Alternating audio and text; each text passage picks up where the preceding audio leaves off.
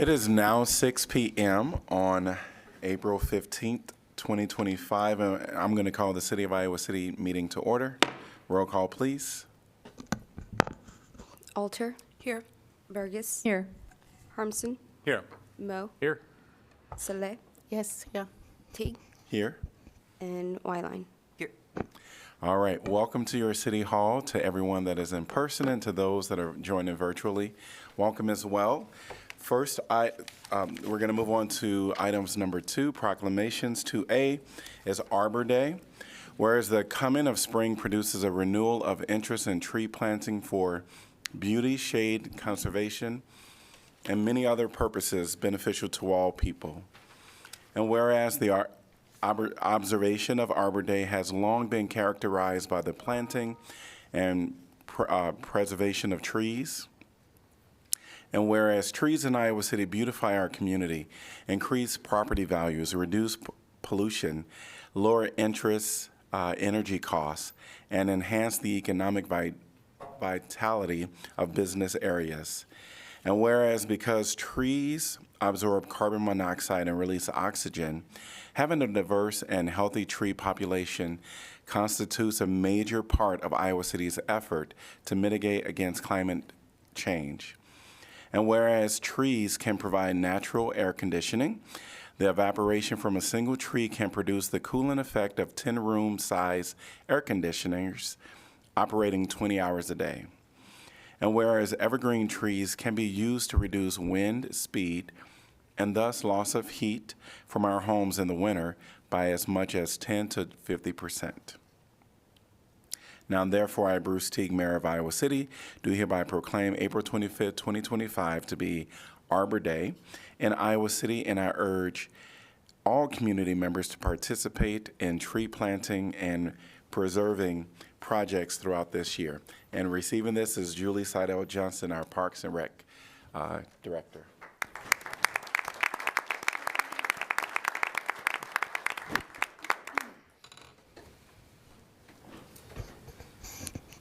Thank you, Mayor and Council. As you know, this is an annual thing that we do here in Iowa City. And as Parks and Rec Director, I have to thank you. Since I came in January 2016, we have planted over 6,000 trees here in Iowa City.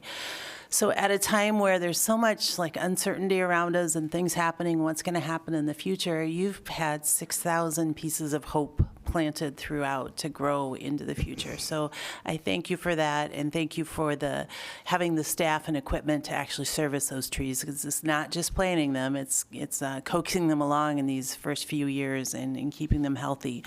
I also want to remind people we have a volunteer tree planting coming up on Arbor Day this year. So Friday, April 25th, 1 p.m. at the Oakland Cemetery. We're looking for volunteers in conjunction with the Heritage Tree Program to plant 20 trees actually on the day of Arbor Day. So we hope to see people out there at the cemetery making that happen. Thank you. Thank you.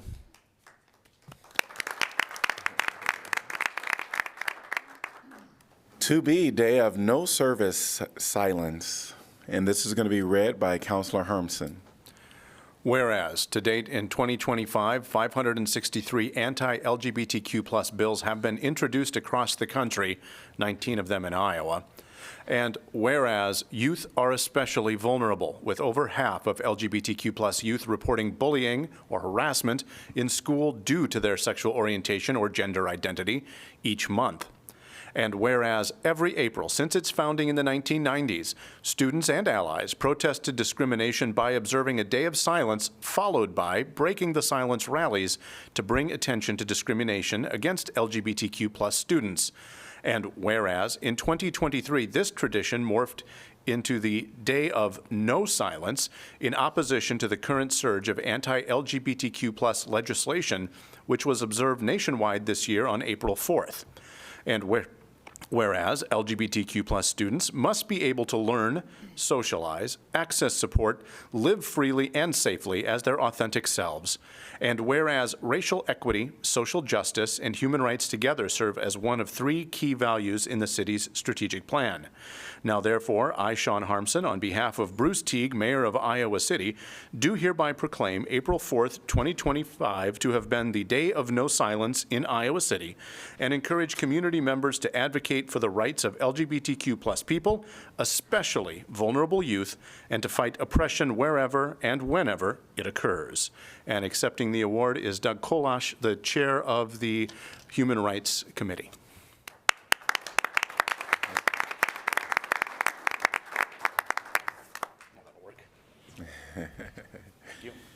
Doing a new tradition up here. Welcome. Hi. Thank you, Mayor Teague and Council. The Day of Silence was created to show the importance of diversity and inclusion within schools and academic communities, and what the impact of silencing those voices might look and feel like, since its creation has expanded beyond the school and academic community to community in general, as you've recognized tonight. In recent years, one goal of right-wing government, including our governor, the bully-in-chief, has been to eliminate that diversity and criminalize inclusion. We can no longer afford to stay silent. As MLK Jr. said, our lives begin to end the day we become silent about things that matter. The Day of No Silence sends an important message to those who are attempting to push our community into the shadows of society. We will not go back. But more importantly, it sends a message to our allies. Again, quoting Dr. King, "He who passively accepts evil is as much involved in it as he who helps to perpetrate it. He who accepts evil without protesting against it is really cooperating with it." I'm also reminded, when we talk about silence and the Day of No Silence, of the ACT UP slogan from the 1980s, "Silence equals death," which was a response to the Reagan administration's inaction and silence regarding the AIDS epidemic, which led to a devastating loss of life within the LGBTQ community. The phrase continues to be used as a rallying cry for the importance of speaking out against injustice and silence. At this moment in history, it is imperative that our allies speak out against the injustices being perpetrated against our LGBTQ neighbors, family, and friends. Because, and I'll close with one more quote from Martin Luther King Jr., "In the end, we will remember not the words of our enemies, but the silence of our friends." Thank you. Thank you.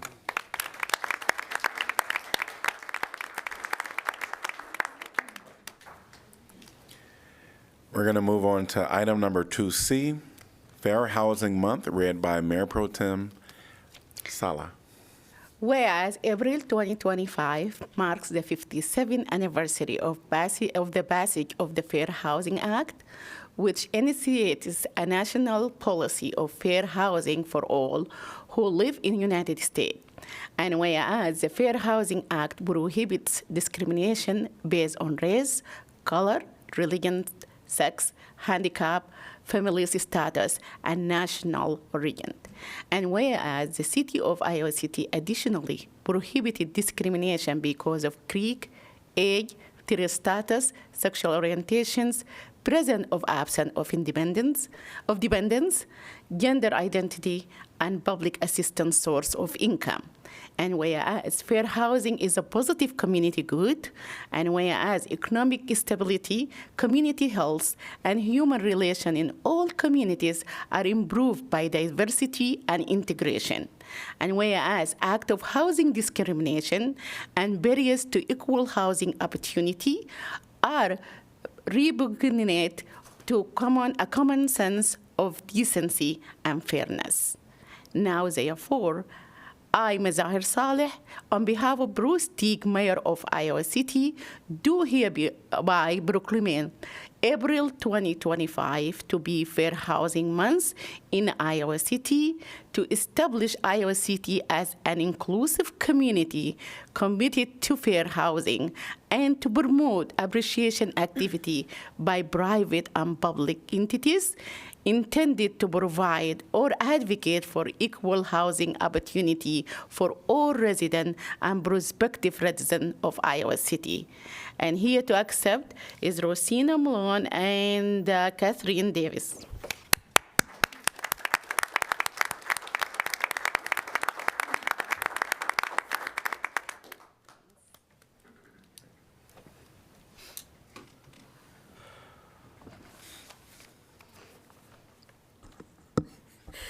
Thank you, Mayor and Council members, for the proclamation regarding Fair Housing Month. My name is Catherine Davis. I'm a board member of the Johnson County Affordable Housing Coalition, where we remain committed to advocating for fair, inclusive communities where everyone has the opportunity to thrive. I'm also the housing manager at DVIP RVAP, where I work with members of our community who at times have to put their own safety at risk because they see it as the better alternative to housing instability. We observe Fair Housing Month every April because the Fair Housing Act was signed into law by President Johnson on April 11th, 1968. However, the Iowa City Human Rights Ordinance has prohibited discrimination in housing since 1964. Equal opportunity for all is a fundamental goal of this city. We should continue to set the standard of free and equal access to housing opportunities in our area. Only through continued cooperation, commitment, and support of all Iowa City residents can barriers to fair housing be removed. Thank you for your time and your continued support of our most vulnerable populations. Thank you.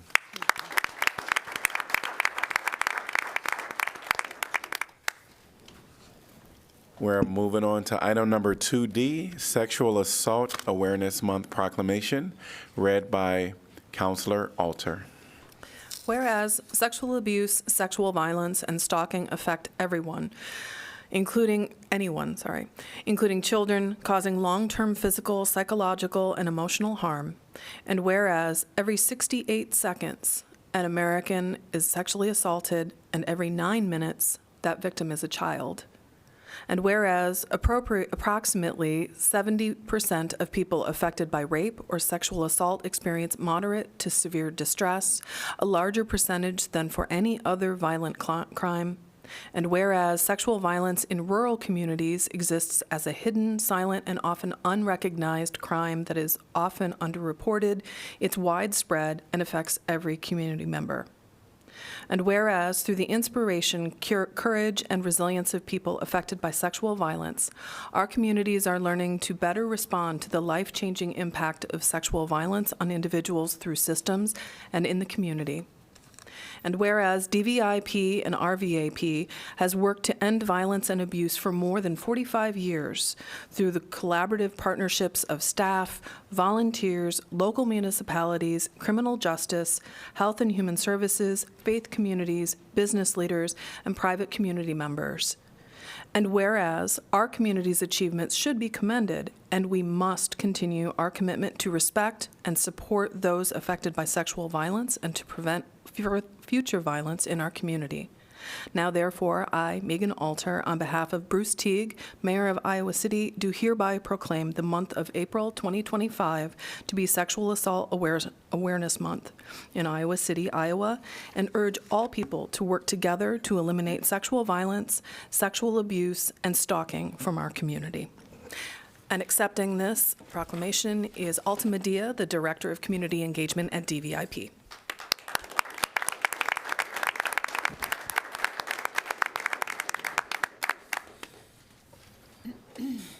Thank you and welcome. Yeah, thank you all so much. I first want to say thank you from the bottom of our hearts for all of the financial support that the City of Iowa City has contributed, not only to our programming and to the services we provide, but also to the shelter we're able to offer victim survivors. I also wanted to just highlight some of the statistics. DVIP, RVAP took on sexual assault services programming on October 1st of 2024. The numbers on your handouts, the 58 individuals served through our sexual assault services programming is actually just for October 1st through December 31st. Those are individuals we served in all 8 counties. We do not have the individual community breakdowns like you're used to hearing from our staff available to us at this time, as we are still inputting and gathering data on those individuals. We'll have more reports in about a year with the full numbers. I also wanted to point out that we have provided over 600 services to individuals, and that is everything from peer-to-peer counseling to accompanying folks at sexual assault forensic exams, getting them resources, hanging out with their children while they are meeting with law enforcement and other program. So lots of different ways that those support services look. We know that this impacts our community greatly, and we could not do this work without the folks here in Iowa City. So thank you so much. One last thing, and then I will step aside. But April 22nd is the annual Take Back the Night rally in partnership with the University of Iowa. Take Back the Night rally has been going on longer than I can even remember, since the 70s. In addition, we will be hosting the Clothesline Project on April 22nd from 2 p.m. to 6 p.m. prior to Take Back the Night rally at the Chauncey Swan Park. And that will be a display of approximately 100 shirts made by victim survivors telling their own stories. I strongly encourage all of the council and mayor to attend, as well as our community, to show victims that they are not alone. In our current political climate, with so much uncertainty and so many barriers being placed upon folks, having the ability to see the community stand up for you is more impactful to your healing process than anything. So we encourage you to join us on April 22nd, and a full list of Sexual Assault Awareness Month activities is on our website at dvipiowa.org. Thank you. Great, thank you. Thanks to everybody that came for the proclamations. We're going to move on to our consent agenda, which is items 3 through 7. Could I get a motion to approve it, please? So moved. Second. Moved by Mo, seconded by Alter. Anyone from the public like to discuss a topic that is on our consent agenda? I want to remind everyone that we do have sign-in little stickers at the back, so you can fill that out in advance and drop it in the basket. Got it. And welcome. You'll have up to 3 minutes. My name is Mark Priest. First, I want to thank you for appointing me to the Human Rights Commission for a second term. The first term I learned a lot, and now I know more. I also noted that in the consent agenda, I'm learning things. It reminds me of the last scene in Raiders of the Lost Ark, that if I don't say something about it, it might not be heard. So that's why I'm here. I want to say something about the All Are Welcome resolution. You'll notice in the minutes that I think this is in your consent agenda packet, that referring the resolution to the City Council for adoption. It's already been adopted by Johnson County. Rachel Zimmerman and the county supervisors helped me with this. Eric and Jeff helped me with this along the way. I'm going to suppose you have the All Are Welcome resolution available to you. I would simply highlight for the public, whereas many Iowans are experiencing anger and fear due to several laws passed in Iowa in 23 and 24, including the Religious Freedom Restoration Act, known as RAFRA, which codifies religious exemptions, allowing individuals to use religious beliefs as legal justification to discriminate against other Iowans who are then deprived of their rights and liberty. Therefore, the resolutions that promoting a united vision for where all are welcome in Johnson County, and you can refer on to that. I wanted to also remind you, these quotes are significant, but this one's from Reinhold Niebuhr. You maybe know him best for the one who wrote the Serenity Prayer. First they came for the socialists, and I did not speak out because I was not a socialist. Then they came for the trade unionists, and I did not speak out because I was not a trade unionist. Then they came for the Jews, and I didn't speak out because I was not a Jew. And then they came for me, and there was no one left to speak for me. I bring you this light to illuminate this opportunity for you to adopt the All Are Welcome resolution. Thank you. Thank you. Anyone else like to speak on any item that is on our consent agenda? If you're online, please raise your virtual hand. Seeing no one in person or online, council discussion? I just want to say thank you for bringing this out of consent agenda and pointing the public as well as us to this. Thank you, Megan. Yes, thank you. I would like to ask on item 6E, Taft Avenue reconstruction. I know we've all received several emails concerned about that. Jeff, can you remind us what the time frame is in the, for the Taft Avenue reconstruction project? Going off memory here a little bit as I flip through, I believe it's 27 and 28. Yep. That is correct. So construction in 27 and 28, it's currently in the design phase. And it's the middle portion. Correct, Lower West Branch Road to American Legion Road. Okay.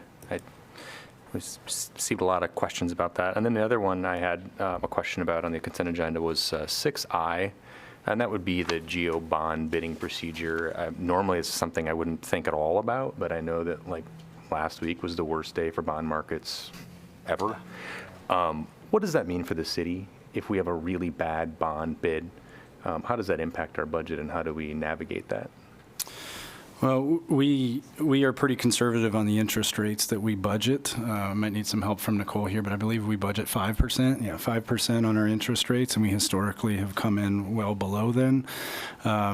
If the bond market is disrupted on the day that we take bids, and it's a little higher, we can generally accept that, after, and if we have to do a budget correction in the following year to make up for some of the larger debt service payments, we can, but even a slightly high interest rate in 1 year is not going to disrupt our financial projections enough. That's why we carry fund balances as well. So if we do need to tap into a fund balance to pay a little bit of a higher interest rate, we can, but generally we're able to we're prepared to handle that kind of fluctuation. Thank you. Would this concern you in our ability to sell munis, or if something like this happens? No, I don't think we're concerned right now. Okay. It certainly was a disruptive week, but I think things have settled out, and at least today we're feeling okay. Okay. I had one thing on 6A, the AFSME tentative agreement. Just one kind of procedural question. This was just a wages negotiation, correct? That's correct. During wage negotiations, are there any outside counsel procured by the city, or is that just for full contract? We have the ability, so we have an outside labor counsel on kind of retainer. Mm-hmm. We didn't utilize it for just a wage reopener. We could, but this time we did not. But for like a full contract negotiation, that's kind of like the norm? That's correct, yes. Okay, thank you. Okay. Hearing nothing else, roll call, please. Harmson? Yes. Moe? Yes. Sulla? Yes. Teague? Yes. Wyline? Yes. Alter? Yes. Burgess? Yes. Motion passes 7-0. We're on to item number 8, which is community comment. Public comment is intended so that members of the public may be heard by council.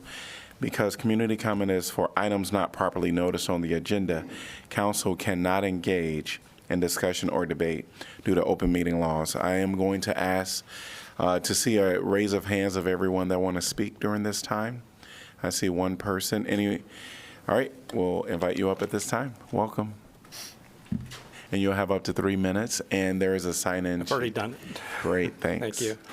My name is John Colon. I'm the chair for the Johnson County Livable Community for Successful Aging. And please state the city you're from as well. Iowa City Great. as well. I'm here just to notify the public and the council that we are in the process of our Phase 5 for our survey, community survey for Johnson County on areas that affect seniors and people that are aging. The survey is really focused on the AARP, 8 livable domains, livability domains, and council members have this card in front of them right now. Folks that are in the audience, if you'd like one, I've got a stack with me. We're inviting residents of the county and of the city, age 45 and above, to participate in the survey. The survey is designed to assess folks' impression and encounters with various services within the county and the city. That's anything from medical services, transportation, housing. So we would like to invite everyone age 45 and above to participate in the survey. Some of you will be getting a postcard in the mail. It'll be a large version of this. It will be going out this week. But as I said, anyone is eligible to participate.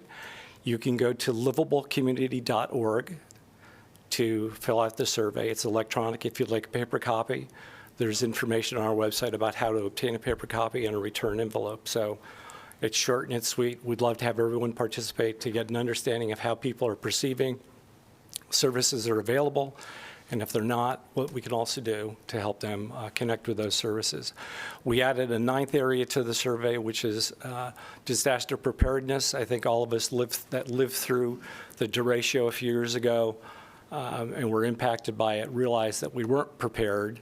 And I think some people are still in that mode of, it's not going to happen to me. We have a section on that that's also very important. We'd love feedback from the community on that. Thank you. Great. Thank you. Thank you. All right. Yes, please. Welcome. Please state your name and city you're from. Hi, I'm Dr. Emma Denny. I'm from Iowa City. I'm sure that everyone present here and everyone on the council has been hearing reports of ICE targeting college organizers, particularly this week in the University of Iowa when 5 international students had their visas pulled, we suspect, for participating in protests. We're not fully aware of that yet because, you know, the government right now is pretty impenetrable. Part of why that is allowed to happen is because UIPD has direct agreements with ICE. UIPD has enforcement and investigation agreements with ICE that this city doesn't currently have. I want the city to think long and hard about its policy regarding ICE and make sure that in the future, nothing like these agreements with UIPD can exist, and that nothing like the kinds of enforcement that is allowed to happen in this city, despite a lot of the local citizens' wishes because of the UIPD's presence in this city. I really want the council to think long and hard about any potential policy like that in regards to ICPD and ICE and any potential enforcement or investigation policy outside of it. Thank you. Thank you. Anyone else want to take some time and discuss any item that is not on our agenda? Seeing no one, we're going to move on to item number 9, which is planning and zoning matters. 9A, rezoning north of Melrose Avenue and east of Camp Cardinal Boulevard. Ordinance conditionally rezoning approximately 7.2 acres of property located north of Melrose Avenue and east of Camp Cardinal Boulevard from interim development single-family residential zone to mixed-use zone. This is second consideration, and the applicant is requesting expedited action.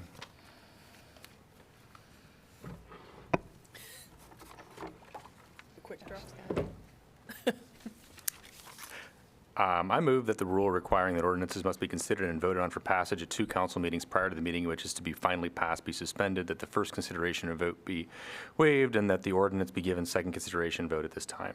Moved by Mo. Second, Saleh. All right. Anyone from the public like to discuss this topic? If you're online, please raise your virtual hand. In person, please raise your hand so I can see.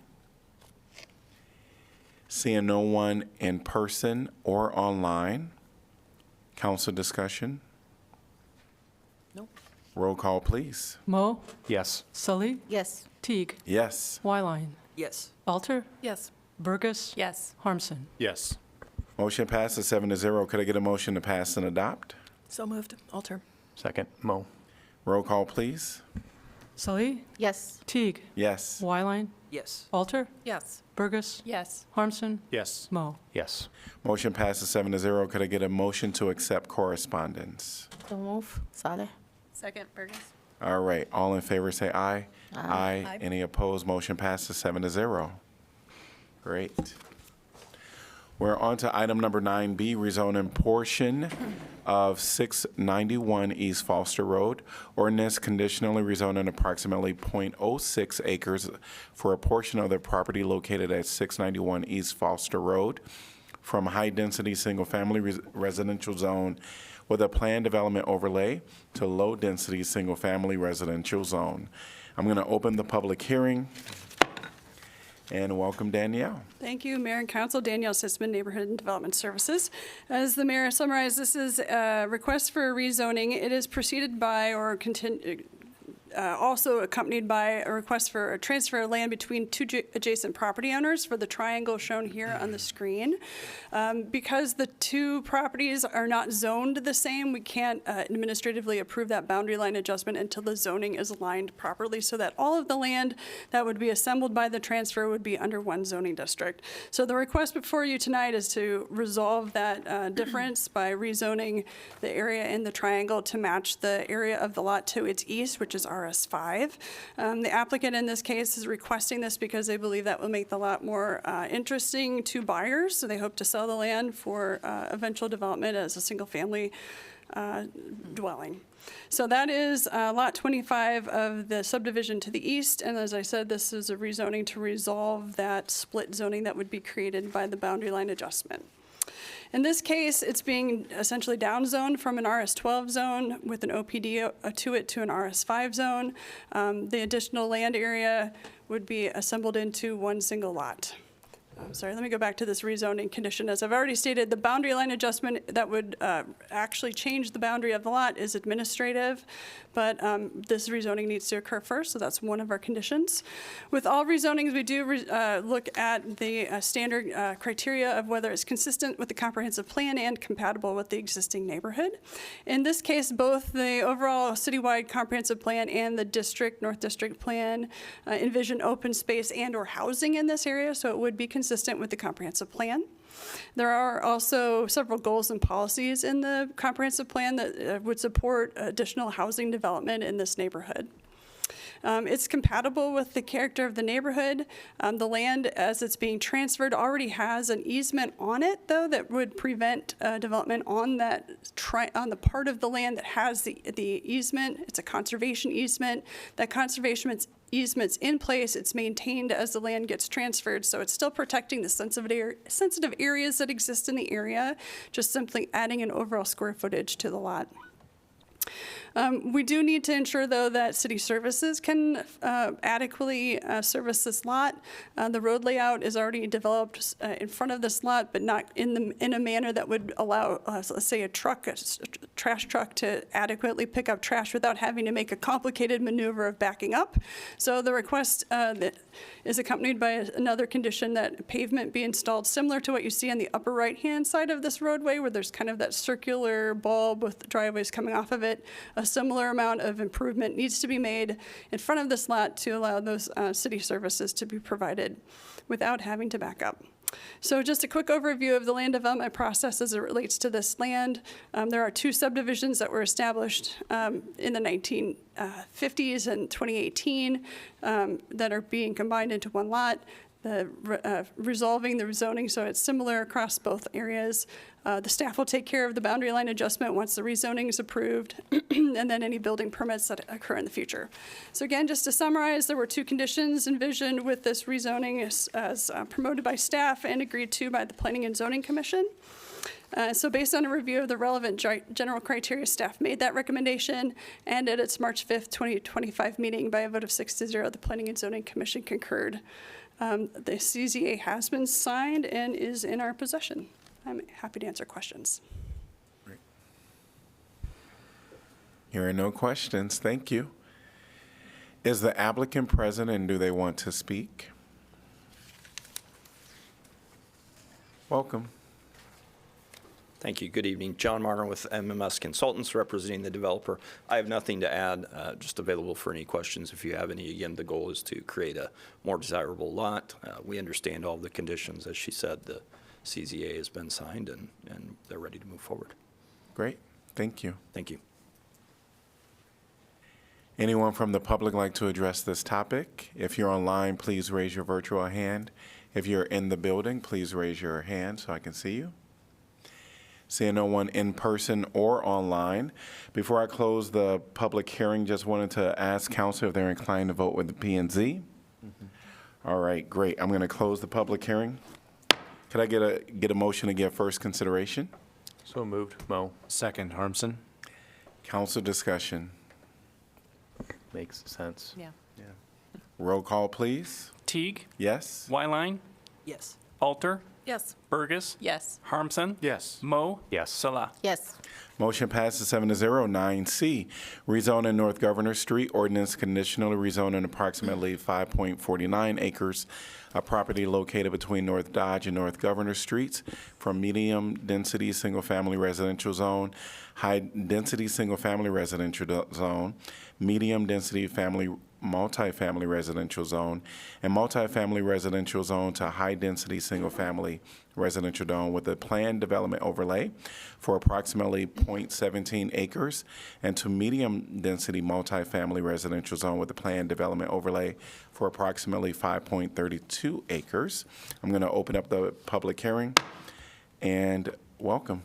Thank you, Mayor and Council. Ann Russett, Senior Planner. As the Mayor mentioned, this is a proposed rezoning. Here's an aerial of the subject property. It's located just north of Happy Hollow Park in between North Dodge and North Governor Streets. Here's the current zoning map. The subject property is a mix of single-family and multifamily zoning, including the 3 lots that remained zoned R3B, which is a zoning designation from the 1970s. RM20 is also a multifamily zoning district. There's also RS12, which is a high-density single-family zone, which does allow multifamily uses provisionally. And then there's some RS8 in the corner, which is a single-family zone. As you're aware from the staff report and from the memo from the City Attorney's Office, this property has a long and complicated history. In the 1980s, there was an Iowa Supreme Court decision related to this property. At the time, there were properties zoned R3B, and a developer obtained building permits to construct an office building and an apartment building. The city revoked the building permit and rezoned some of the parcels to only allow single-family and duplex residential. The owner sued the city, and the court determined that the city's actions were unreasonable. As a result of the Iowa Supreme Court decision, several lots still remain R3B. In 2011, there was a rezoning request to rezone a portion of the subject property to RM12. That rezoning would have allowed approximately 18 dwelling units. City Council denied that rezoning and directed staff to explore designating the properties to no longer allow multifamily. Based on the council direction, the city initiated a comprehensive plan amendment in 2012. The proposed amendment to the central district plan would change the future land use map from low to medium density multifamily to single family duplex. The comprehensive plan amendment was accompanied by several city-initiated downzonings, and these actions by the city also resulted in a lawsuit.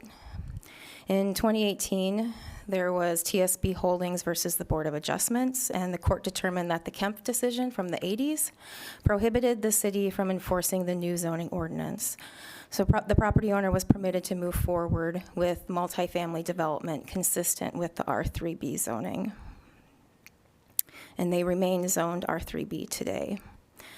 For the proposed rezoning, the city is acting as a co-applicant for several reasons. The city would like to see a cohesive development pattern as opposed to that which would be allowed under the current zoning. We'd also like to see compliance with our modern zoning regulations. This includes compliance with the multifamily site development standards. The City Council's strategic plan includes a goal related to establishing partnerships and collaborations, particularly in the interest of advancing the city's housing goals. And meeting our housing goals requires increasing the overall supply of housing, which this rezoning would do. Here's a few pictures of the site on the top left. This is a photo looking north along North Governor Street. You can see the vacant office building on the left. In the upper right, this is looking west from North Governor Street. You can see the vacant office building. And in the distance, you can see the existing apartments that exist along North Dodge Street. From the bottom left, this is looking south on North Dodge. The subject property already, this apartment building exists here, and there's also a duplex on the subject property. This image here is kind of looking southwest from North Governor Street. You can see the surface parking that exists and some of the trees that exist on the southern end of the property.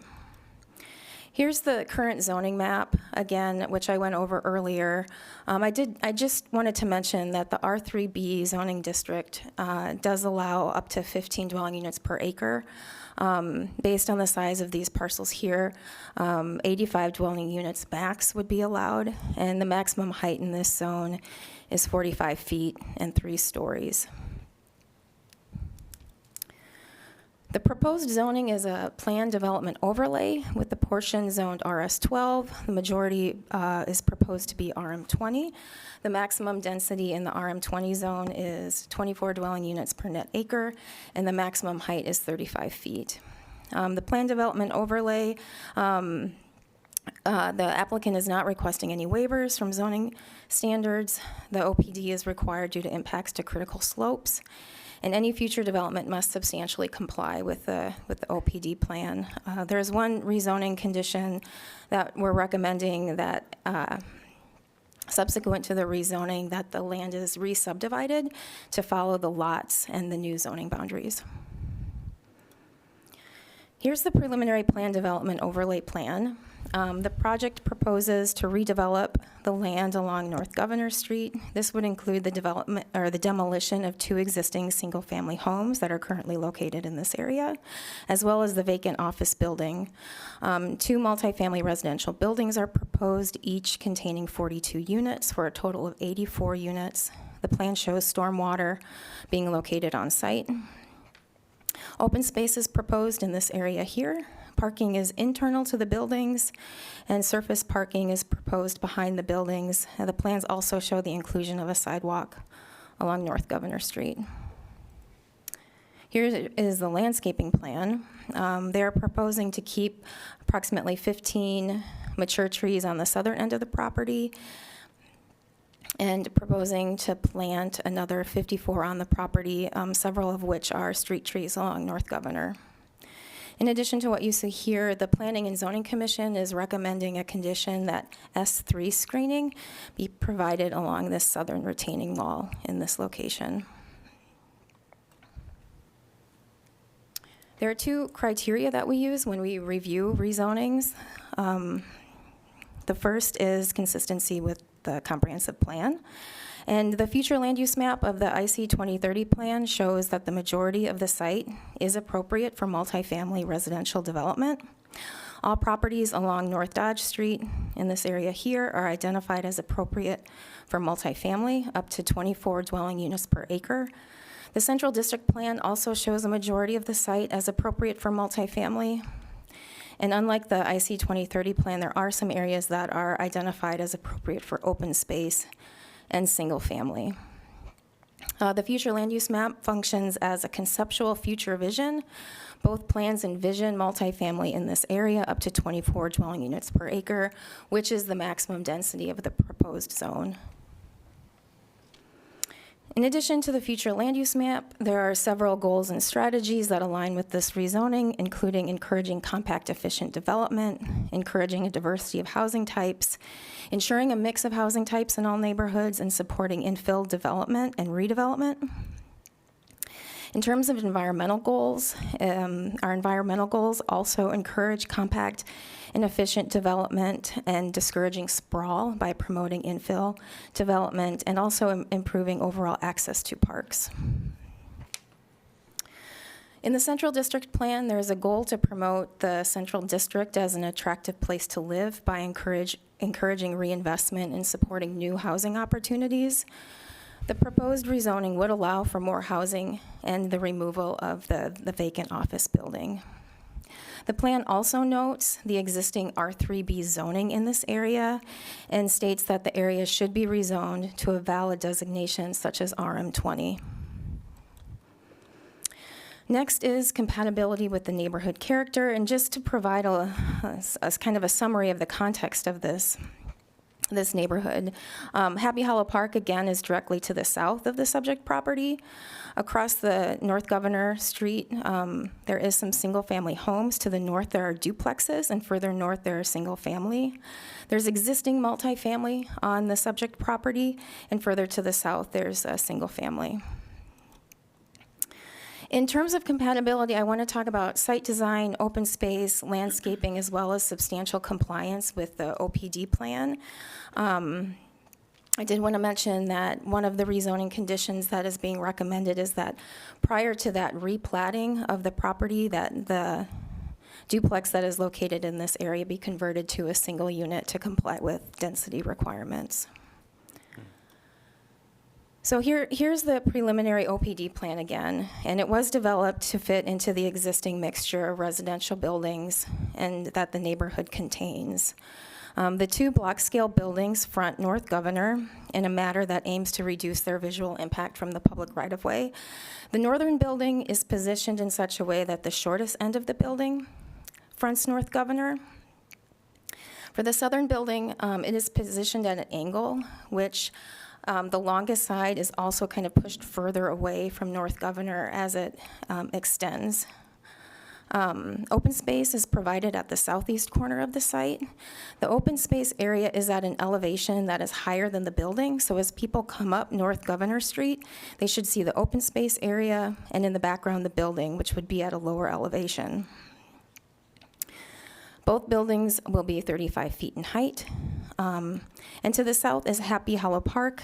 The proposed project will not impact any of the trees that are currently located on the city's property. And that project also will be maintaining these 15 trees in this location here. Although there are no plans for redevelopment of the North Dodge Street site, any future redevelopment will need to be substantially compliant with what you see here. The rezoning would not allow any more dwelling units than currently exist. Additionally, the existing development pattern provides a transition from this single-family home here, which is just south of the subject property. It goes from a single-family use to a duplex to the apartment building, so there is that existing transition that is maintained within these OPD plans that would need to be ensured if any redevelopment were to occur.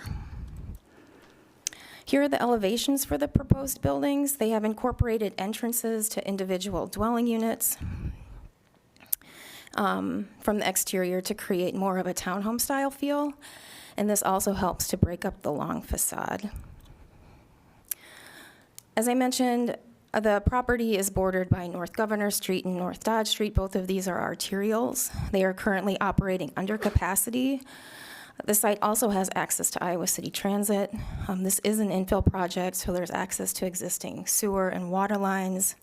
Some rezoning conditions that are being recommended include the dedication of public right-of-way and easements along North Governor Street to increase the right-of-way and allow for the construction of a sidewalk. Dedication of a temporary construction easement along North Dodge Street, which will help with the reconstruction of North Dodge.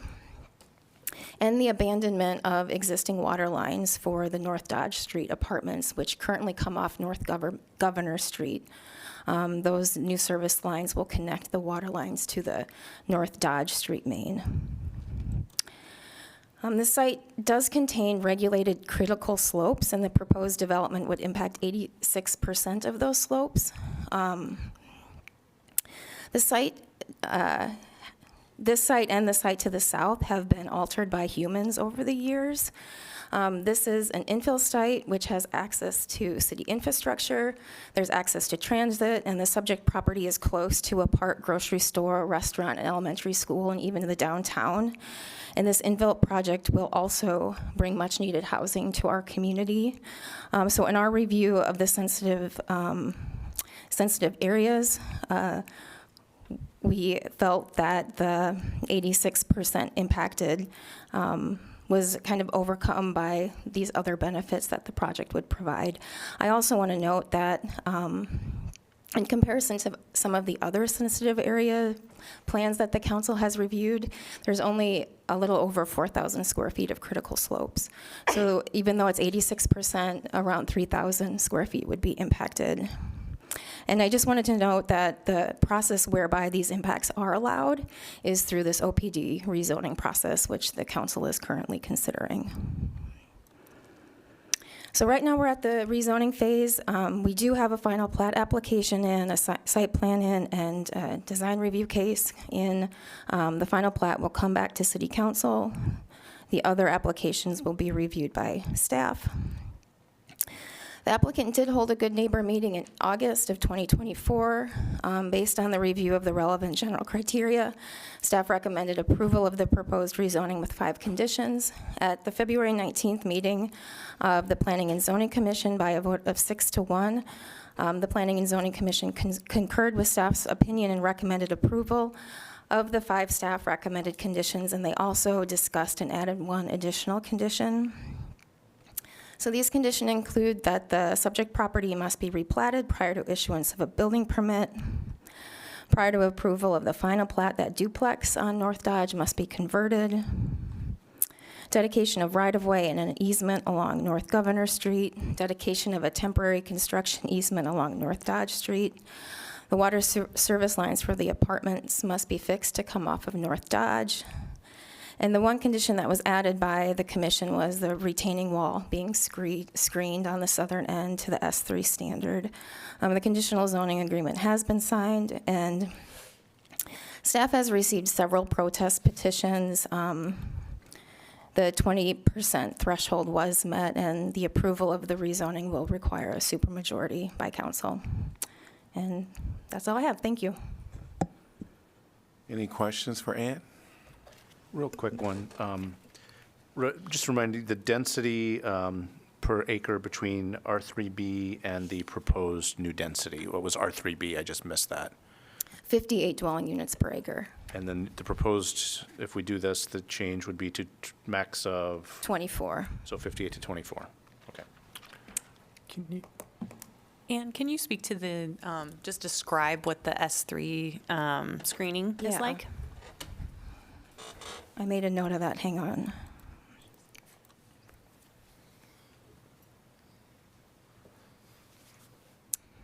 So the S3 screening is a high screen, and there has to be enough shrubs and small evergreens to form a continuous hedge that's between 5 feet and 6 feet in height. I had a question about building height, specifically how it's measured. Is it only measured at the base of the building for the purposes of zoning? I know in building code it's at the base of the building, but do you consider the retaining wall as part of the building height? The retaining wall wouldn't be included in the building height. The building height is measured based on an average grade of the property around the building. At the foundation. I have a question that might be more Eric, but maybe it's both of you.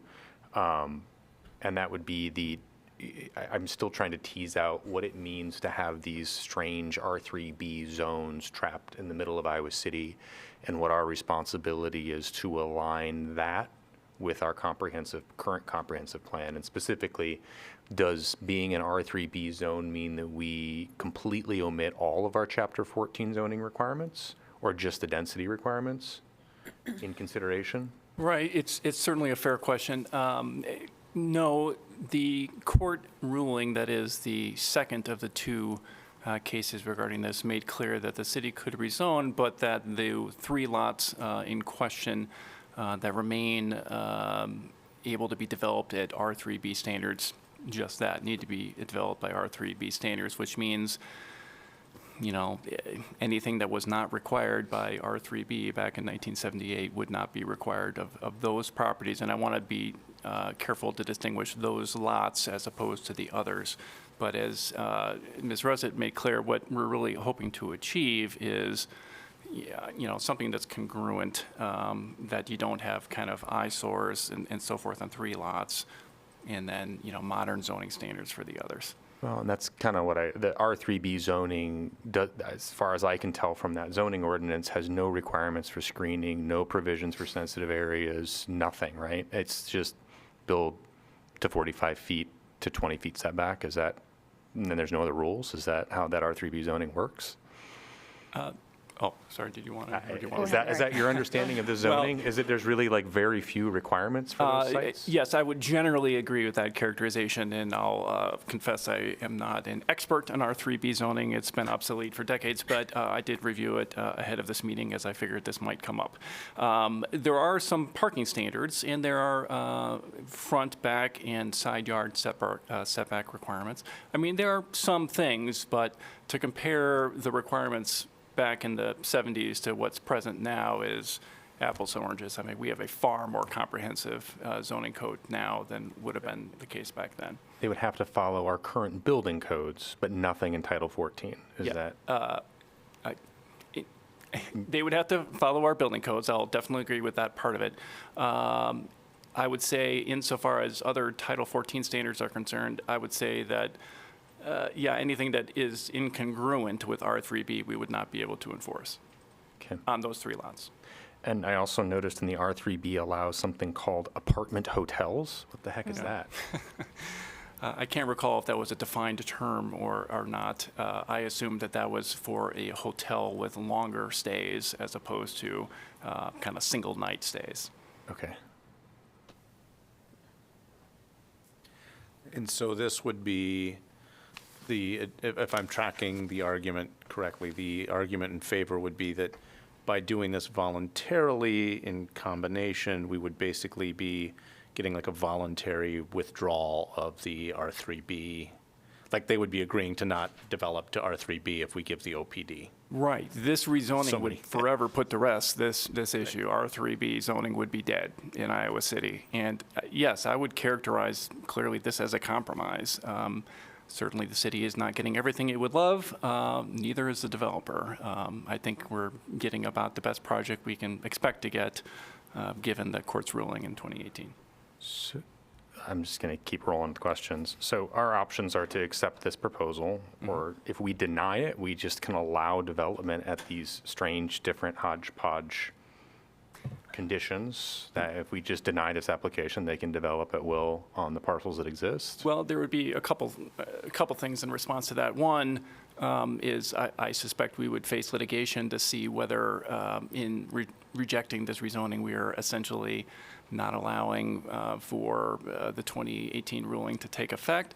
Maybe, maybe not, but in answer to the second part of your question, yes, certainly one potential outcome could be that the property owner could develop those 3 parcels at R3B zoning to the extent that they could, and would have to follow modern zoning on all the parcels that are not R3B zones. May we approve an RM20 density, but not the PUD at this moment in time, and ask them to come back if we're concerned about sensitive areas? Is that an option in front of us? Well, this is an OPD RM20 zoning application, so I don't think you can pick and choose. If I may be misunderstanding your question. I'm asking, can we pick and choose? Okay. I'm afraid you cannot pick and choose. You either need to accept or reject this proposal. We can make non-substantive small conditions at this juncture. Well, I'm going to be careful in my response there. I would want to hear what the conditions are. Okay. If they are really anything of substance, anything that's more than a de minimis change, then we would probably have to have a discussion about whether there would need to be a consult with P&Z, or maybe it even needs to go through P&Z through the whole process, particularly if it's something that they haven't had a chance to weigh in on. Well, that's not for now. Question time. So, I have a question that is not technical. How long has that office building been vacant? Since I've lived in Iowa City. I'm trying to match it against my memory when I moved here in 95. I want to say it was vacant at that time. I don't know when it was I'm not vacant. I sure. can say it was vacant since 2014. Okay. But it's probably been longer than that. Yeah.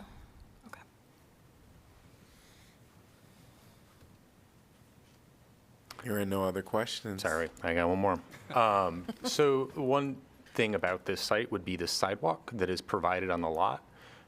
If you're go to the site, you see it terminates at a strange hillside. Like, because of the topography of Happy Hollow Park, was there a consideration for where that sidewalk goes and how it connects to anything? There's no connection. There's no sidewalk to the south of what's being proposed. So just sort of a sidewalk to nowhere right now, and how does that work? I mean, Typically, we would get new sidewalks with infill development. So since they're proposing to develop this site, they're required to provide a sidewalk on their property. right. If the city were to want to add a sidewalk, Yes. does that sidewalk actually work to add additional sidewalks It would to need, it? it would need to, we're reviewing plans right now as part of the final plat. The sidewalk would need to be able to be extended to the south. So that you would not just kind of hit a cliff? Yes, Okay. yes.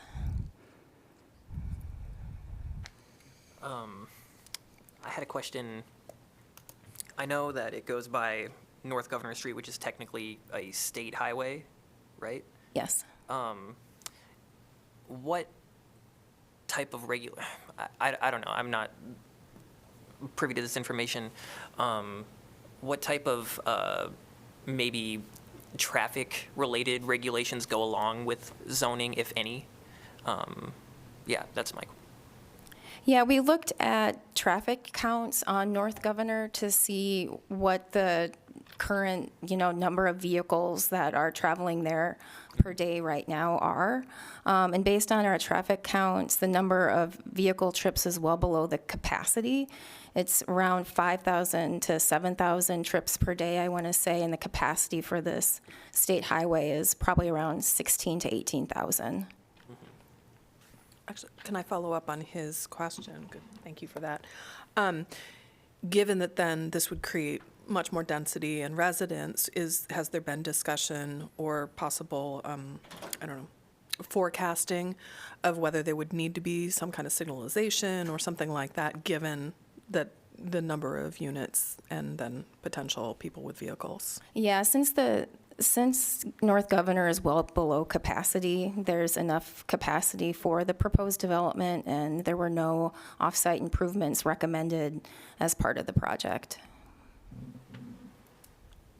Do we even have the authority to do that on the state highway?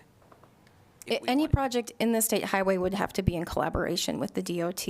Okay. The council does have the ability to add off-site conditions when they can demonstrate a public need is created.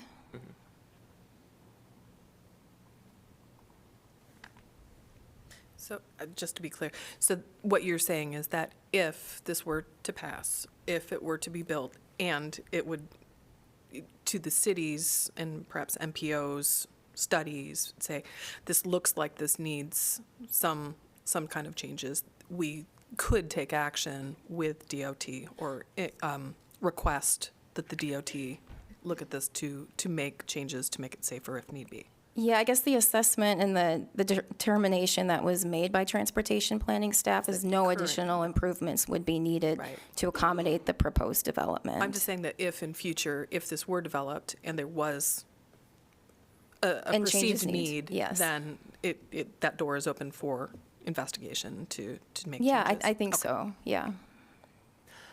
Just to kind of put it out there, or just to ask the question to get it out there, this is something that I've tried to get the answer to for a long time, and it's kind of hard to get a clear answer. So if this unit is, or if this land is sold and another developer comes and wants to develop the land, it doesn't necessarily have to be an exact fit of the proposal, but the wording used is, correct me if I'm wrong, a substantial change. Mm-hmm. And is the substantial change, who is the ultimate decider of what a substantial change would be? Yeah, it's something that we would discuss as staff with myself and my colleagues. The substantial changes that we would be looking at, or maybe change, this wouldn't apply here, but changes to a street network, changes in proposed uses. The other thing that we're looking at is the character of the development. Just to give you an example where we have required, where we have considered it a substantial change is, if you're familiar with Oak Knoll East off of Scott Boulevard, east of North Dodge. They had an OPD rezoning that was approved for 3 buildings, and they came back and wanted to add an additional building.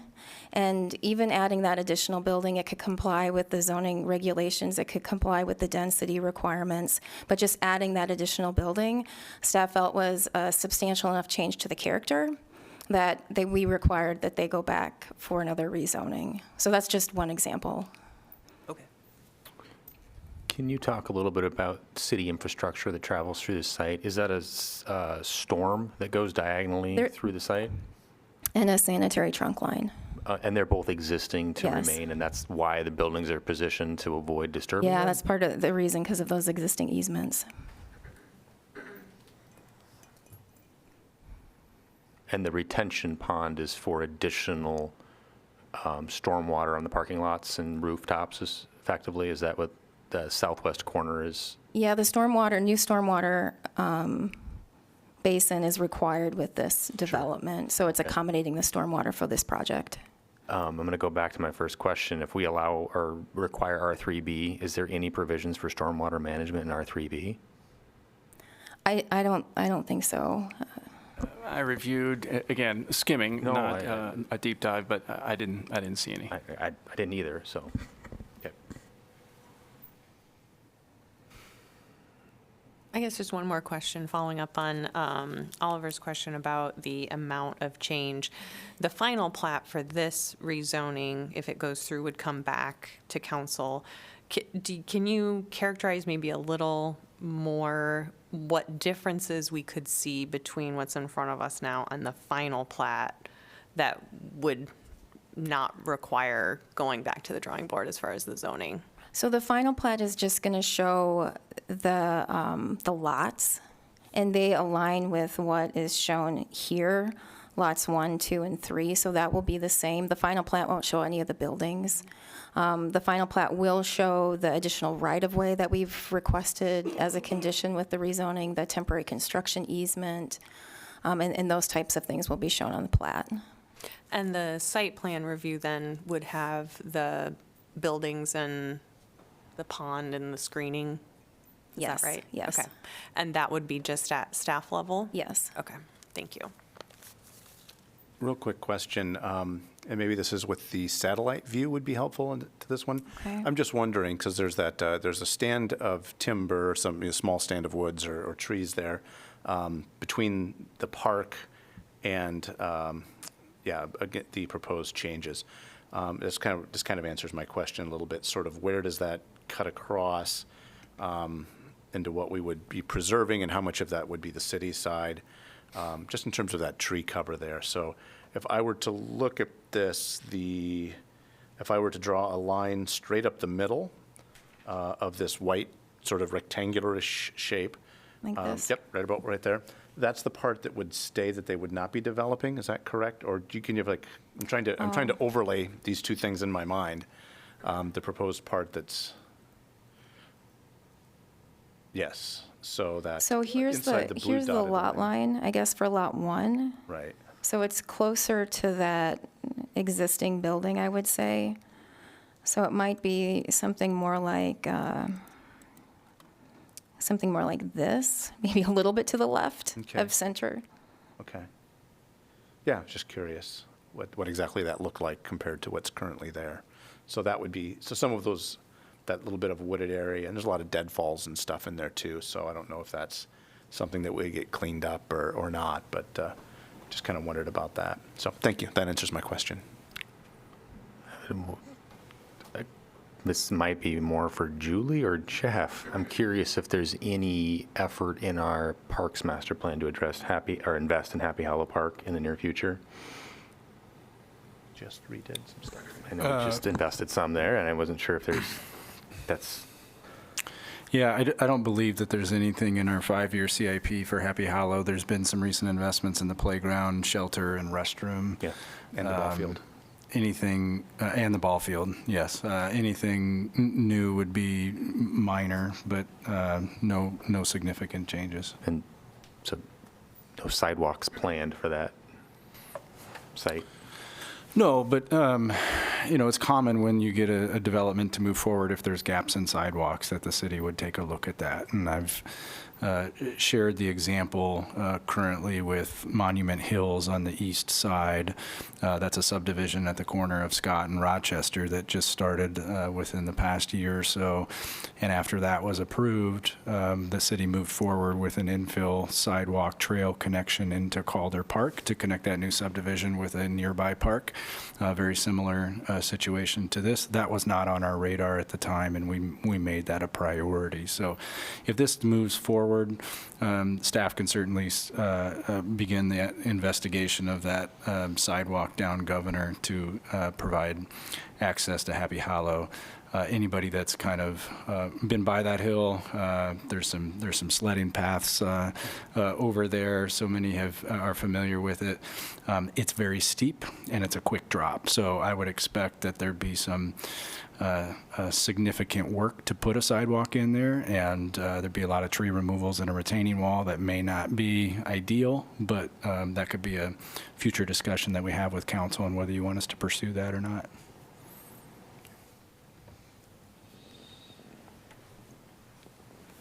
Hearing no other questions, thank you. Anyone from the public like to address this topic? If you're in here, please raise your hand so I can take a count. Mayor, I want to make sure you offer the applicant an opportunity to speak if they wish. Sure. Yep. In 1 second, I'll get the applicant up. The applicant want to speak? Oh, okay. You do want to speak? Okay. I'll have the applicant come up and speak, and then I'll take another round of hands when they're done. Welcome.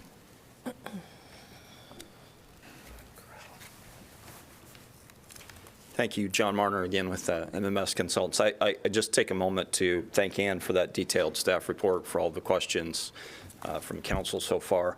I would echo her statement. Early on in the development of this site, I think staff and the developer and MMS saw an opportunity to work towards a site development that would be more cohesive for the neighborhood, as opposed to, again, a piecemeal, trying to match the existing R3B zoning. So a lot of our efforts at that point shifted to trying to develop that site, again, in that manner, working with some of the conditions that Ann already referenced. Certainly concerned about the traffic concerns, sensitive areas, the existing infrastructure for the sanitary sewer and the storm sewer, the existing trees. Those were all things we considered. The visibility of those buildings as you drive down Governor Street. Those are all things that we looked at and tried to review and work towards the best option. I'll answer a couple questions that I think came up. The sensitive areas, most of them, as Ann alluded to, are man-made as far as the slopes. So it is 86% impact, but the majority of them are focused in the southeast corner, and they are man-made. They're related to the construction of those homes when those homes were built quite a while ago. The other question regarding the sidewalk connection, I think that's something we're considering. As Ann noted, and this would be another comment, we've actually already submitted the site plan, so one of the concerns or comments expressed was how much could change. We've already submitted a site plan for staff review. We've submitted building plans for the Development Review Committee to try to ensure that we can meet some of those objectives that are consistent with this zoning application at the same time, so that council can have the confidence that we're working towards the same solution. And I think that's all I want to add. If I'm available for any questions if you have any. Hearing none, thank you. Thank you. All right. I'll take those hands again, and if you're online, please raise your virtual hand if you want to speak. Okay, so I am seeing 3 individuals that want to speak. There is a sign-in here, but also in the back there was a sticker.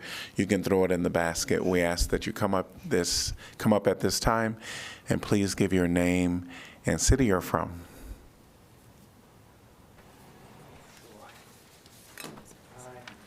Welcome. Thank you very much. Oh, those are my P&Z notes, but yeah. Mathieu Biger, Iowa City, Iowa. That seems silly, this big sticker. Oh, you can just throw it in there. You don't have to unstick it. Yes, thank you. Okay, thanks for having us today. Dear councilors, I'm here to express my concerns regarding the proposed zoning and development of the Goosetown Apartments As a longtime resident of the Northside neighborhood and a user of Happy Hollow Park, I feel compelled to highlight several critical issues, some of which may be reiterated later. Our neighborhood does have a mix of single-family homes, duplexes, and larger-scale apartment buildings. However, the proposed development is significantly larger than anything currently present. I looked at maps and GIS and used a fancy little pointer there to calculate things. Facades of proposed buildings match the width of North Dodge Highway, as seen from the parking lot, for instance.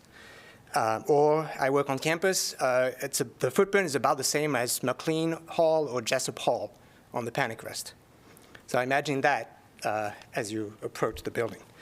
This raises concerns about the compatibility with the existing neighborhood character, and I would say that we should ensure that any development fits harmoniously within our community, preserving the unique cultural essence of the Northside and Goostown neighborhood that we so cherish. Regarding rezoning itself, it does, based on what I've seen, comments, read, rezoning 900 North Dodge Street appears to be a violation of the comprehensive plan, at least maybe not the 2030 one, but the other one that was shown earlier.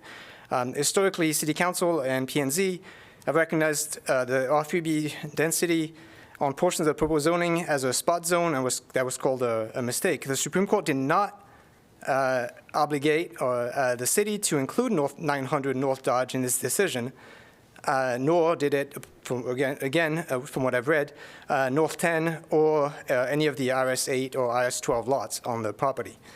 And doing so seems to undermine the principle of fair and transparent urban planning. This was brought up at P&Z and was acknowledged by P&Z members before they voted, despite it all. Regarding housing goals and strategies, while the project aims to provide housing options for households of all types and incomes, the term market prices has become an ugly and contentious buzzword. We need to ensure that new developers truly offers affordable housing options that cater to the diverse needs of our residents. Building more housing, equating lower prices is also contentious. I only have 15 seconds. Oh, boy. Regarding the grove of trees, that's a whole acre. So it's small, but it's a whole acre still. Let's see. The plan does not seem to ensure safe and convenient access for bikes and pedestrians. Thank you. Thank you. I'm sure people will use that. Yes. Thank you. Welcome. I can't give my time.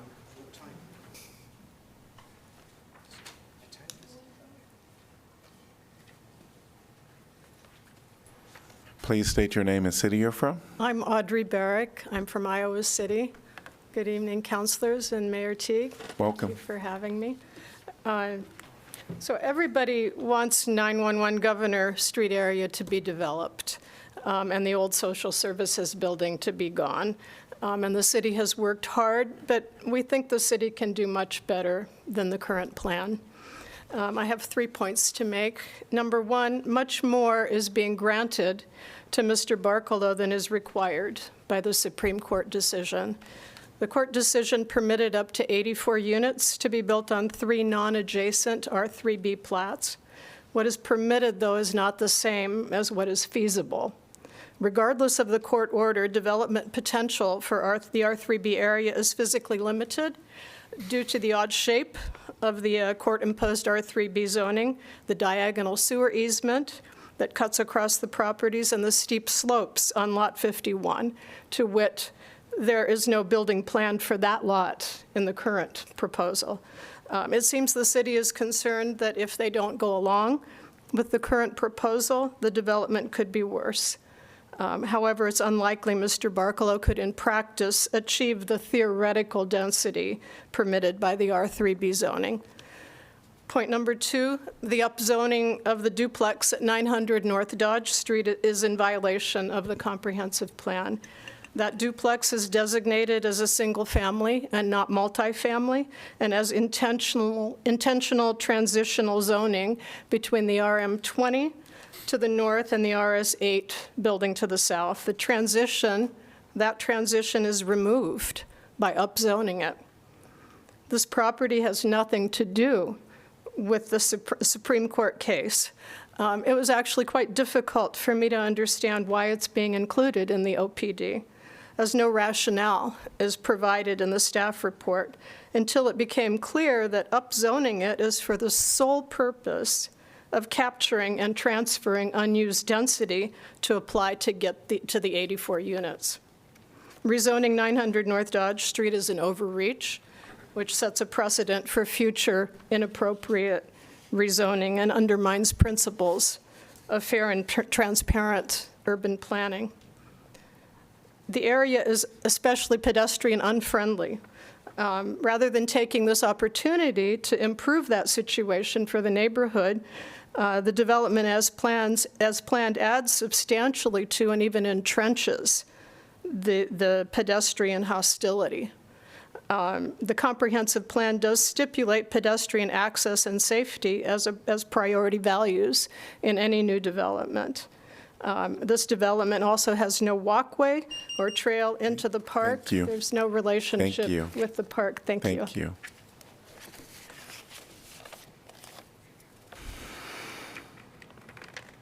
Welcome. Please state your name and city you're from. My name is Sharon DeGraw, and I'm from Iowa City. This. Can I pass these out to the counselors? Sure. There's you can 4 hand sheets. it to the. Yep.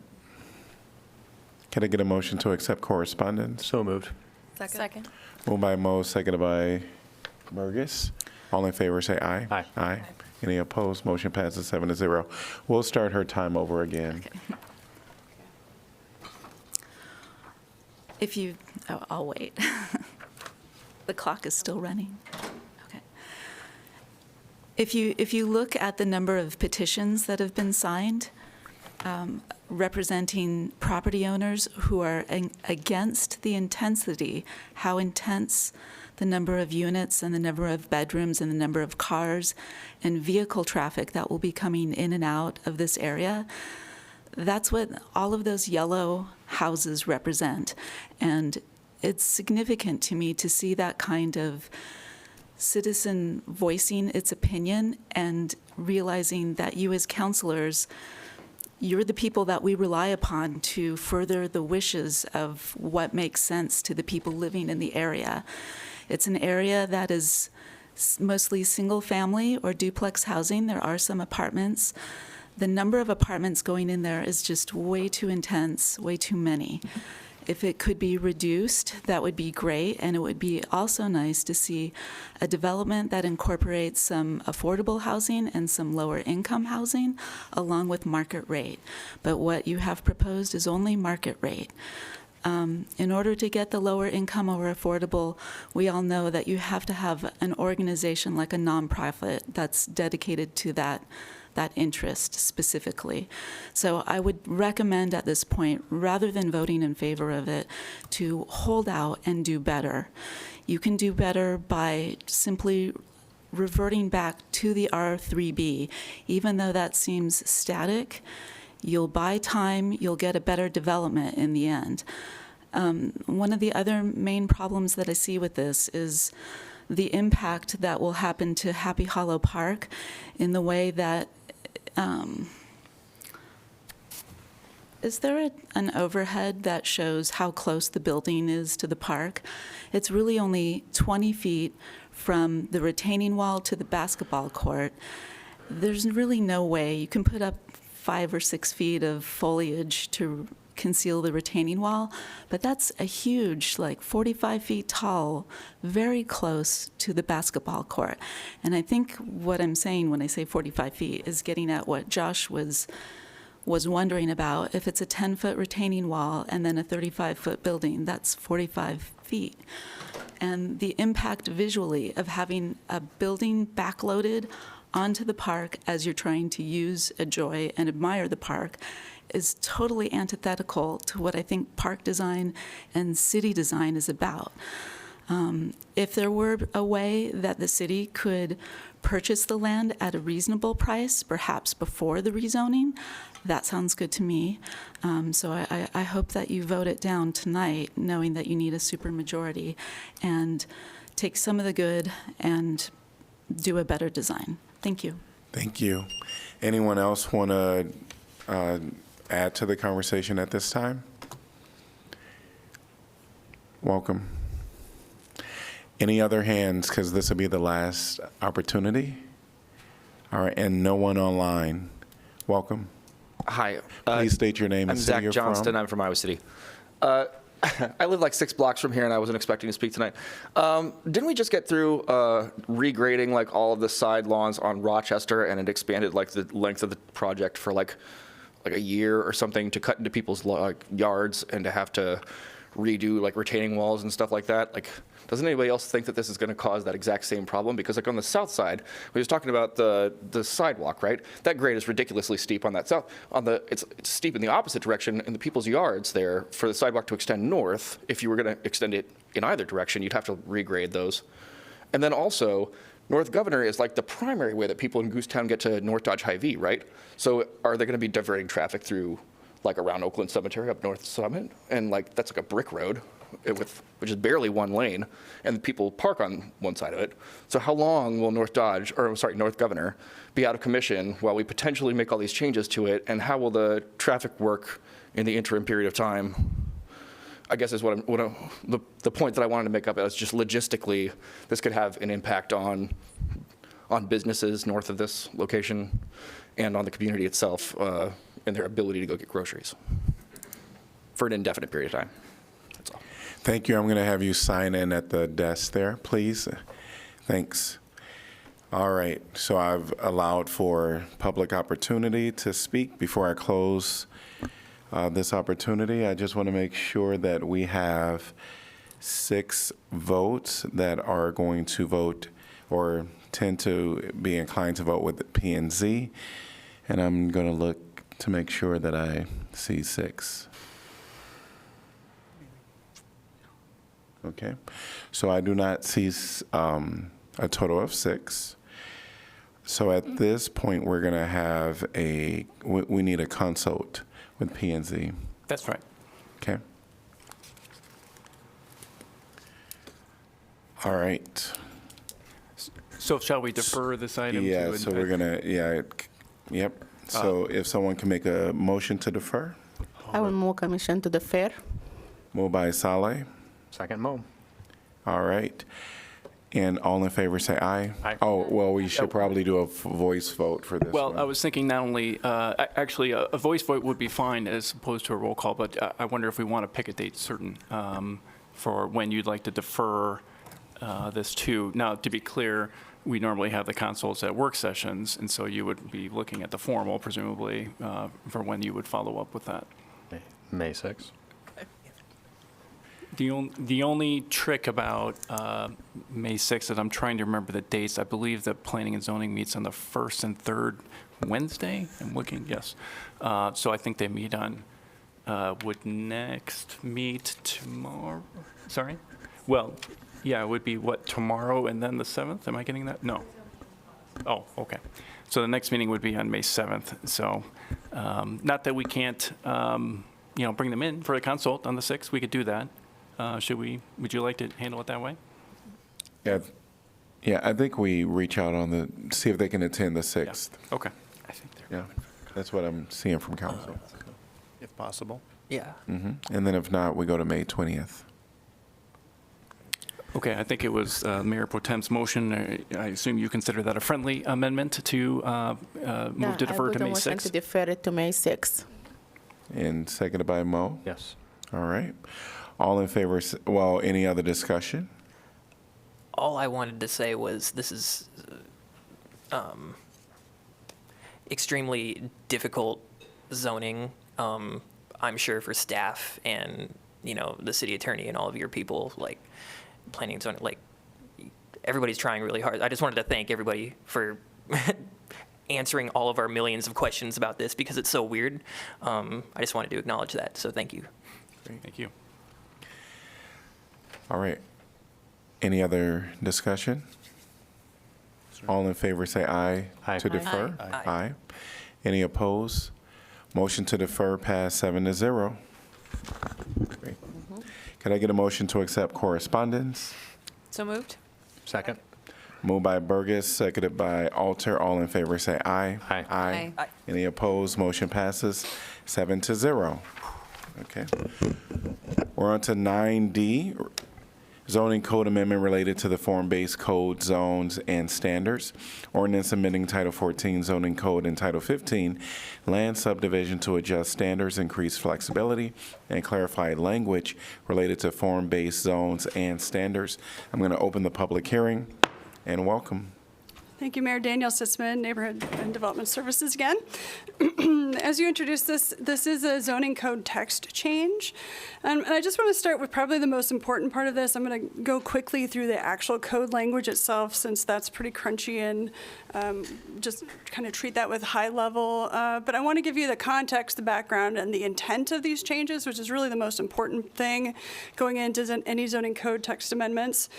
I just want to highlight that the city has a long history of implementing zoning innovations. This slide just shows from the beginning of the inception of zoning in the 1920s, all the various tools that have kind of been developed over the years. Our code involves every one of these. There's a remnant of every innovation shown on this slide somewhere in our zoning code. And that includes form-based codes, which is the most recent on this slide, beginning in the 1970s, really more of an early 90s architect design-based thinking. Our code does have form-based code, and that's what these code amendments are going to deal with tonight. Just a little background on form-based codes. Again, form-based codes foster predictable built environments in a high-quality public realm by using the physical form rather than the separation of uses as the organizing principle for the code. So form-based codes deal with forms. And they really arose primarily because there was architects thinking about these things and realizing that modern zoning in the 90s was promoting two ends of the spectrum, either really low density single family or really dense block scale mid-rise multifamily, but the missing middle housing in the middle, which was around before zoning came around, had been kind of excluded, kind of regulated out by the standards of use-based zoning. So duplexes, triplexes, fourplexes, small apartments, kind of the cottage court developments, all of those things are missing middle housing. And they were meant to be revived through the movement towards form-based codes. And form-based codes were organized around principles that architects understood called transects. Our particular code focused on just a couple transects in the spectrum of all kinds of urban forms and designs.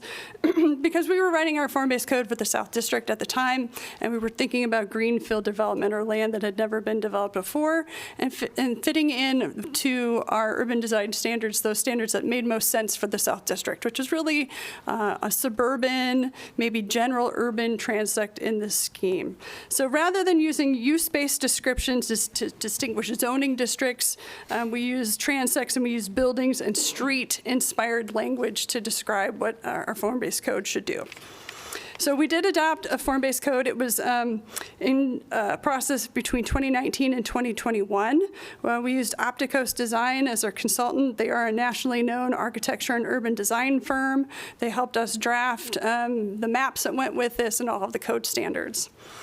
As I said, that was adopted in 2001, and it was intended to support high-quality, walkable vibrant neighborhoods to guide the physical development in the South District, following those codes themselves and the maps in a greenfield environment, to create an area that's safe for pedestrians, encourages walking, preserves important environmental resources, contains a connected street network for streets and paths, and allows a variety of housing types, really focusing on mixing housing types together in an unconventional way, in a way that conventional zoning had kind of excluded from being just organically developed.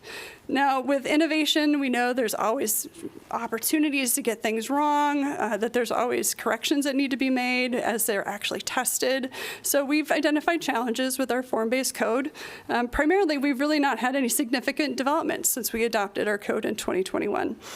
We have tried to incentivize developers to take the plunge and develop to form-based code standards. We actually had a grant program in 2022 that gave out money to developers if they were interested in looking at how they currently operate conventionally and shifting to an unconventional method, shifting to the form-based code. So since 2022, we've been working with Navigate. They took us up on that offer of a grant to kind of retool how they produce housing. And what they've done with us in collaboration with these these proposed changes is to actually get down into the weeds, into the nitty-gritty of floor plans, house sizes, and tell us as feedback what's not going to work, that they need help, tweaks made for in our code so that they can proceed with development. Now, as we looked at those, we didn't say yes to everything because we have to hold true to the principles of the form-based code. So the intent of these changes, as presented by staff, is always still thinking in terms of this is a form-based code.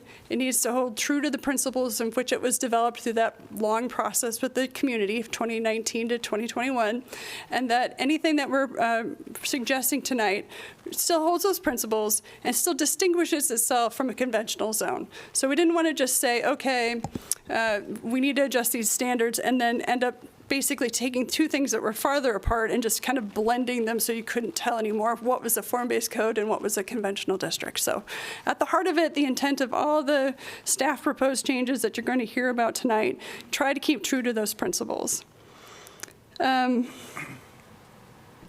So I think I'll just move on and say it's a zoning action. It's a zoning code text change, but it's still a zoning action.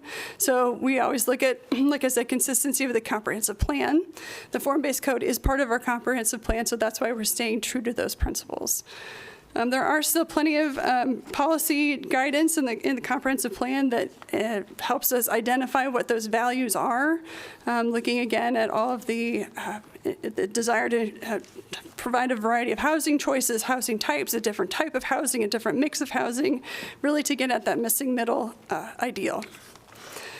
It also reflects our City Council's strategic plan and values. We're talking about partnerships and engagement, so we're working in partnership with our developer community, taking feedback from them, helping to incentivize them to retool and to give us feedback. So the proposed amendments, there's about 8 different code sections that are included in this proposal tonight.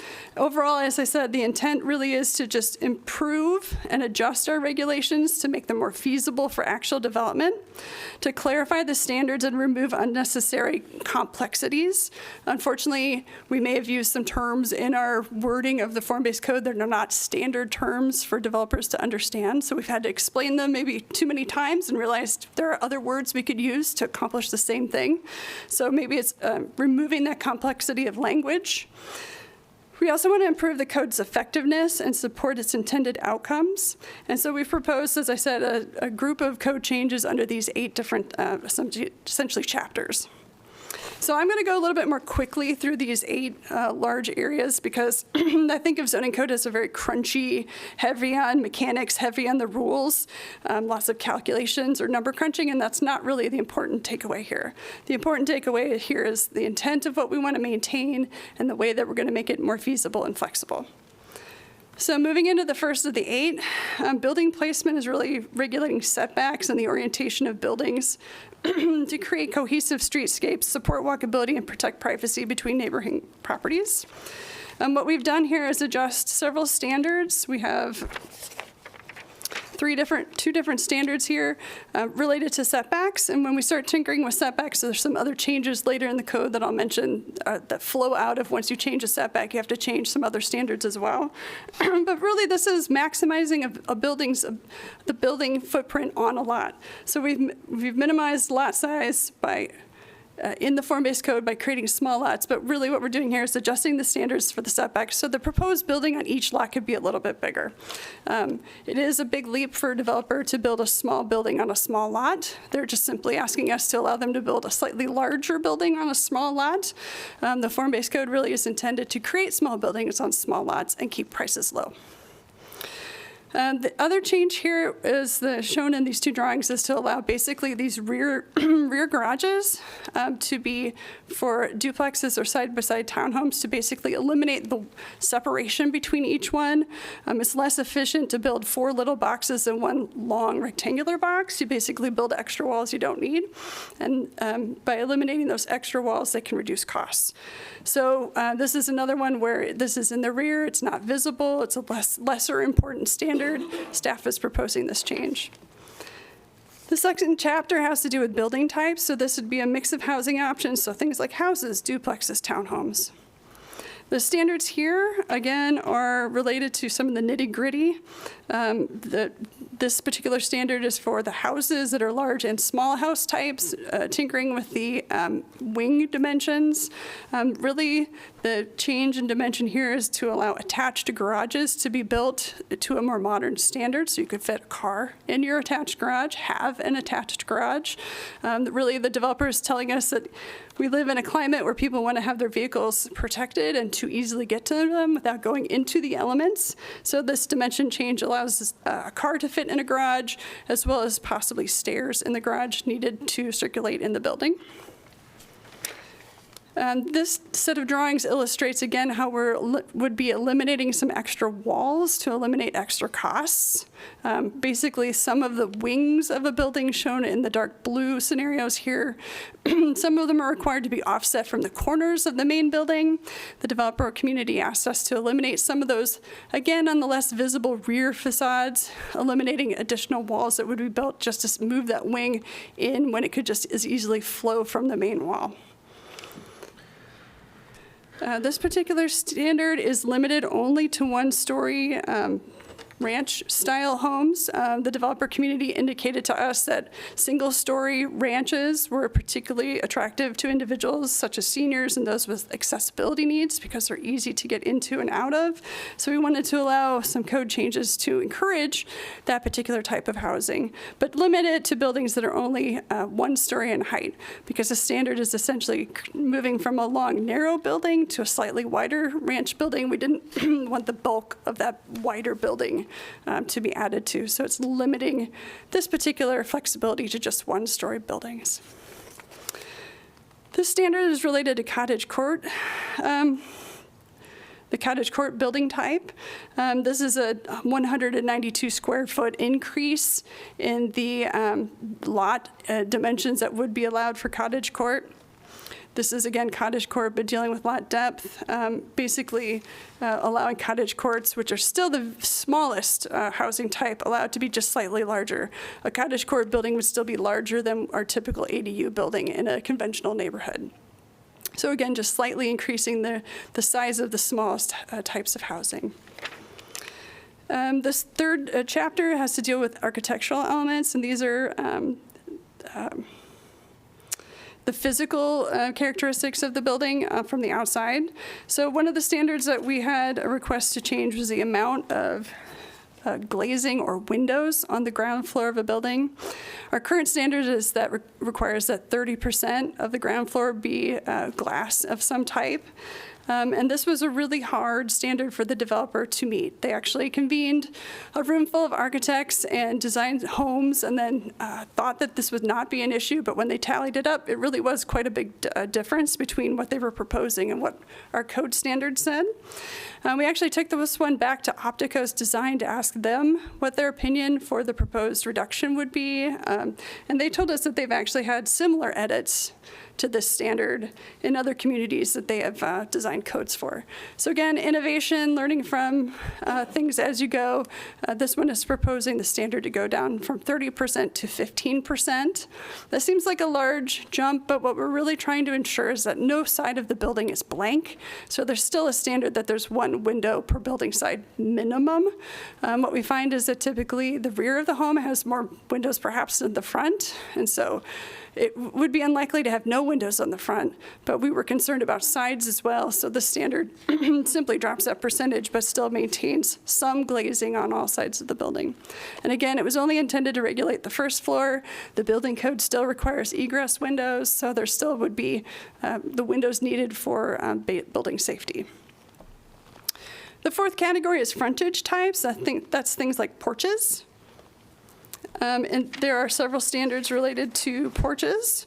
The first one has to do with basically simplifying the language we use in our code about how to measure the size of a porch.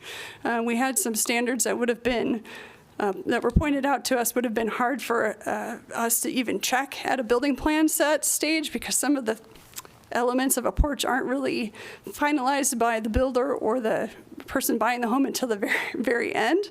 So we moved away from words like clear dimension and overall to make it easier for us to measure. And we also reduced some of the widths and depths for the porches. We still wanted to ensure that a porch was not a token effort, that it could be a usable space. But this was responding to helping us do the review and also helping the developer design a home that they thought would be saleable. The next type of frontage type is a dooryard or stoop. Some of these, as you can see on the top drawing, were limited in how far into the face of the building they could recess. We had a 1 foot limit. We've basically increased that to 3 feet at the request of our developer partners because they indicated to us that works best for them. It's the way they lay out their floor plans on the inside with foyers. Also, it's still a usable space to come out of the building, meet the building code for landings and for circulation. The third one has to do with glazing. We simply eliminated this standard. We still have the 15% glazing standard on the ground floor that would address this part of the building anyway. So it seemed redundant to have additional standards for glazing around just one particular frontage type. And then finally, the stoop frontage type. We clarified the standard so that the measurement that was being taken was an easy to understand measurement, that it matched the way the designers talk about designing entries, so that there really was a way to have a smooth entrance up to your door without having to have a short ramp or a very steep ramp, but that there was still a separation from where your door on the front of your house was and where you entered from, so that really wasn't just a door out to the sidewalk, but that there was still a ramp with a very smooth transition for accessibility. The fifth standard has to do with parking, parking spaces, where they are, how driveways are located.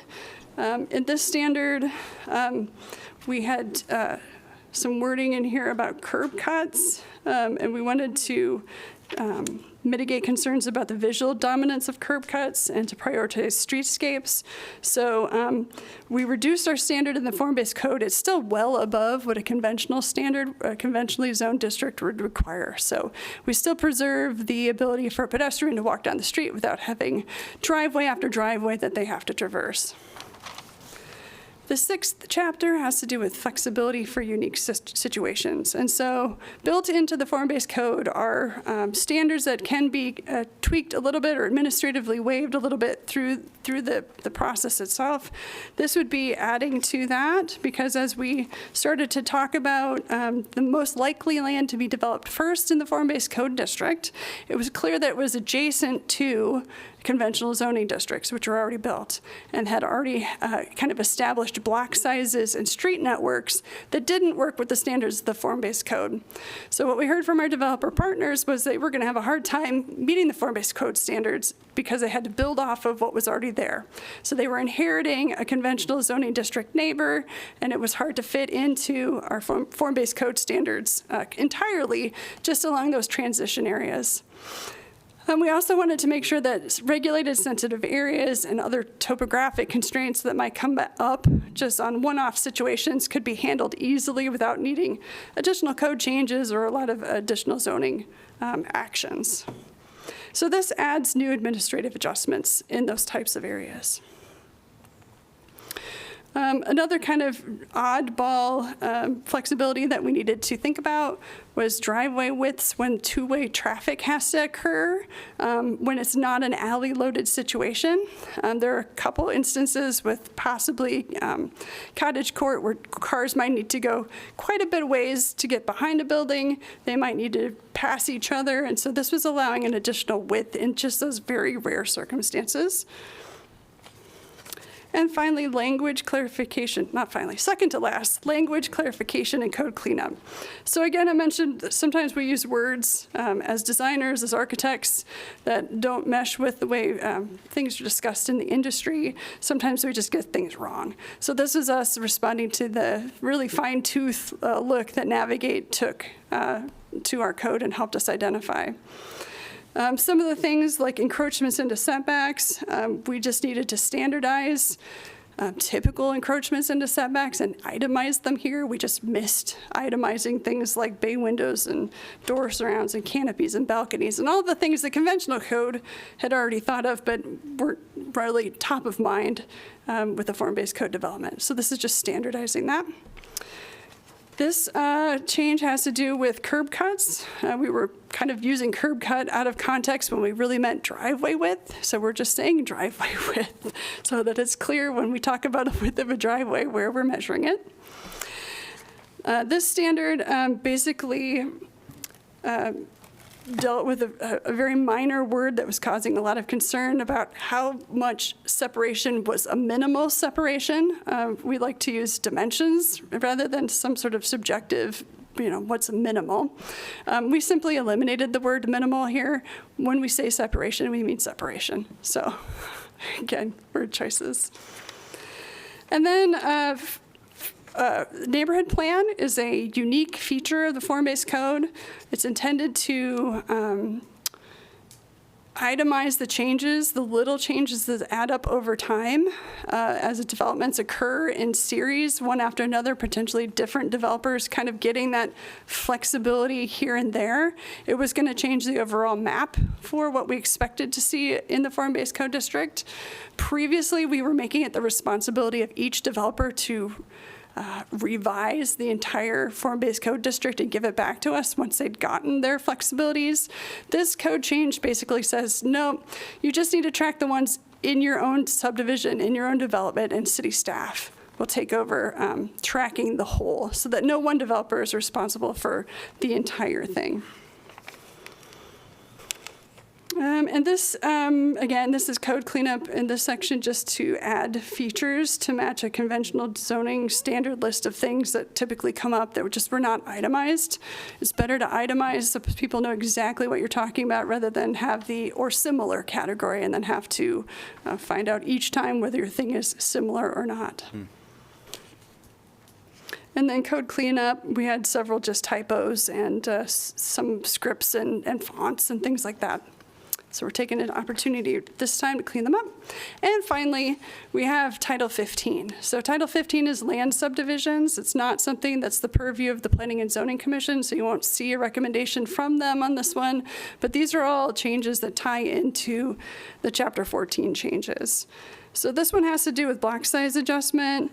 The form-based code really encourages smaller block lengths. If you can't get a street to make the separation in blocks, you can also use a pedestrian street, like is shown in green here, to essentially make two functional blocks for a pedestrian. Even though the car's got to go around the long way, a pedestrian still has an opportunity to traverse only a short block.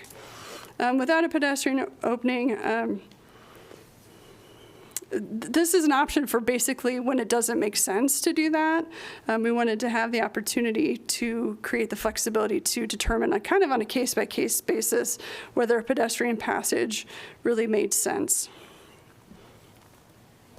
And this is, again, responding to situations where you're inheriting conventional zoning, conventional development next to your form-based code, so you really have to deal with, let's say, a street network that's already laid out that doesn't quite work for your block sizes, or you've got neighbors along the edge who have lot sizes and don't have street connections where you need your blocks to be determined.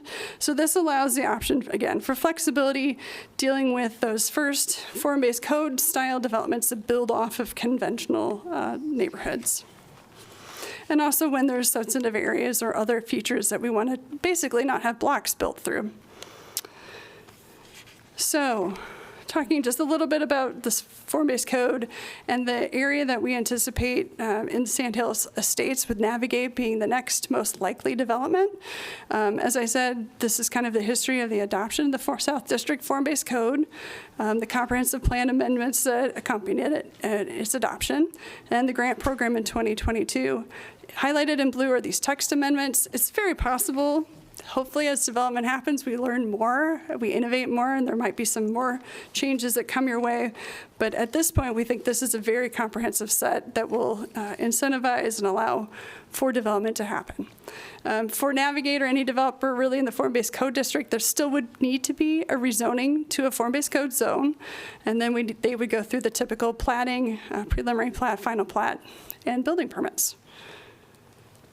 So based on a review of those key intents and the context of the form-based code, staff drafted and recommended for approval the proposed zoning code text amendments in Chapter 14, also in consultation with, like I said, our developer partner Navigate, helping give us valuable feedback.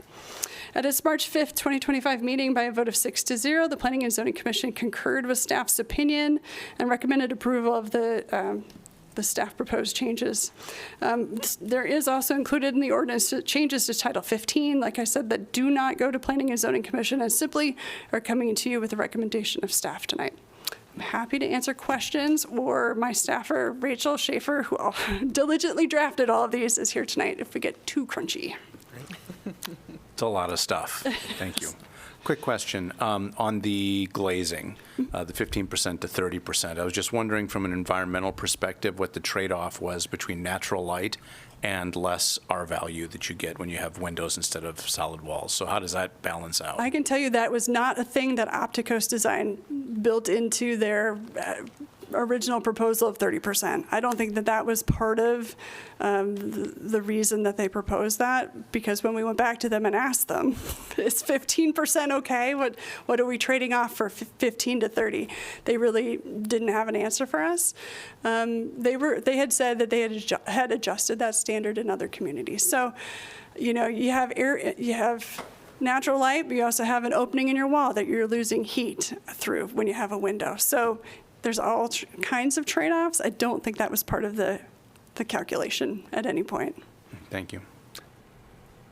Thanks for all of the work in developing this, and thanks to the builder partners who helped work through this process. I know that probably took a lot of time and effort.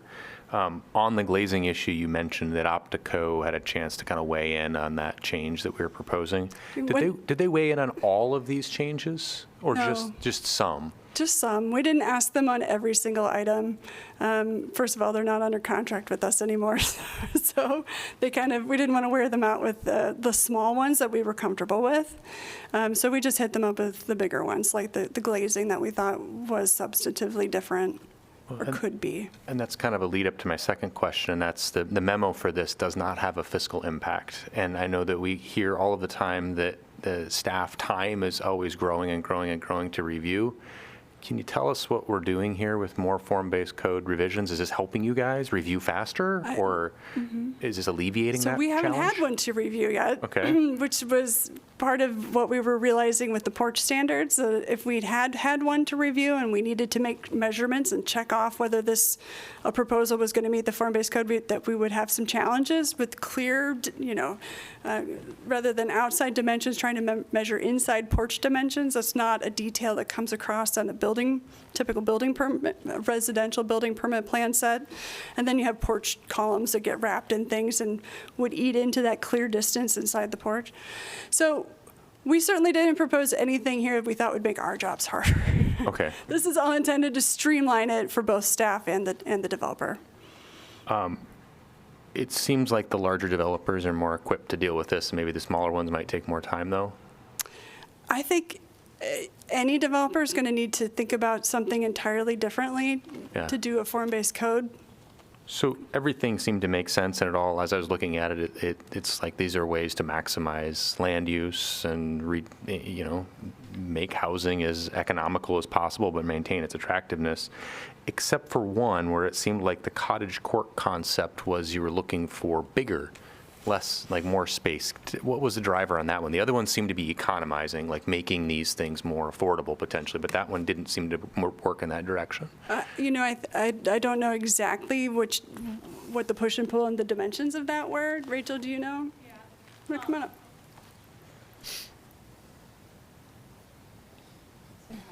Welcome. Hi, Rachel Schaefer, Associate Planner. When it came to the cottage courts, that's a maximum dimension, so it just gave flexibility where the developer thought it would be more sellable for not such a small property. They could still build them smaller, a unit smaller, but to allow the maximum, which is still under 1,000 square feet footprint-wise, would be something that they could gradually introduce into the market, since these are a fairly new building type to the community. Yeah. Thanks. Thanks for asking that, because I was going to ask that. You know, it's a lot of these things that are being touched on and mitigated in all of this.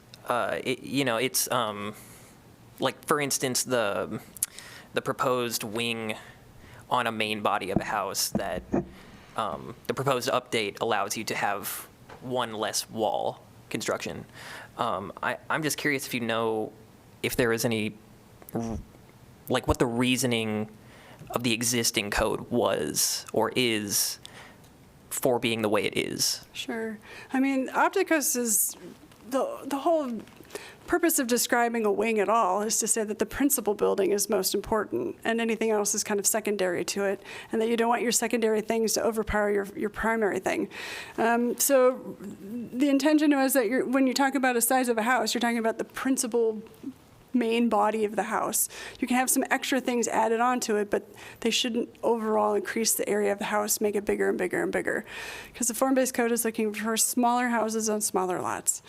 And so I think that was just a way of describing that the main body needed to meet that maximum, but you could have some extra things on, like wings, but they needed to stay small and stay lesser of an importance and still very kind of interesting if you're going to do them. Mm-hmm. All right, thank you. I'm not an architect, but I play one on TV. No, you're spot on. It looks a little nicer and it costs more. Thank you. All right. Anyone from the public like to address this topic? Please come. If I can see all the hands at this time. Yep. Please come on up, and we ask that you sign in, state your name and city you're from. Welcome. Hi, I'm Emma Denny from Iowa City. I just wanted to make a brief statement in listening to this presentation. The phrase developer input came up a lot of developer consultation, but like, people live in homes and people need to use zoned areas of a city because cities are for people, and not hearing that input on zoning changes is worrying to me. I don't know if the process allows for that input, or if this kind of public input is the only thing like that exists, but a community review board or a tenant review board or something that could also dictate these changes would be incredible, because only designing codes to benefit developers sort of has a lot of inherent wealth incentives and things like that that can get out of hand and be pretty worrying. Thank you. Thank you. Please, come on up. I'm the developer. Do you want to hear? Oh, sure. So we'll have the developer come up first. Sorry about that. I should have had you come first. Yes. Yes, sorry. Hold on.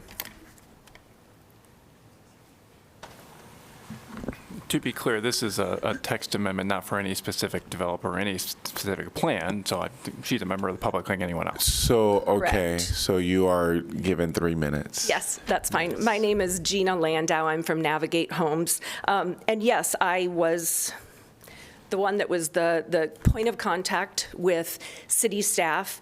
I started at Navigate Homes a year and a half ago, and I've been working on this since day one with the city staff. And they've been wonderful to work with. It was amazing, the discrepancies that we uncovered, both the city staff and myself as a developer and our architects, that things were just not working at all. They just weren't going to work. And Daniel did a great presentation to make it as concise as possible and as understanding as possible. You know, she did say, and I want to point this out, the form-based code has a lot of complex language, and they had to explain it too many times. Yes, they had to explain it too many times. I get it. Facade zones and wings and clear dimensions, those are just not words that are used if you build homes.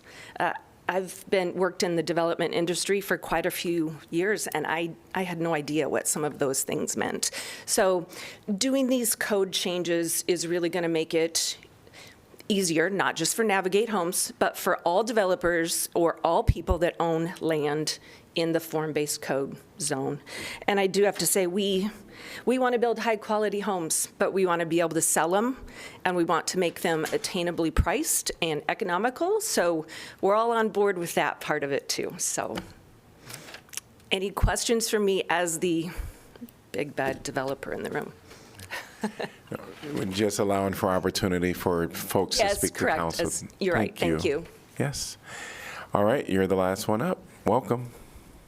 Well, good evening. Nice to see you. John Balmer, 10 Princeton Court, Iowa City. I wasn't going to speak on this, but I travel that way out southeast Iowa City every day. And I've noticed to my great concern that nothing's happening down there. And this is great developable area. You have an elementary school, Alexander, that's there. You have a great park, True Blood Park, and I've seen their sign for Navigate Homes every day for probably 2 years now, and then there's the land of the Lehman. So I hope this will help that facilitate it, because unfortunately Iowa City sometimes has a reputation of not being particularly user-friendly. So I hope this will assist that towards that end, because I go by there every day, and it looks like it would be just a great spot for residential medium-priced homes. I mean, and the area around there is of like nature. So I would hope that that is the case, and I'll be watching very closely as this unfolds. But encourage you, if that is the case, I hope it happens. So thank you very much. Thanks, and I'll have you sign in. Thank you. All right. I changed my mind. Okay. Yes, you're welcome to come up. Mathieu Biger, Iowa City. My tiny concern, I didn't see the difference between, we mentioned the glazing, 30 to 15. I didn't see how many windows per side, or what was the code before that, to one window per side. I'm not in the district. I'm in the north side, which is partially historic, and there's a lot of windows there. But the few houses that have, some houses that have come before you, or at least zoning, have one window per side. And maybe it's normal in a more modern home, but I know I'm not an architect either, but my concern is it just doesn't seem very appealing to me to have one window. Nice save cost. A good window costs money, but that's really my only note. I didn't see the change, so. Thank you. Yep.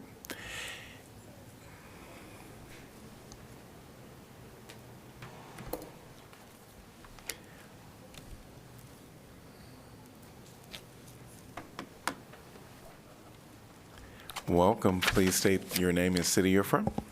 Good evening, Council. My name is Nancy Bird. I'm president of Greater Iowa City, Inc.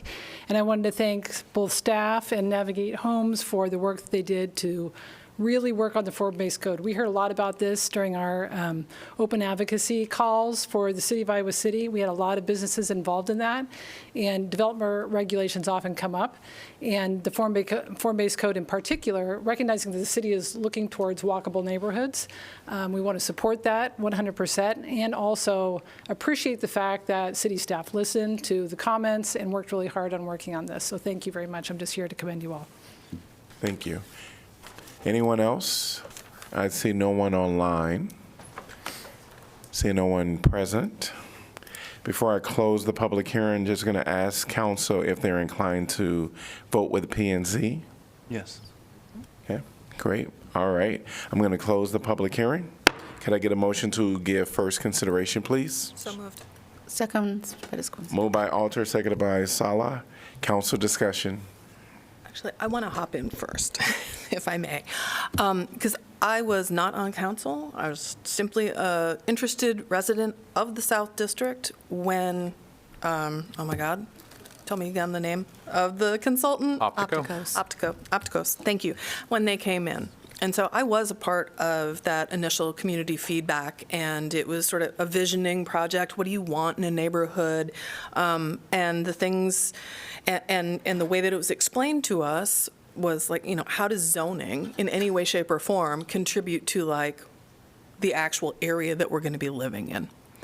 And they did a really good job of explaining, like, if it is deliberate and strategic and we gather input, then we can actually work towards what kinds of buildings and neighborhoods can be built, allowing more clarity for the developers that also has, from us doing this community input, ways for us to know that indeed this is what the people who live in this area would want.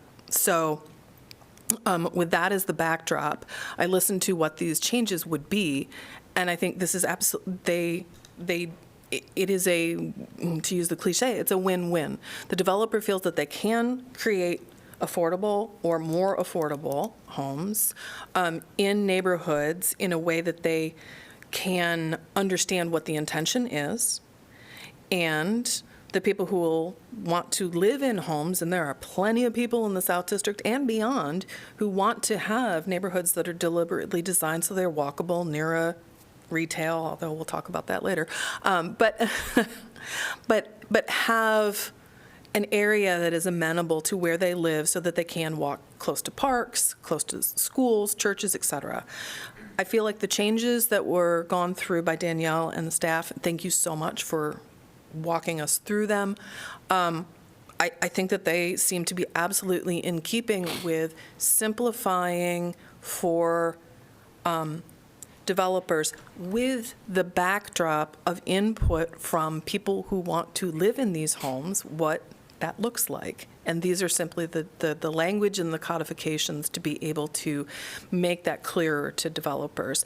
I fully understand that simply having sort of this notion of developers dictating how neighborhoods should function, we have some of that here, and this is a different model of it because this actually was based on a consultant coming in and saying, what does a good neighborhood look like in a way that's affordable?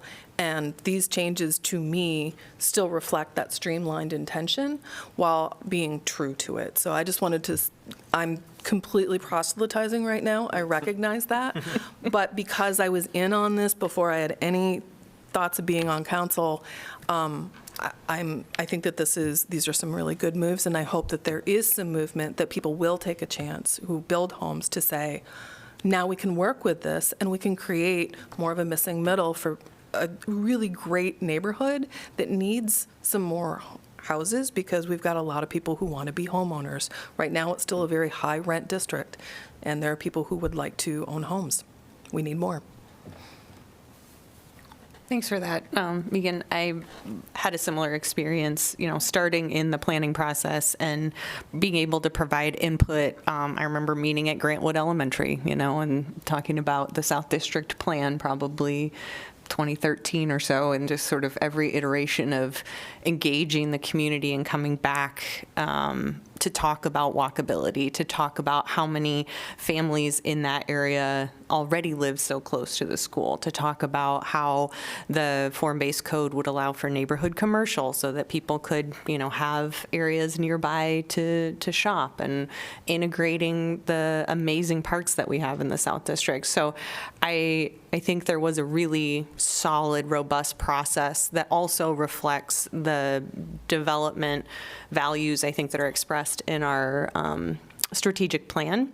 And some of those were spoken to this evening too, in terms of prioritizing for bike and pedestrian access, that while maybe we changed a couple feet of, a driveway or that kind of thing, but being able to really maintain the approach to the residents as being the street, not the garage, right? So if we were making changes like that, I would feel very differently, for like, oh, well, we decided we now want snout houses in the South District form-based code. That'd be really different, but I think we're really maintaining the integrity of the intent of this neighborhood scale, walkable, dense ability for development. Go ahead, Oliver. Don't want all of us to talk at once. I would also like to say that, we are trying to become a developer ourselves as a city, and we last meeting voted to such a degree. And so to me, reading this, it makes it, in this particular area, more cost-effective and easier to develop. So, I mean, stuff like that, while it can, it does benefit private developers, for us trying to build social housing and like affordable housing, this could also cut costs for us and mean that we are able to get more bang for our buck in this regard. So, yeah. I was just going to say I'll be voting for this. I think it's great, and I appreciate the process, and I appreciate that, just as a note, this also went before P&Z for review, which is a board that of citizens, and there's been public input before this council meeting on these proposed changes. I would like to say that I hope we keep circling back and talking about how form-based code is working and how it can get better, and compare it to our use-based zoning, because we've got two different things going on in our city. And my question earlier was just sort of, constantly asking that question is, are we really happy with what we're getting? And we have this really great opportunity in Iowa City to see two different kinds of zoning modes move forward. And are we getting what we want? And is it easy enough to figure out that system? Because that would be my only hesitation about adding more form-based zones, is it makes it harder for people to enter the marketplace and, start a one-person construction company and build a house. But I'll be voting yes, because I think this is a very good process and a good thing. Roll call, please. Wyline? Yes. Alter? Yes. Burgess? Yes. Harmson? Yes. Mo? Yes. Sella? Yes. Teague? Yes, motion passes 7-0. We're on to our regular formal agenda items. We're going to start with 10A, Fiscal Year 2025 Pavement Rehabilitation Project. Resolution approving project manual and estimate of costs for the construction of the Fiscal Year 2025 Pavement Rehabilitation Project, establishing amount of bid security to accompany each bid, directing city clerk to post notice to bidders, and fixing time and place for receipt of bids. I'm going to open the public hearing. And welcome. Good evening, Mayor and Council. Good evening. My name is Justin Harlan. I'm a senior civil engineer here with the city.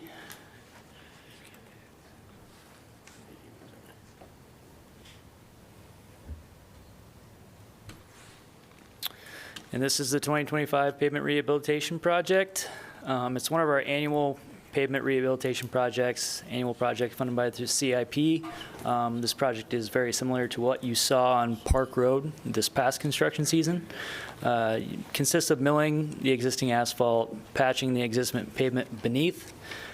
We also do curb and gutter repairs, curb ramp replacements, and then follow that by an asphalt overlay. We've also have segments of roadway that we do chip and seal.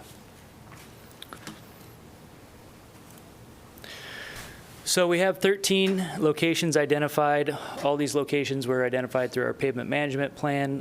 How we develop that is we have a consultant that kind of rates the age and condition of our roadways. We also use staff and resident inputs. With this, you'll see in red, we'll do chip and seals, and then the blue is the mill and overlays. Draw your attention to some of the downtown items in College Street and South Dubuque.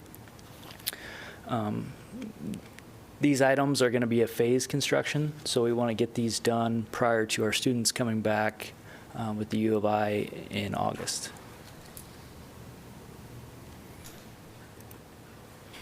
Our estimated construction cost for this project is $2.46 million.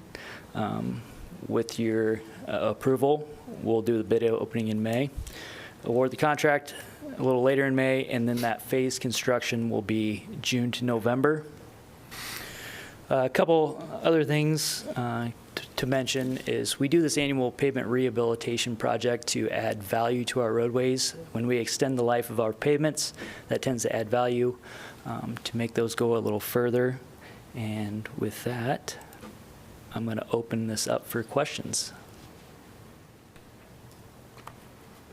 Asphalt's just oil and rocks, right? Is there any concern for tariff concerns for bid opening? Any escalation in costs you guys are worried about?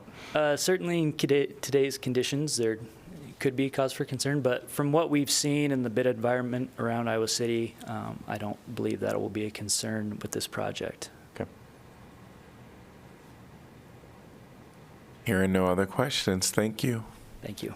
Anyone from the public like to address this topic? I see no one online. Seeing no hands in council chambers. I'm going to close the public hearing. Could I get a motion to approve, please? So moved, Mo. Second, Harmson. Council discussion. Roll call, please. Alter, Yes. Burgess, Yes. Harmson, Yes. Mo, Yes. Sella, Yes. Teague, Yes. Wyline. Yes. We're on to, motion passes 7-0. We're on to item number 10B, Iowa River Trail Bridge Replacement Project. Resolution approving project manual and estimate of cost for the construction of the Iowa River Trail Bridge Replacement Project. Establishing amount of bid security to accompany each bid. Directing city clerk to post notice to bidders. And fixing time and place for receipt of bids. I'm going to open the public hearing. And welcome again. Thank you. Great to be back. Are you here all week?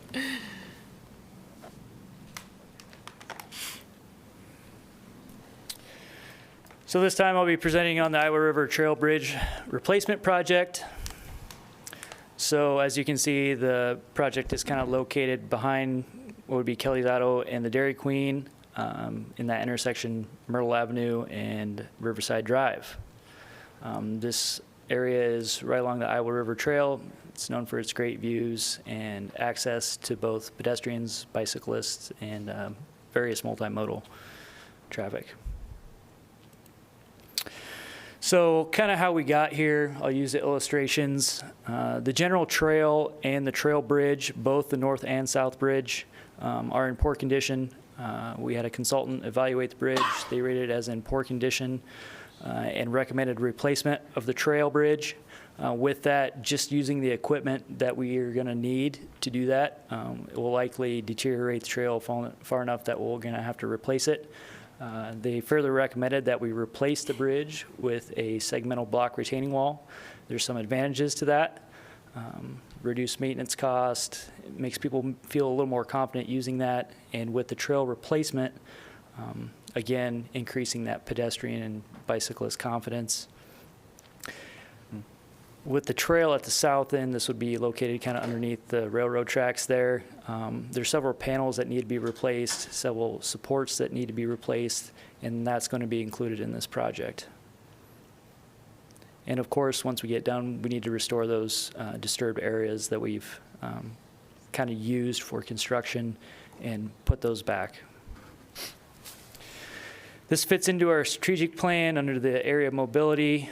We continue to want to grow and prioritize those bike and pedestrian accommodations. We do want the trail improvement, and we do want to reduce that maintenance with city staff. Like I said, with this trail bridge, they have wooden panels. They don't hold up well to some of the staff's equipment, and they don't like salt in the winter times, and usually it's our staff that's going out there to replace those to make it safe for the general public. With this one, estimated construction cost $460,000. It is a capital improvement funded project. We did hold a public meeting. That was in July of last year. Obviously, this public hearing, with your approval, we'll be opening a bid here at the very last part of April. We'll be awarding with that first council in May. The construction timeline is phased. We do want that bridge to be open, and so with the trail prior to the U of I coming back to school. We understand that a lot of U of I students use this, and we want that available to them when they come into classes. With the final completion in September, what the final completion means is that we want some of that seating established and have that natural aesthetic environment kind of put back in place. If there's not any, I'll open it up for questions. The area north of there that travels behind like hydraulics in the university parking lot, is that the city's trail or the university's trail, or is it shared? It is our trail. It is the city of Iowa City's trail north of that spot too. Okay. Yes. Parking lot is U of I's. Okay. The area on the university, I'm sorry, Ron Konecki, Public Works Director, the area that's on university property is maintained and owned by the University of Iowa. Okay. So that trail section is actually the University of Iowa's, and they actually also maintain the section that we've talked about before between Burlington Street and Iowa Avenue along Highway 6. And you're designing all of it in a big master plan with the university, right? Exactly. Okay.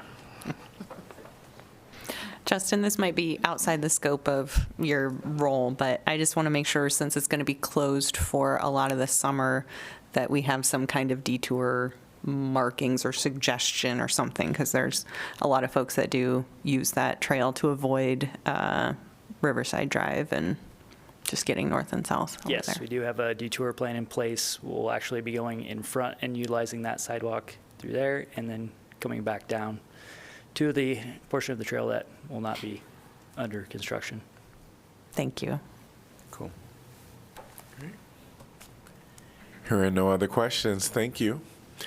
Anyone from the public like to address this topic? I see no one online. If you're present, please just step forward. See no one present or online. I'm going to close the public hearing.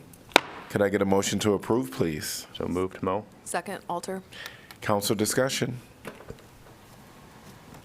Roll call, please. Burgess. Yes. Harmson. Yes. Mo. Yes. Sella. Yes. Teague. Yes. Wyline. Yes. Alter. Yes. Motion passes 7-0. 10C, Transit Funding Application. Resolution authorizing the filling of the Consolidated Transit Funding Application for Iowa City Transit with the Iowa Department of Transportation for fiscal year 2026, State Transit Assistance, and Federal Transit Administration funding. I'm going to open the public hearing. And welcome. Good evening, Mayor, Council. Darian Nagelgam, Director of Transportation Services. Every spring, we come to the council and we ask you all for authorization to apply for our Consolidated Transit Funding Application, which is an annual application we file with the Iowa Department of Transportation that lists all of our capital and operating expenses that we are seeking funding from both the state and from the Federal Transit Administration for. The projects will be included in the FY26 Iowa DOT Consolidated Transit Funding Application that the Metropolitan Planning Organization of Johnson County, or MPOJC, completes, and in their FY26 through 29 MPOJC Transportation Improvement Program. So Iowa City Transit may not seek funding for all of the projects, but essentially each project needs to be in the Consolidated Transit Funding Application in order to become eligible. So this is really an eligibility requirement. Iowa City Transit is requesting approximately $3.5 million in federal operating funds and approximately $36 million in federal capital funds. And the total amount of the federal and state funding that we're requesting in the application is $40.3 million. And there's 4 different funding programs I just want to highlight really briefly that we are asking for funding through. One is the State Transit Assistance Program, and this is the formula funded program. So funds come into the metro area and are distributed to Iowa City Transit, Coralville Transit, and to CAMBUS. And we're requesting $810,000 approximately through that revenue stream. Federal Operating Assistance for Transit, otherwise known as 5307 funding. We're requesting approximately $3.2 million from federal funding that helps us to provide transportation and transit services to elderly persons and those with disabilities, otherwise known as 5310. This is another federal funding source. We're requesting $257,000, and again, these are formula derived for our agency. We use that to help fund our seats service that we contract for paratransit services through Johnson County Seats. And last, statewide and federal capital assistance for transit. That's through another federal program called 5339. And through that program, we're requesting $36 million in funding. And that's to fund this is to enable the funding for a transit facility grant that we had received. That's to replace buses, our fixed route buses, as they age out of production, to request funding for support to help pay for our paratransit vehicles, bus spare parts, and bus shelters. So really, that's the sum total of all of the items essentially on our wish list for both the state, our state and federal partners. And I'd be happy to answer any questions you have. I just have one quick one for my own confusion. So even though we were awarded the money for the new transit facility, it has to also be included in this as an ask, even though we've been awarded it? Yes. So every year, and some of these very specific numbers you see are actually formulas that we received from them, that this is the amount we're going to receive, but we have to go through a formal process to allow you all to comment and the public to comment on our receipt of those funds, whether it's funds that we have applied for from a competitive program, such as the LONO, where we receive the transit facility funding, or just funding that we receive every year. So we still have to formally, let the public have a chance to weigh in. I see. So that's the logic for doing it in that. Okay, thank you. It's a great question. Thank you much. Thank you. All right. Anyone from the public like to address this topic? Seeing no one online, seeing no one present, I'm going to close the public hearing. Can I get a motion to approve, please? So moved. Second, Saleh. Moved by Burgess, seconded by Saleh. And council discussion. Roll call, please. Harmson? Yes. Moe? Yes. Salah? Yes. Teague? Yes. Wyline? Yes. Alter? Yes. Burgess? Yes. Motion passes 7-0. 10D, fiscal year 2025 budget amendment public hearing. A resolution amending the current budget for fiscal year ending June 30th, 2025. I'm going to open the public hearing and going to have our city manager come and speak to us. Welcome. Okay. You guys doing okay? Yes. We're getting ready to go through 4 budget items, so if there's a need for a break. I would think, can we take a quick 10-minute break? break? Sure, we're going to do a 10-minute break.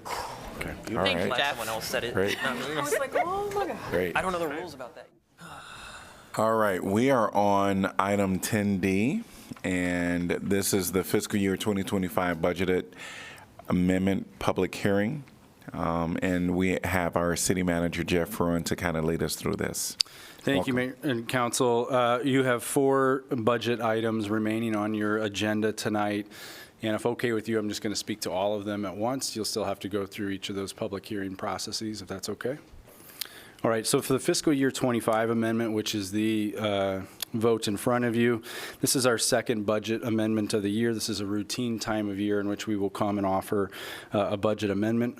Most of the changes that you see in there are related to changes you would have reviewed with the capital improvement program. So we look at all those capital projects in the fall, and then in January, we walk you through those changes.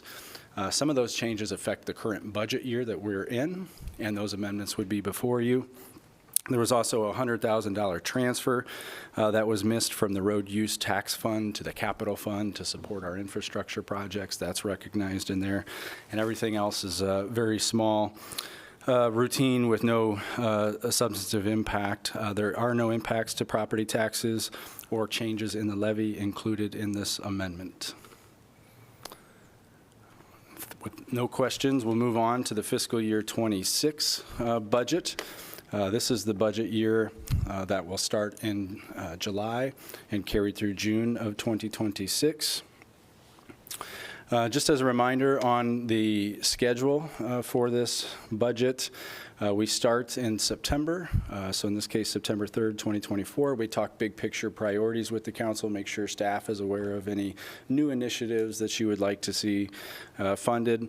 And then really it's staff work during the fall, and then you start to review that budget in January. So you see all these touch points. I won't go through them all, but beginning on January 13th with the all-day review, you go through and pretty much close to every agenda that you have between that January meeting and tonight, there's something budget-related on your work session or city council agenda.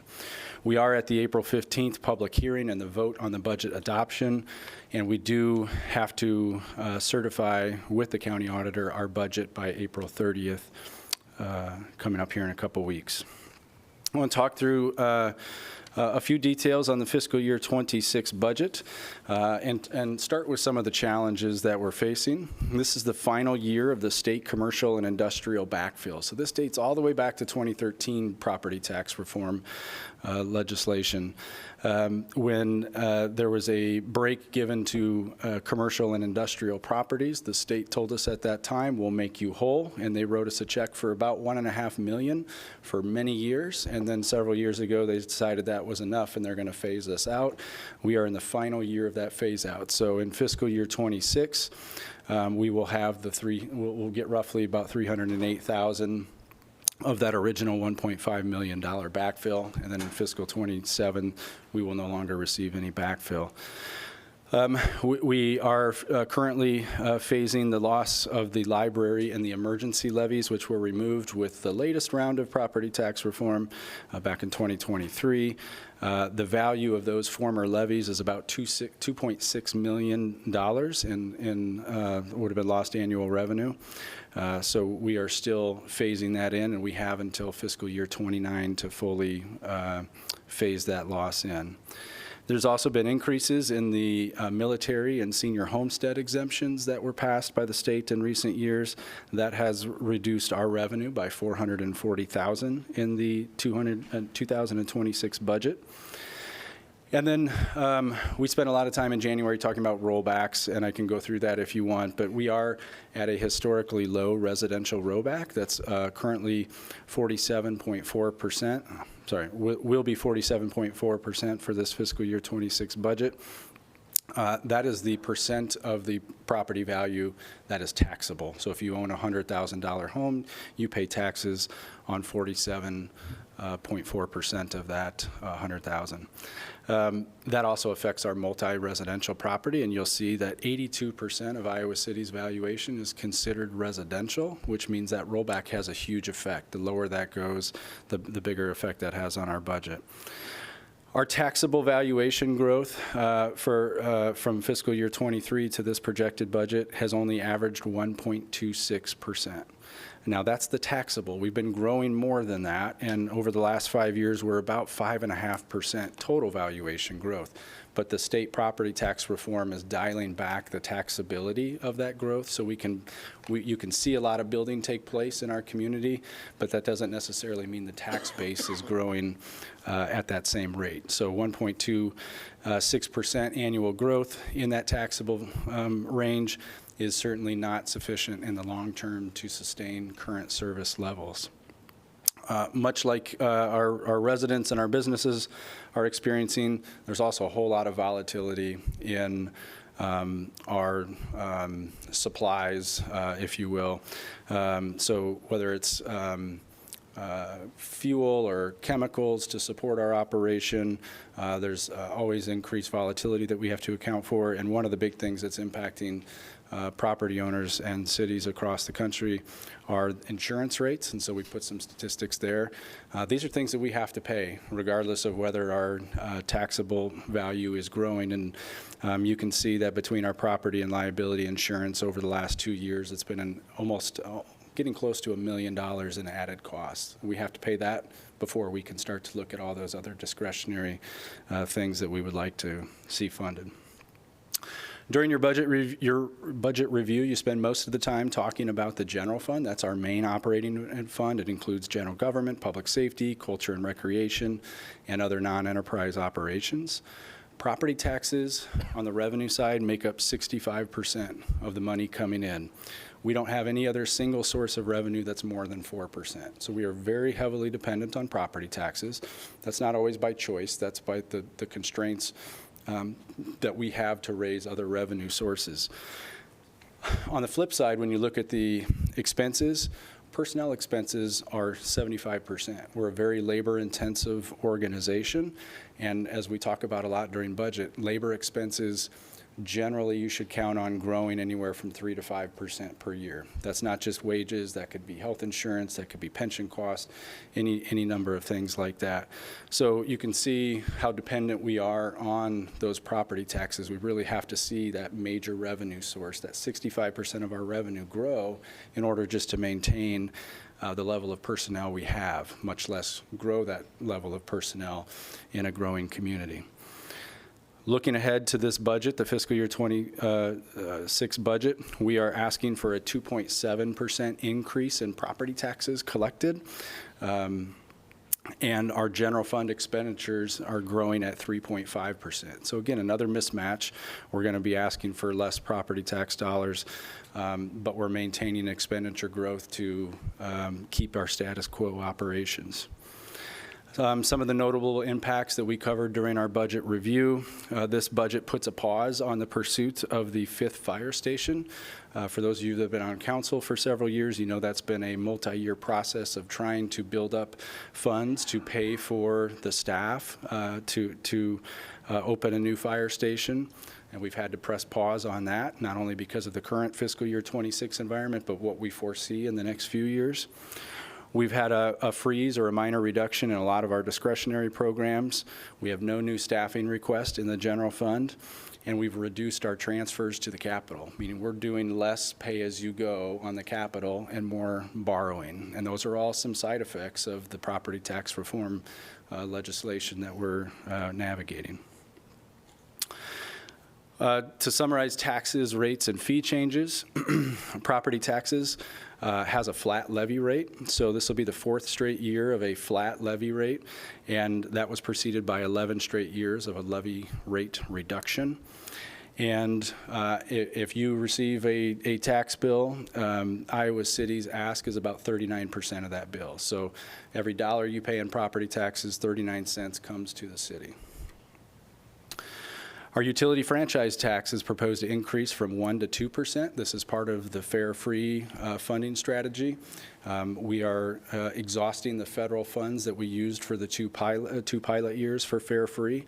And because of the success of that program, you all directed us to develop some options for continuing that Fair Free operation, and the utility franchise tax increase of 1% will generate approximately $1 million to help sustain that Fair Free operation.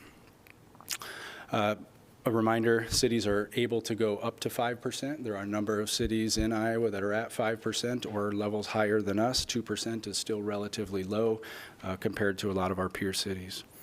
We do have a water rate increase of 3%. This is really just to maintain status quo operations. We're increasing housing inspection fees for the first time since, I believe, 2016. That's expected to generate about $60,000 more per year. Those funds that we get through our housing inspection fees pay for the housing inspection services that we provide. So we just adjust those when we need to ensure that we're breaking even on our housing inspection operations. We have 2 new Public Works related fees, a $2 curbside waste sticker. So if you're familiar, if you're a customer of ours on the waste side, if you fill up your bin on the waste side and you have extra bags, you can buy stickers. We don't have that same system on the yard waste, and what we get is a lot of super users that will fill up their bin and have a lot of the extra yard waste. So as we need to bring in more revenue to support yard waste, we're really targeting some of those super users to pay for that, as opposed to spreading that cost across all users who may not be using that service quite as much as others. And then we also have a $5 minimum landfill fee for anybody taking in residential yard waste. If you don't mind, Jeff, before we go off this, can you just remind me what the utility franchise tax is? I just forgot that. So utility franchise tax is going to be a tax on your gas and electric bill. So that's going to be charged in our case mostly by Mid-American and then passed on to us.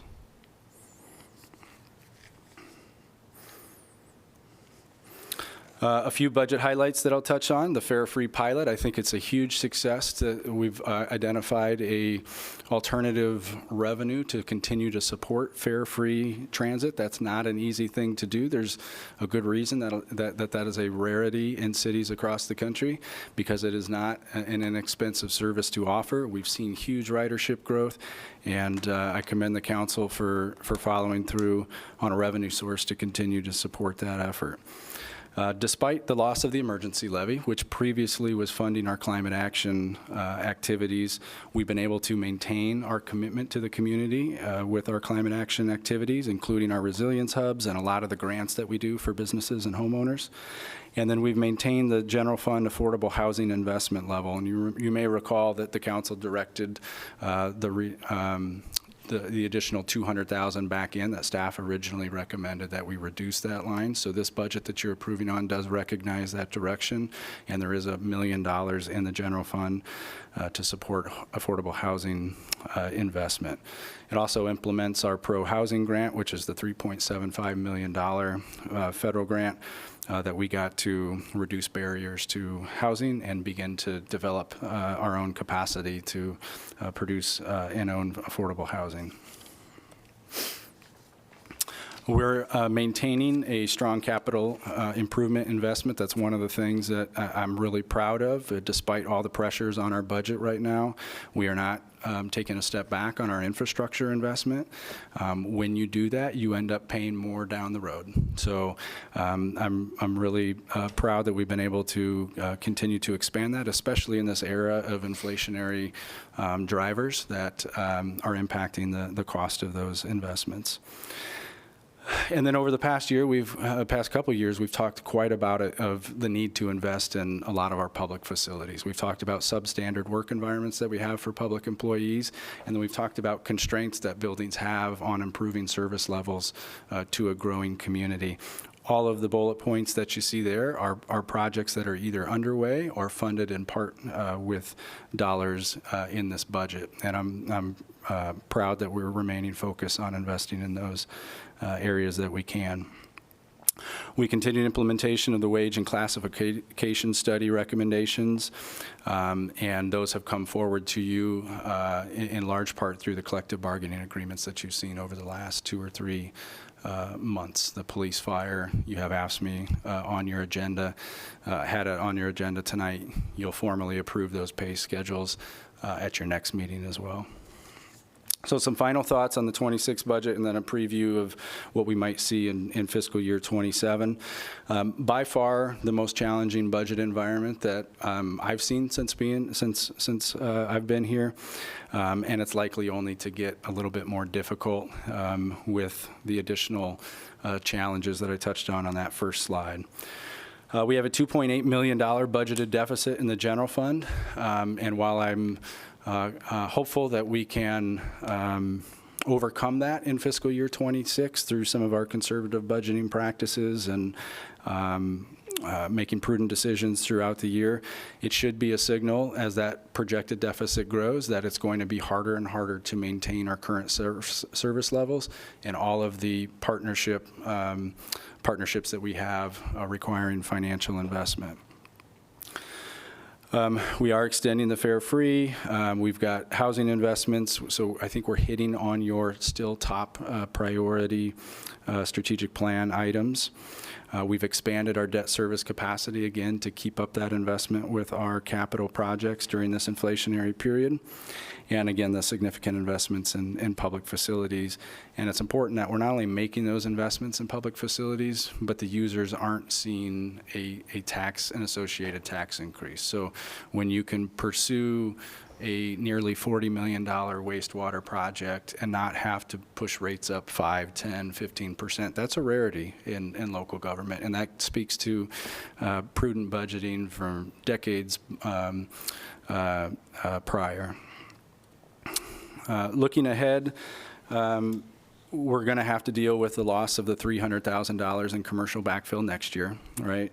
And then we still have that $2.6 million to make up between fiscal year 27, 28, and 29. So it doesn't necessarily have to be in thirds, but we're going to have to realize that loss of $2.6 million over those next 3 fiscal years. Much like we did now, I think a lot of our external partnerships, it's going to be hard to maintain those at the current level without sacrificing some of the core municipal services. So that's going to be a challenge because we know a lot of those partners are facing similar budget pressures and they provide an extremely valuable service. We're going to have to continue to increase the debt service levy. We can't continue that infrastructure investment at a flat levy rate. So what we're trying to do as the state forces us to take down our operating levies, we're pushing our debt levy up a little bit so that we can continue to invest in infrastructure without changing the rate that the public is paying. You're probably likely going to see continued modest utility rate increases. This is a 3% water rate increase in front of you for fiscal year 26. You might see a similar type of scale increase in fiscal year 27, 28, as we look at sanitary sewers, we look at stormwater and water. We should expect some of those smaller increases to come along with those budgets.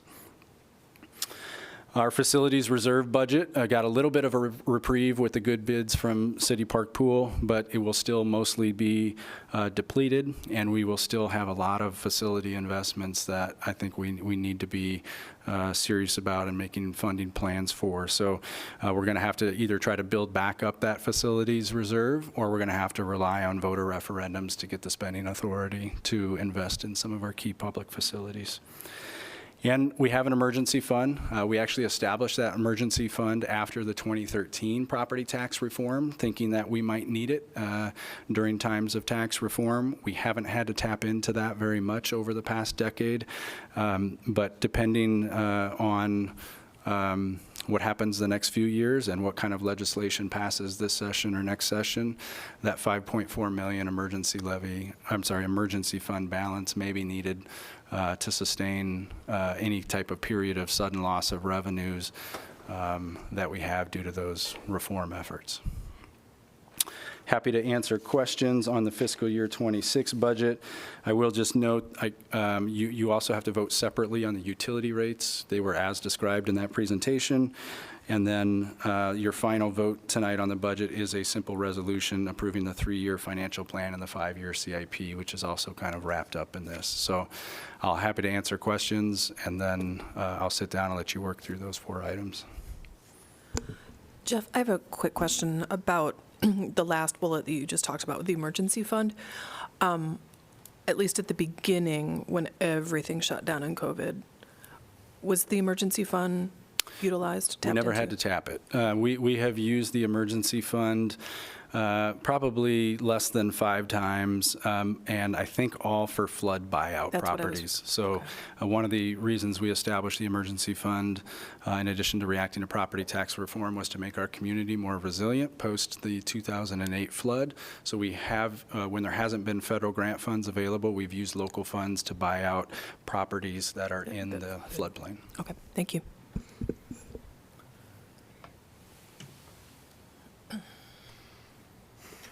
Don't hear any other questions for you.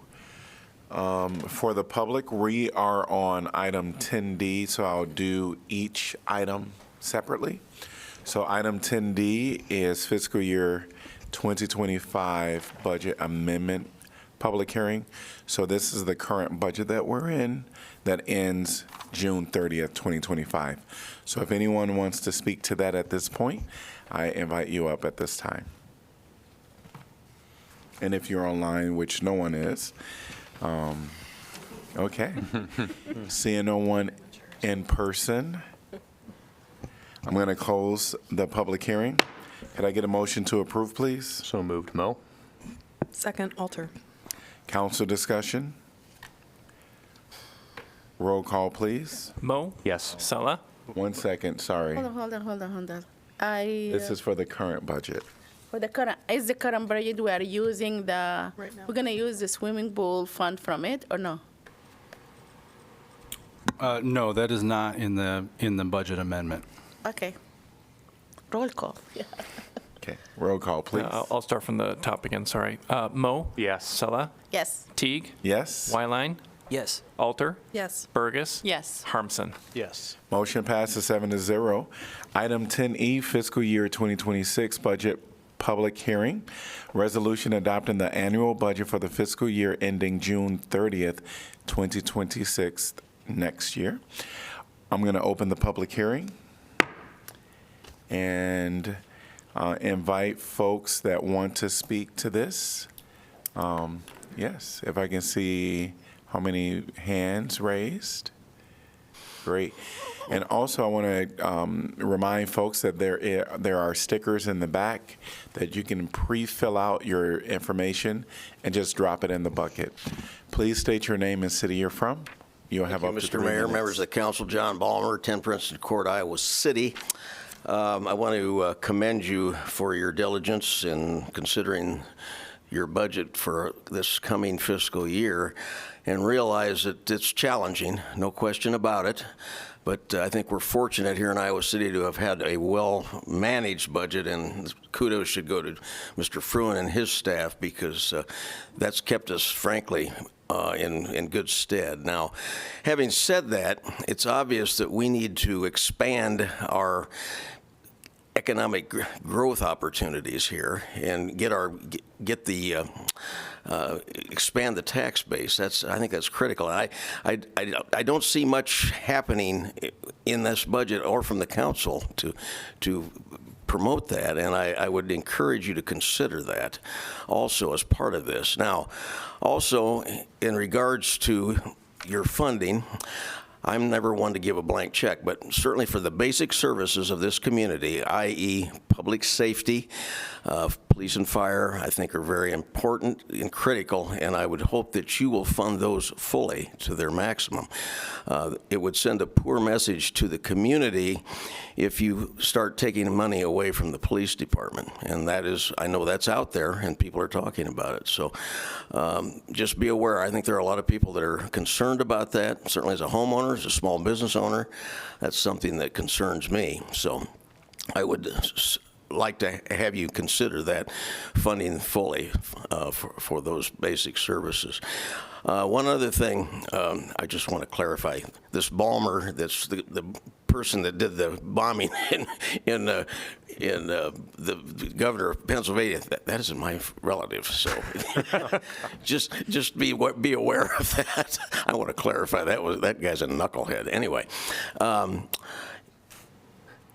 the budget that you create is probably the most important thing you do as a city council. That's the message it sends to the community. And I would wholeheartedly ask you to make sure that you fund your basic services. Now, having said that, there's challenges ahead, and what you might consider doing, and with the city manager, is form some sort of a community task force to look at future potential revenue streams.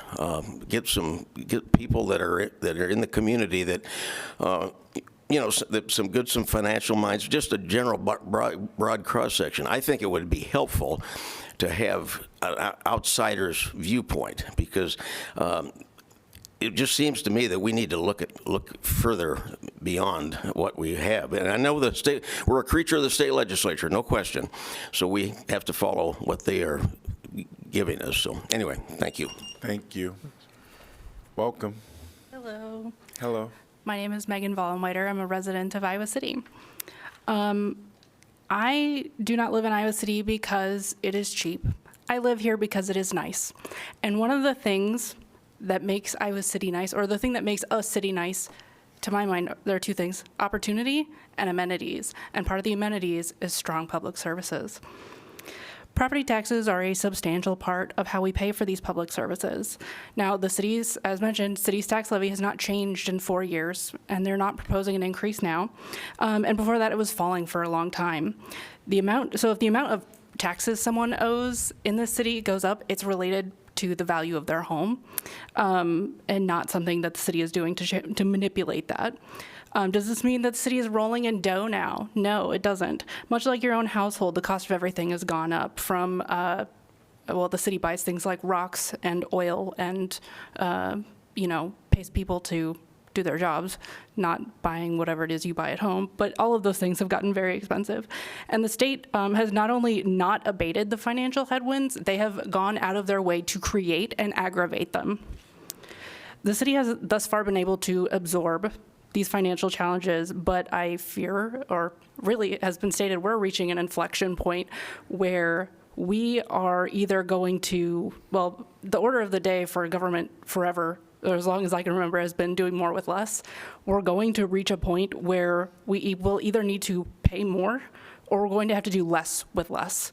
I simply want to state my preference for paying more to maintain the services we have, or even paying more to get more, especially when it comes to things that are really important to me, like increasing affordable housing, transportation, parks, especially the pools, that's my jam, and the library, amongst other cultural offerings that I think make Iowa City unique and attractive.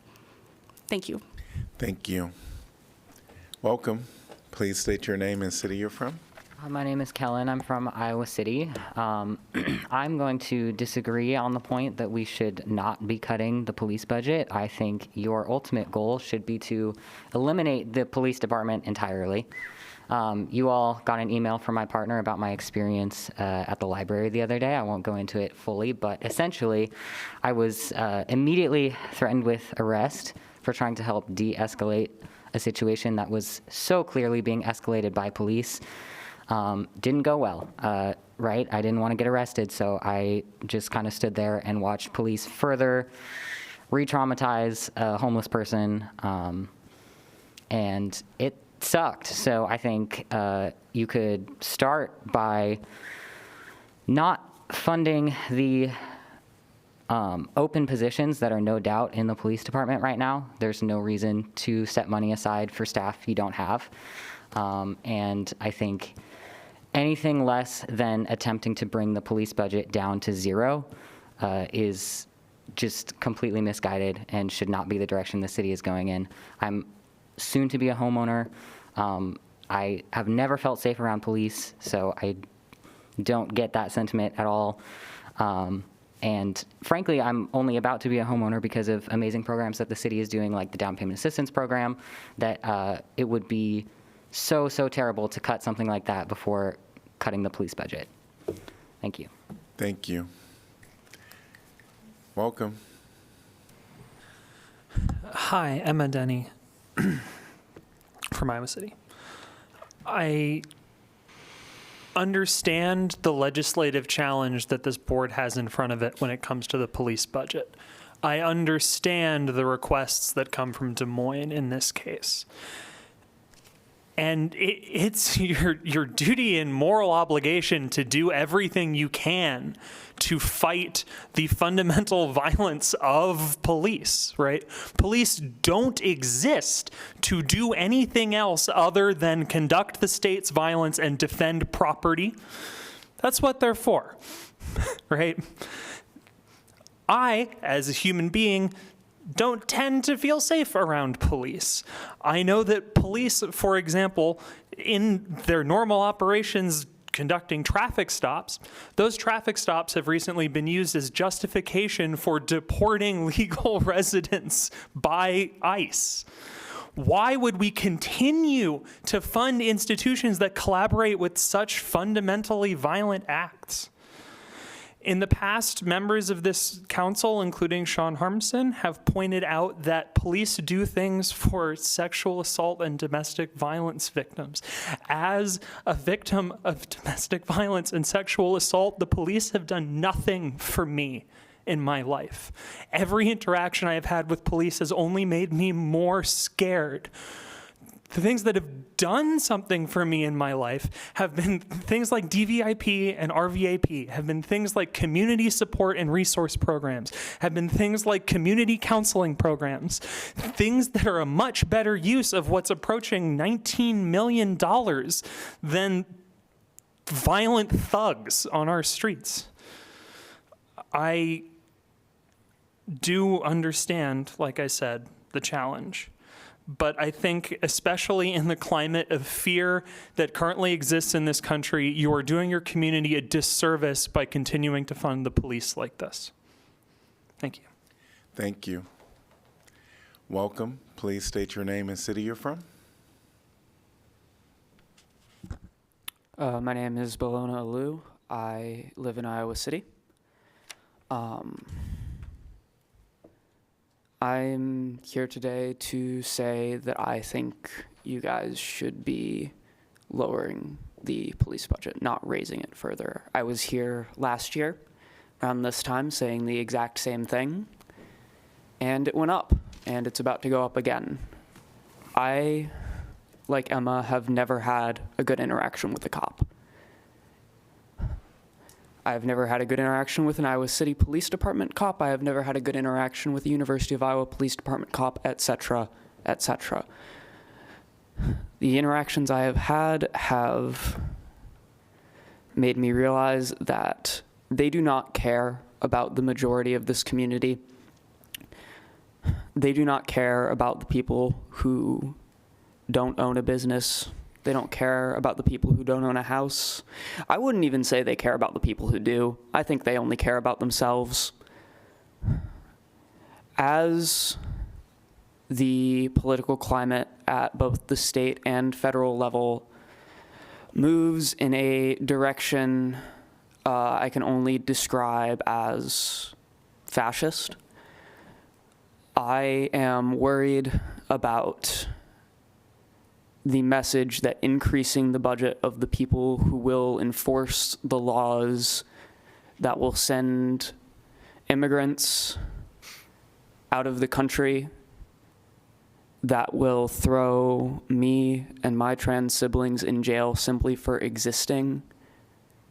What message does that send to those communities? Even if you think, oh, well, the Iowa City Police Department is one of the good ones. They would never cooperate with that. I doubt that from what I've seen.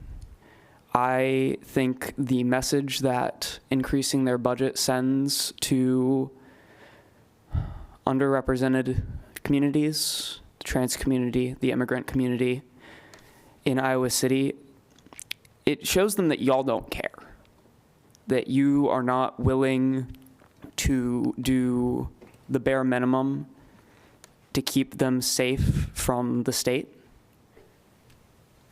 that you don't care if they're thrown in jail, if they're kicked out of the country, that you are willing to be collaborators with Donald Trump, with Kim Reynolds, that you don't care about us. Thank you. Thank you. Welcome. Please state your name and city you're from. Yeah, my name's Nix. I live in Iowa City. I don't plan to speak long because I know you don't really listen to us anyway. But I'm sure that y'all know that trans people had their civil rights taken away from them. And in July, your police will be enforcing laws that will jail trans people. We will not be able to use the bathrooms that we want without fear of getting arrested. And that's pretty shitty. Seems like y'all are, the city and some counselors are delusional that the Iowa City Police Department will not be enforcing laws that will deport citizens in your city and jail trans people. Yeah, so I really just urge you to decrease the police budget by literally any amount at all. That'd be awesome. And put it towards things that actually help people, like housing. If people weren't homeless, then your police wouldn't harass homeless people. Yeah, so house them. Thank you. Thank you. Welcome. Hi, my name is Maeve. I'm from Iowa City. We've heard for years now that now is not the right time to stop giving the police department more money. If now is not the time, when will it be? It is clear that there will never be a palatable time for you to do this. We are in a moment of severe crisis, and you want to give more resources to the people who will work with ICE to kidnap our neighbors. This will directly put more of our community at harm, and you are willfully signing off on it. History will not remember these decisions kindly. It is also clear that there is a massive appetite for the city to actually do something, as evidenced by Oliver's recent landslide victory. Sean, Megan, and Bruce, you are all up for re-election soon. People here desperately need material support. This is top of mind for essentially everyone I know. One great example of material support you could provide is something that was actually already mentioned tonight, ensuring we do not sign any kind of cooperation policy with ICE. Another great example would be to not increase the police budget. I suggest you get off your asses and protect your community with the institutional power that you have. You work for us. If you're not meeting the needs of your constituents, we can and will replace you. One last thing. I've been a homeowner for multiple years now, and having secure housing has only made me realize how much more vulnerable you are to state forces when you don't own property. I think it's ridiculous to say that you're a homeowner and think police protect you more because of that. Thanks. Thank you. Welcome. Welcome. Good evening, Mr. Mayor and City Council. My name is Jay Honahan. I live at 420 North 1st Avenue, Iowa City, Iowa. And I just want to point out, my dad sent a letter to some of you about about funding the police and giving your funds to the police. I believe that we shouldn't cut funds of the police department. They do a lot for us. And since December, we've had 3 murders in Iowa City. And I live on the corner of a very busy street, Rochester and 1st Avenue. And there's cars speeding going down that street, and there's not enough police out patrolling the area, and they run red lights. And going up Scott Boulevard, I've had cars pass me at a very high rate of speed, and we just need our public service like the police and the fire department, and they need to be fully funded, and you need to allocate your money to the police department and the fire department. Thank you. Thank you.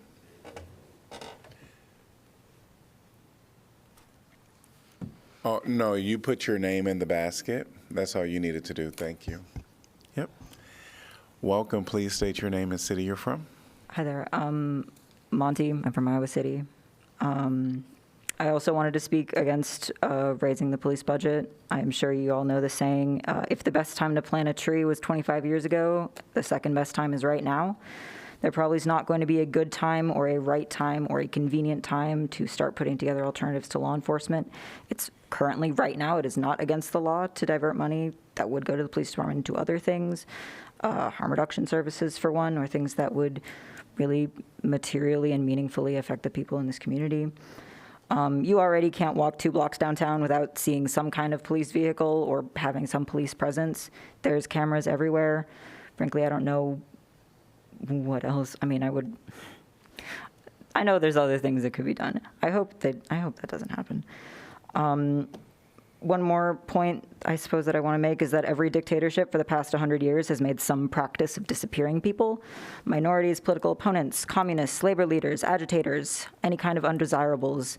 This administration has proven no different in its first 100 days. I urge you to stop adding fuel to this fire and do anything else. Thank you. Thank you. I will have you sign in. Did you sign in? Thank you.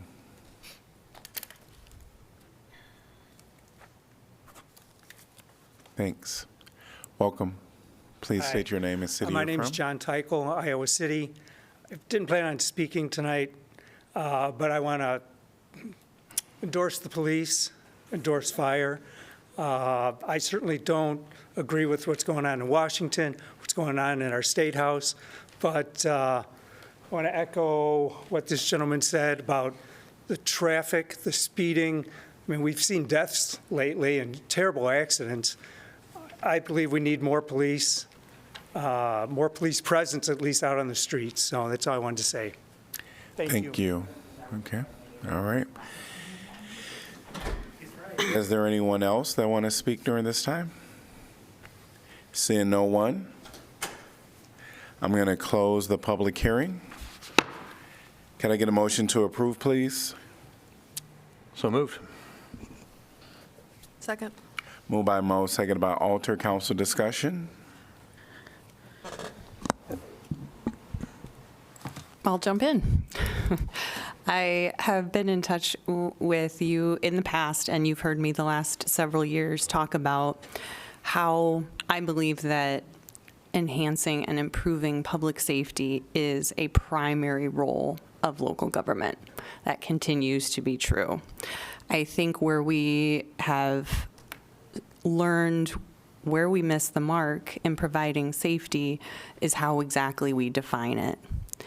And I know that we all know and understand the challenges that we have in our community, in the wider community, in the United States, with the disproportionately harmful impact that policing as an institution has on vulnerable people. And while we have made some reforms over the last few years, we have not addressed those structural and systemic issues in the ways that I believe we have committed to our community multiple times that we would seek to do. And I know from speaking with several of you that my insistence on tying the question of funding for our police department to other ideas for enhancing community safety, that is problematic, that is wanting, that is a political third rail. And it is, and I understand that, and I appreciate that. I also know that this is a moment in which we have been presented with a status quo budget, and this is not a status quo moment. I agree with the comments, and I said this a year ago and maybe even 2 years ago as well, that as the laws radically change in ways that we can see will continue to make life more dangerous for certain members of our community, that increasing the mechanism by which those laws are enforced in our city doesn't make good sense to me, and that we should be investing in preventing harm and diverting away from the carceral system. These are not new things that I'm bringing to you now. I hope that we can take the opportunity of the combination of the worst budget moment that we've had in 15 years and what we're hearing from the community about the need for safety. And what I would propose is that we just hold the funding level at what we approved in fiscal year 2025. That would be a reduction in the proposed fiscal year 2026 budget of about $880,000, but it would not be an increase over what we approved originally for the 2025 budget. These are not radical changes. We have 83 sworn officers right now, and that's the highest number we've had hired in a number of years. We are not, let me just, I think we're missing the opportunity to really be bold and say this is the moment in which we can not anticipate reducing our funding in partnerships, right? Which is right there in our in our strategic plan values, right? We shouldn't anticipate that as things get harder, we're going to give less money to our community partners who directly improve the safety of the most vulnerable members of our community. We shouldn't be anticipating that we can't support mobile crisis, or we can't support permanent supportive housing, or we can't support transitioning people from the emergency room into housing. We can't say that we should anticipate lowering investments in the arts or in the cultural things that make Iowa City so great. We can't anticipate planting fewer trees or reducing parks and recreation programming. Those are the general fund impacts that we know will be coming. And if we continue to increase what we're defining as safety here with some of the most expensive employees who we have in the city, if we continue to increase it every year, we're just locking that in. We're just locking that in because we do have a collective bargaining agreement. We do pay our employees well. I have never asked to fire anyone. I have never asked to eliminate positions. All I am asking for us to do is turn down the spigot so that the money can flow elsewhere, so that the money can flow to our priorities of social justice and racial equity, to affordable housing, to human rights at a time that they're being stripped away from our residents. And again, I know I've made this pitch now. It was 2021 that I wrote my op-ed coming out as an abolitionist of police and prisons.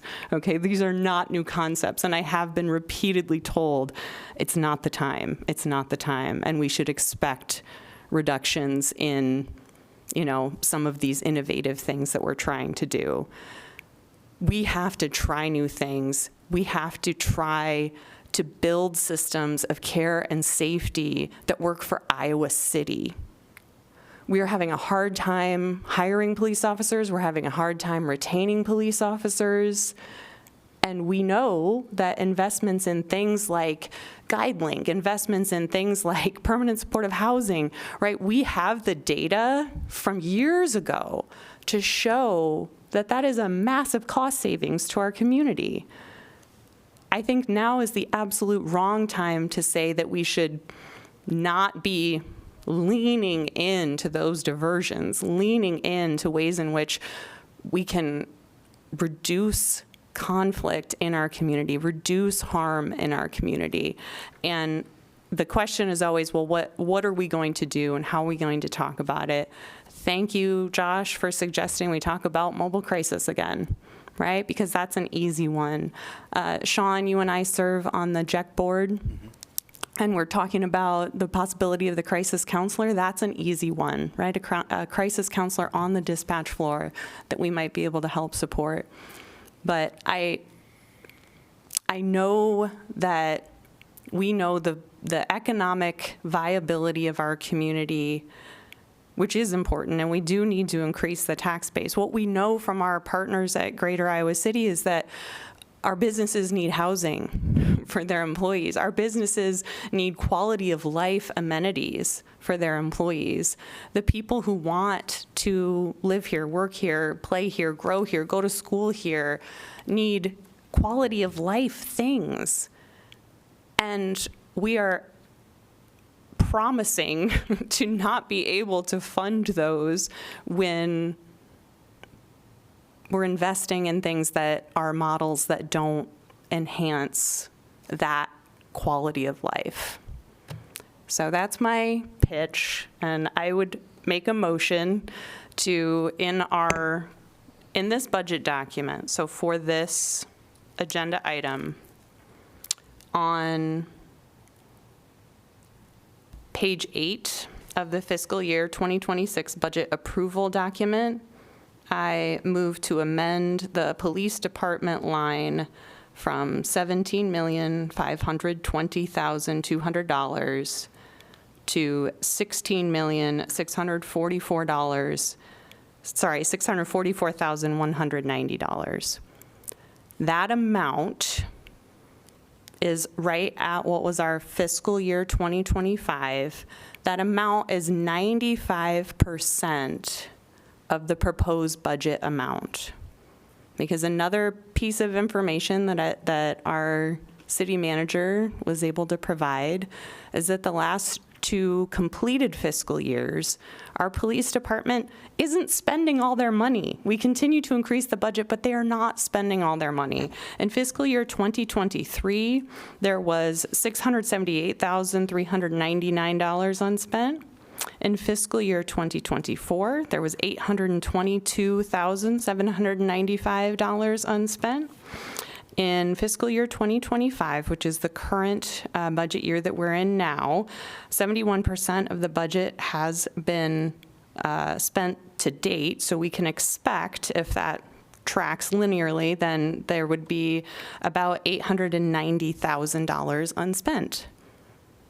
So this amendment should not have a practical impact on the service level for this coming year. Really sorry I put my motion in the middle of that. So we have a motion by Councilor Burgess, Second. Sorry. Yeah. seconded by Wyland. Okay, all right. Discussion by council.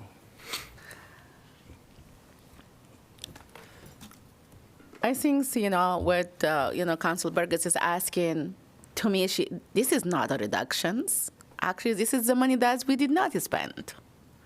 And money is sitting there, and we have many things that we need to do. I think we need to use that money for something else. As if we are just like taking out the extra money that the police department is not using it for. And it seems like it's like the same amount, fairly, like 600,000, 800, and now we're projecting almost 900. So if we can just like take that out of the budget and move it to something else. Why it's sitting there and our people are staying homeless, and we just give them time during the winter, and everybody like a lot of people are homeless. That's what I want to say. And we have money sitting there year after year, and after that, I assume at the end of the year you take it and put it on the reserve, right? Well, we've been budgeting deficits. So these, when you don't spend the money in the budget, it goes to reducing in your budget. It goes to reducing the projected budget deficit. Excuse me. So with this budget, we're projecting a $2.8 million loss. If the police department doesn't spend $800,000, then that $2.8 million loss to the entire city is only $2 million. And if the fire department doesn't spend all theirs and the parks doesn't spend all theirs, that's how we've been closing that deficit. But you're correct. If the police department does not spend money, it doesn't stay with them. They don't get to keep that money and take it to the next year. It goes to the general fund reserve. And do you do that like for every single department? Like you Yes. have, can you tell me which department used it on the like the past 2-3 years? Can you clarify the question? Which department used what? The extra money that the deficit. I think you said you budget like more than the needs every year for each department. Am I understanding you correctly? No, we don't budget more than the needs, but we budget at kind of max capacity. So, for example, we budget 100% of salaries, and it's natural that you might have a position turnover, and then there will be savings from that turnover. So, we don't budget in excess of the needs. We just budget at what we think the capacity would be if we're fully staffed. And for the past 3 years, we've been budgeting for the police, and we're not using that money. They have not used all their dollars, correct. Mm-hmm. But we've also been budgeting it's deficits. almost the same amount, 600, 800, and now 900. Yeah, and the 900 is not a staff projection. That's just a percentage. So what I provided to Councilor Burgess is that we're at 71% of the budget. So I think that's just, if that spending pattern continues, that's where Maybe we would you're going end to up. have another 800,000 going to the reserve, right? Correct. Right. Whether that ends up at 800, 700, 650, we won't know until probably this fall when we close out the books. I really just propose that we can use this money right now to to transfer it, we always say that we don't have money and why we over budget. And if I see that the police department is using it, okay, but they are not for the consecutive past 3 years. So I propose that to approve this, this motion, and we can just take that amount and direct it to anything. And even all of us are talking about the mobile crisis, talking about the, if we want to do it, use it for the same cause of the safety of the community, we can just take that money and now use it for maybe the mobile crisis counselor or the thing that we need to keep our community still safe. Not take it from the police and go and do something else. In the same kind of safety use. And, I guess you will talk about, as you talked earlier about, we need to put this, we need to talk about it. Last year I heard everybody, we don't want to reduce the police budget, but do you want to talk about counseling, crisis counseling or mental health, crisis counselor? You talked about it, and I think everybody here agree we need that. I just don't even when you look at what happened at the library, I just think this kind of thing cannot be handled by the police. We need that middle person to address those kind of things. Those people are already scared and feared from the police. That's why we need to think about alternative of ways to address those kind of crises. And we will take we will take from their plate, we take some of their plate so they can focus on something else. So this way is a win-win situation. And just in case down the road, if suddenly they have really major needs, and I don't think it's gonna happen for the police department, and they need some kind of money, that we still have $5 million for emergency. And I don't think we're going to have emergency like that where we need to have more police department or more equipment in Iowa City. Fortunately, we have safe city. So I really encourage the council to think about, take that money, but use it for crisis counseling and mental health counseling. Thank you. I think one of the things that always makes this a third rail to talk about is that there's so many different strands that are being conflated. Just as a reminder, one of the components that was on the slides was that 75% of our budget overall is for personnel. Earlier this year, unanimously, we all approved an 8% wage union agreement to raise wages, right? Mm-hmm. So a big portion, and inflation, and how much it costs for insurance, which is now a 58% bump in 2 years. A lot of the dollars that are going for that increase, we all agreed on, and well in advance of budget. It was a precursor to say we all agree that this will become part of the budget, right? There is also, to many counselors' points, and contrary to what some believe, the notion of public safety is not 100% antithetical to the police. We need many, many tools, which is, I think, one of your points that has been from the get-go, Councilor Burgess, and I think others agree.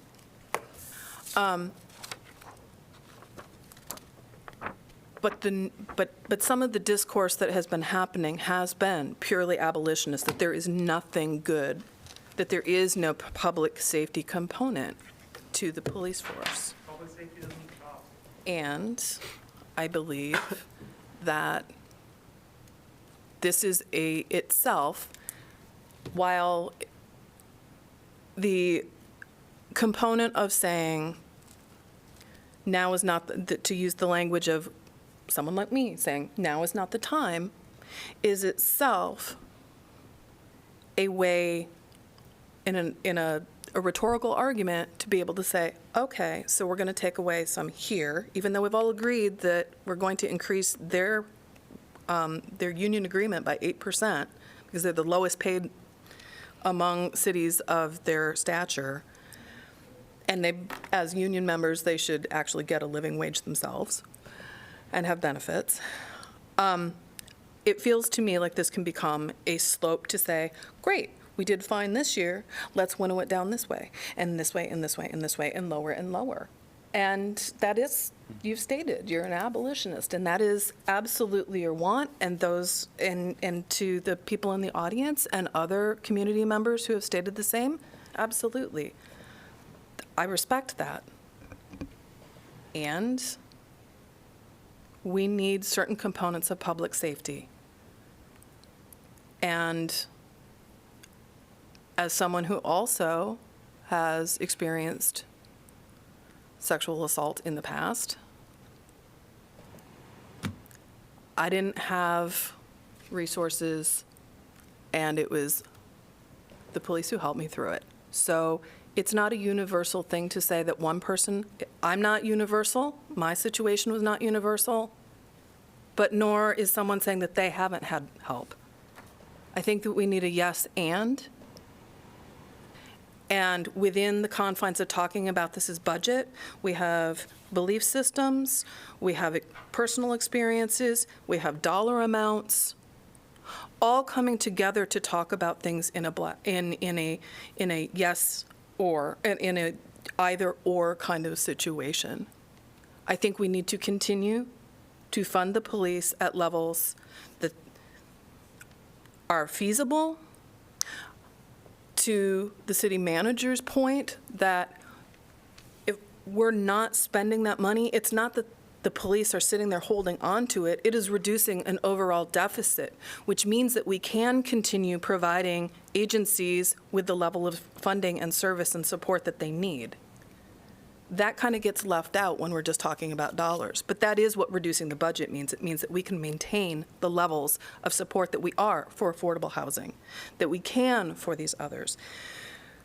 So I just want to, I realize I'm a bit here, there, and everywhere, but so too has this conversation. There are multiple strands, and they're all getting conflated into this is a good idea or this is not, when it is very complex. I'm not saying something as simple as now is not the time.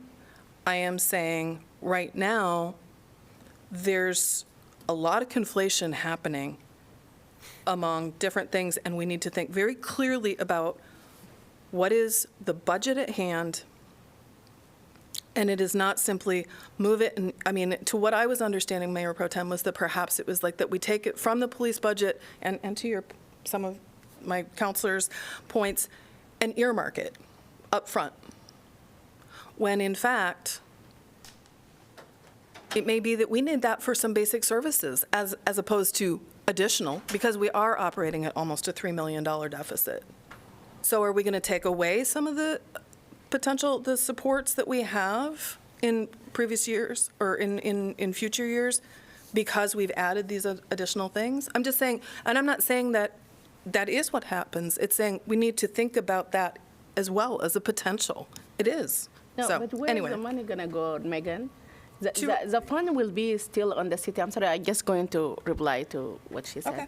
You know, the money is not like we are taking it to go to somewhere. It's still on the city, but we want to, the service that we don't have, like the mobile crisis counselor and those, can we just use that money for those services? And maybe you don't need all of them, but the money is still going to be there. Not like we take this money immediately out of the city.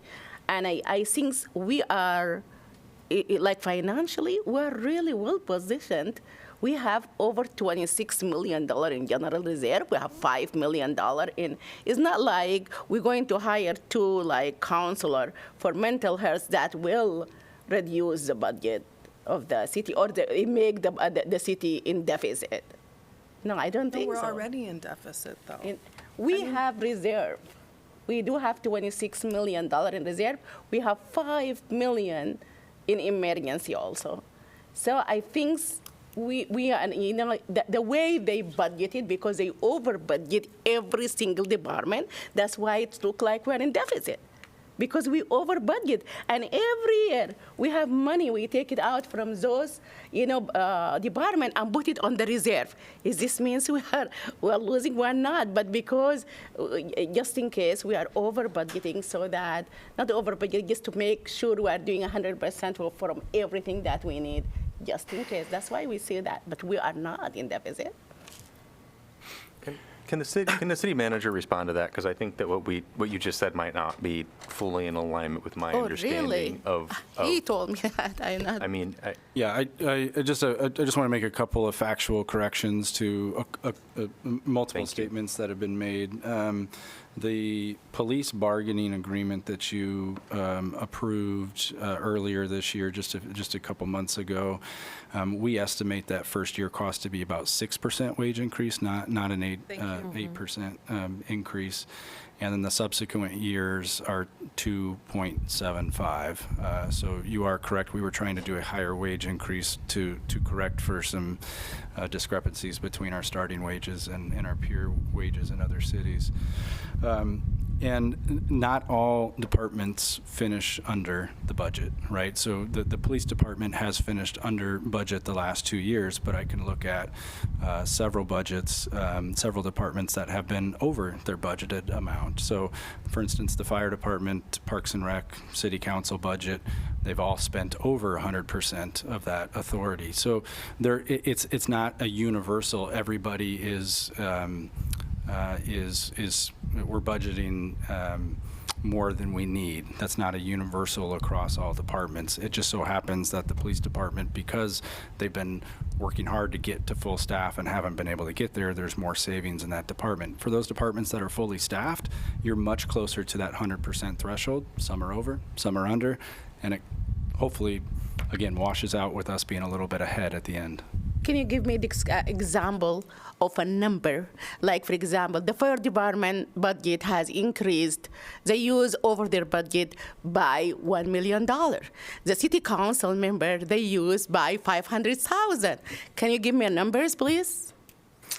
Yeah, When I mean, we- just looking, so the recreation department, that's not all of parks, just the recreation side, appeared to be about 120,000 over their budget last year. If I go up to the fire, finished about 40,000 higher. What was the other one you asked about? The council was about $1,000 more over budget. I'm not trying to, I'm trying to correct a statement that said, all departments we're budgeting all departments too much. We're not. That's We're too much. budgeting I at said 100%. We're budgeting at 100%, and some departments are over 100, some fall under 100. Yeah, so it make the balance, because some of them is over, some of them they use 100% and maybe 10% more, but some of them are not. They're using below the budget by $800,000, which is, that's why I see every year you have money transferred to the reserve, which is good. Like, we are not become deficit completely, so we will need that money. So I understand what you're saying completely, and I hope everybody, like the city council, oh my gosh, we spend $1,000 more, so we can take that from another department to fill that gap. But still, at the end of the day, we never ended by deficit. We ended with extra money that has been transferred to the reserve, and we're fortunate to have that. Yep. So The 800,000, was that unspent, or is that the difference between fiscal year 25 and 26? I just want to make sure I'm not mixing my numbers up. unspent. Let me get the unspent. So if you look, Just so I have the numbers straight. correct, Councilor Burgess had the correct numbers. Fiscal year 23 budget, which is 600. completed, 678,000. And then fiscal year 24, last year's completed budget, 822 unspent. Okay, thank you. Yeah, I was just making sure I wasn't confusing my numbers here. One thing, and I look at this in a couple of different ways, and one of them kind of tying into this discussion about budgeting practices in general. And so, budgeting for 100% of personnel, knowing that in an organization this size, any organization of any size, you always have a certain amount of turnover. One of the things about that and having the reserve that I think is critically important, or at least to me, having been in organizations that have to find themselves in financial difficulty and have to start handing out pink slips. One of the things I very much appreciate, and I've come to appreciate more and more in my time here on council, is this budgeting practice that leaves us with the ability to, when we do get, and we don't know what's coming out of Des Moines. It has been so volatile and so unpredictable.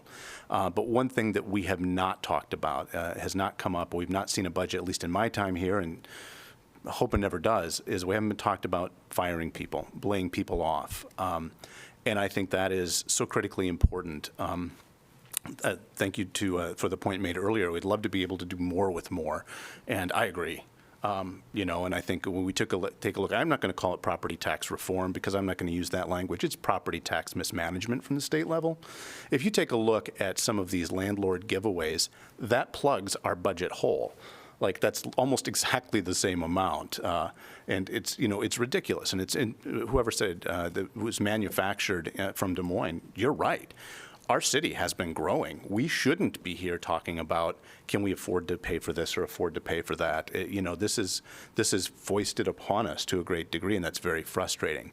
But one of the things about the current budgeting practices that gives us that insulation, and I see this when I look at Des Moines, which had to cut its climate action agency, its division, or it's whatever they had, department, whatever they had over there.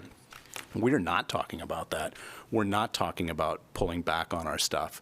And I think one of the reasons we're not talking about that we're talking about, stagnation, which is not great, is that because of these budgeting practices. So I don't think they're wasteful. I think they're thoughtful. And when, another point too, like when we say a status quo budget, it's not meeting status quo in the larger sense of we're not doing anything to advance the needs of the community. In fact, quite the opposite. If you look at our budget, we're spending money on, on housing, on all kinds of crisis services. In the past year, we've been expanding, the police departments has been expanding, having the counselors, a second counselor, and out in the field with officers. So we're seeing some things actually happening. So I think that's important in law enforcement and other places in our community that we're able to do and keep doing because of what I think are actually the only time I'll ever say I appreciate something that's been called conservative would be with this particular practice. But I think that keeps us able to do that, and I think it keeps us from not having to fire people and lay people off. And if we have to do that kind of thing, we're kind of chasing one problem with another. And so I appreciate that. I think that's a good practice. And I don't think it's harmful to do that, and because, for those reasons. So that's on that point. And again, the status quo means status quo in that we're not letting people go. We're not cutting our employees, which to me is absolutely critical. Because again, I've been in places where they've had to do that, and it's heartbreaking. It's awful. And I appreciate the fact that unlike other cities in Iowa, we haven't been asked to do that, and I value that. So.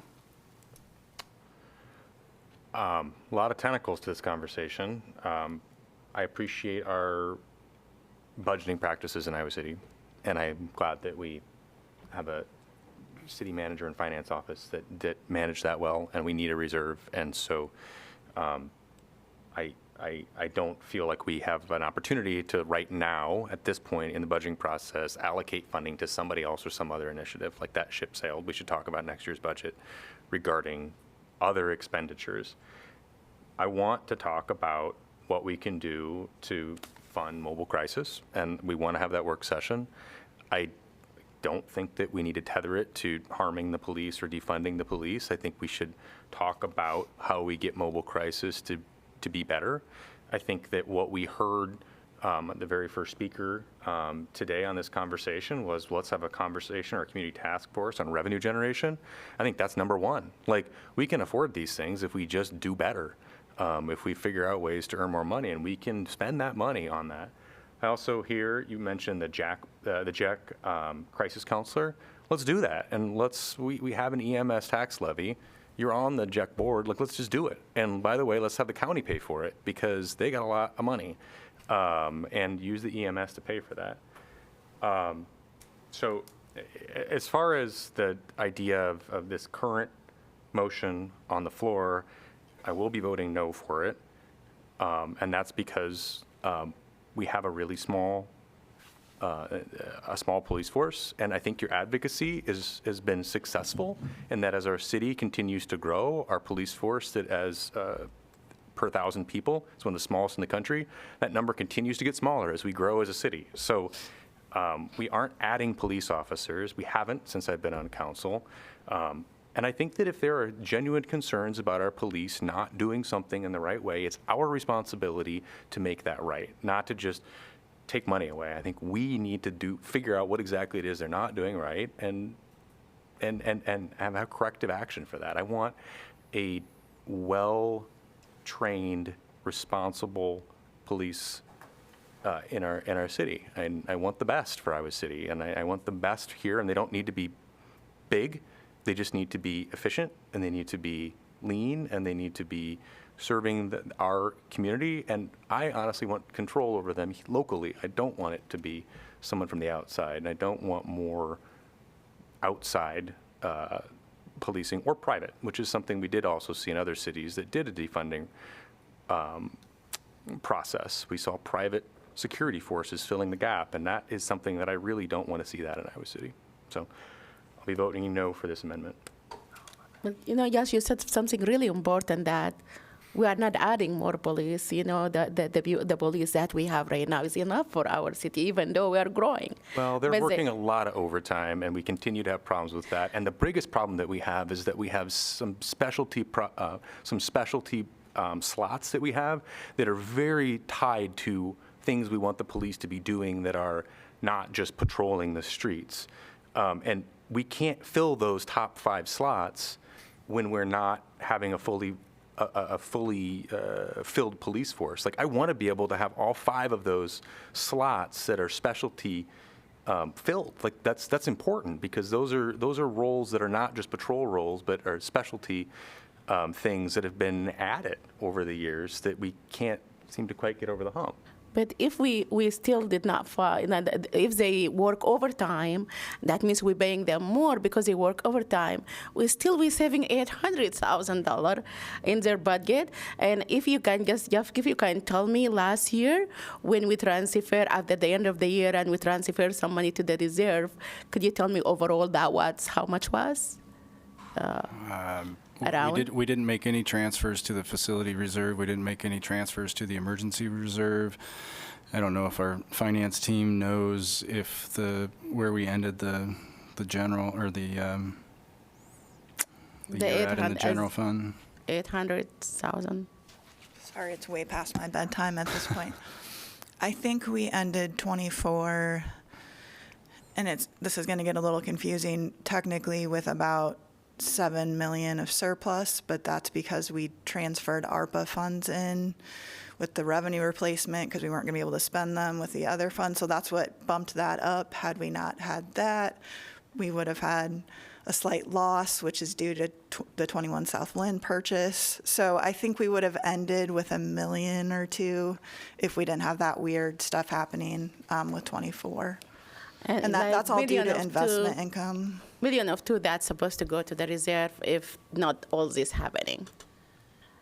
It just goes into the fund balance because we wouldn't have had enough to transfer really based on our policy, right? We're getting close to what we want to have in unrestricted in case something happens that we need that fund balance there, that it's just unrestricted funds that we could use.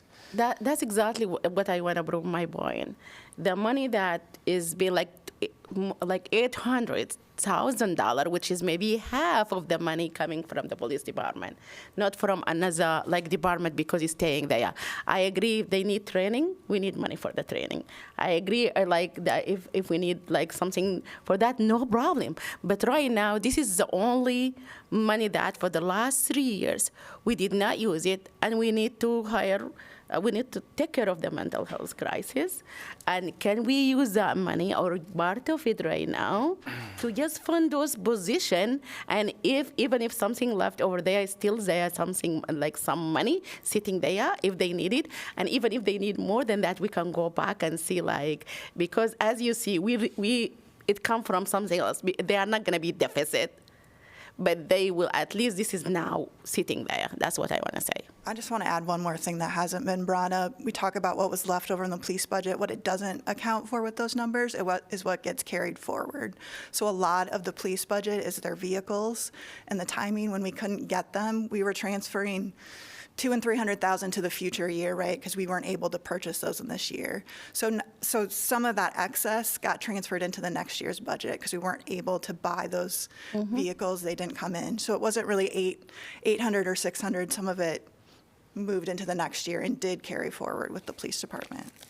Yeah, and it's still, if we need those things, we can still buy them. That's what I'm coming from. Not like I want to just take it away. They cannot use it. So after that, we can lay people off, to your point, and all this. That's what I mean. Let us, maybe if you want to transfer the whole thing, just let's see how much we can budget for this public crisis, because I think this is part of the safety. That's why I'm talking police. I'm not going to take it from the utility. I'm not going to take it for capital improvement or those, because this is the function for it is safety too. I don't know.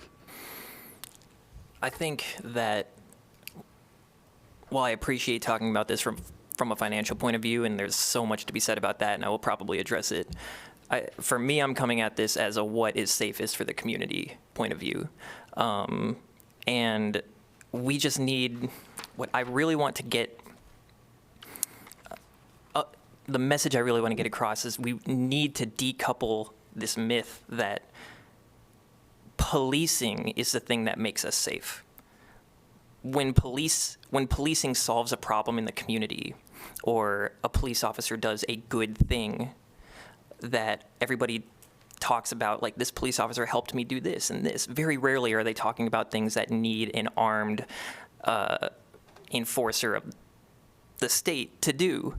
And it is in our comprehensive plan that we want less interaction or response of armed police officers in the community. So, a good stat that people will probably dispute is what I've read and what I've, I listened back to the last two council budget meetings in the last 2 years. And just a lot of the same stuff's being said. It's not the right time, there's not specific proposals. But I heard a very good piece of information that 10% of Iowa City Police Department calls are determined to have actually needed a police officer. So people will talk about that's an incorrect stat, or let's say it's 30%. Let's say it's 40%.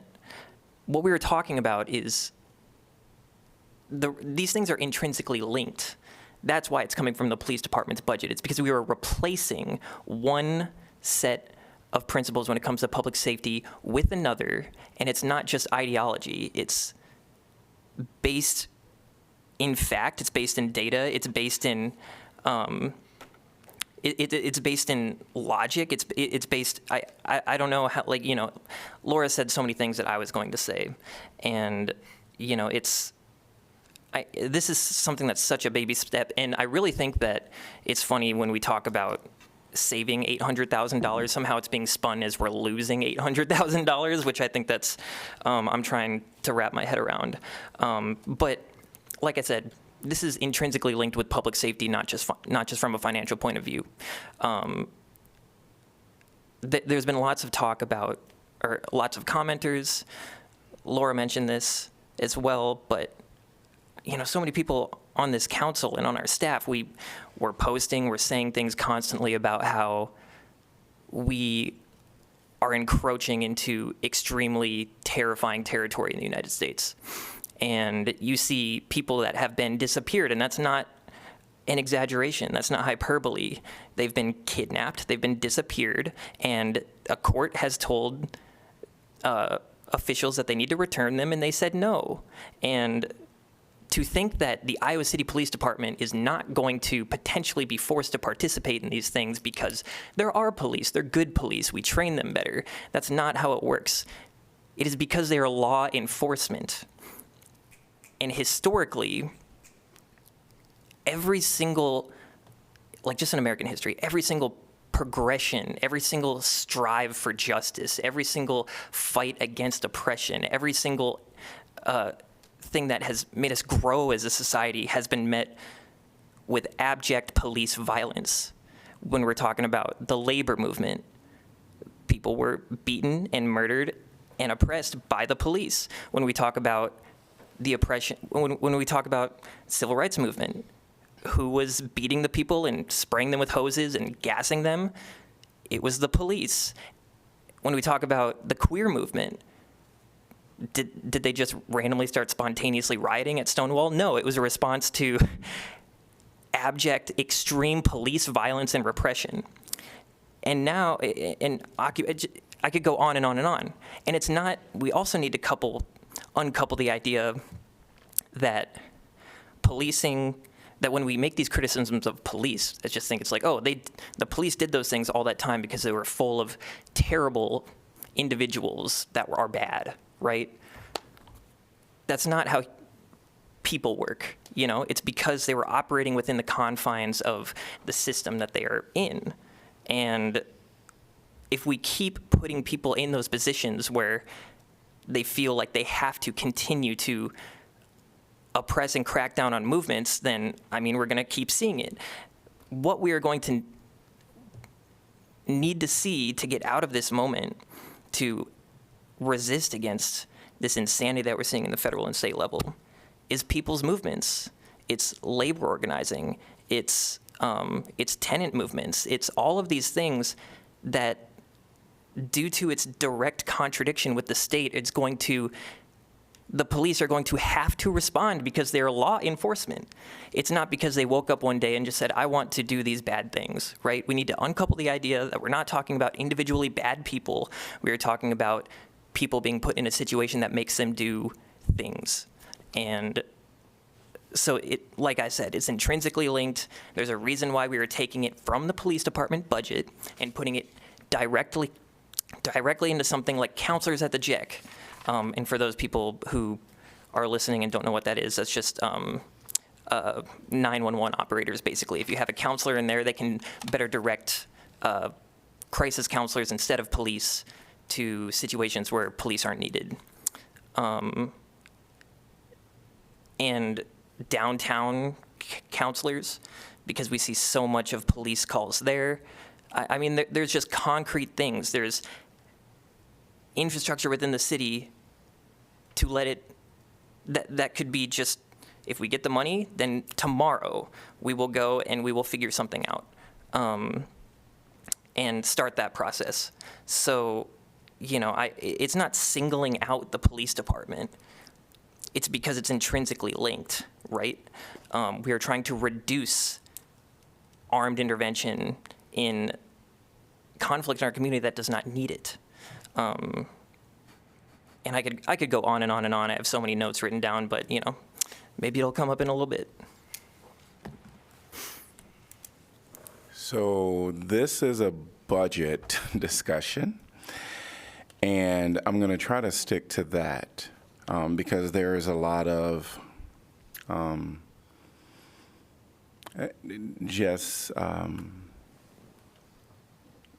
defense for or against the police budget in this. And don't even know where to begin, except I will say, I heard Councilor Burgess talk about all of the things that Iowa City wants to do for the public. The social services that we provide, that is something that we absolutely want to do, and we don't want to have a budget that can't support that. Like, we should always ensure that we're doing what we can to provide necessary services to make our community better.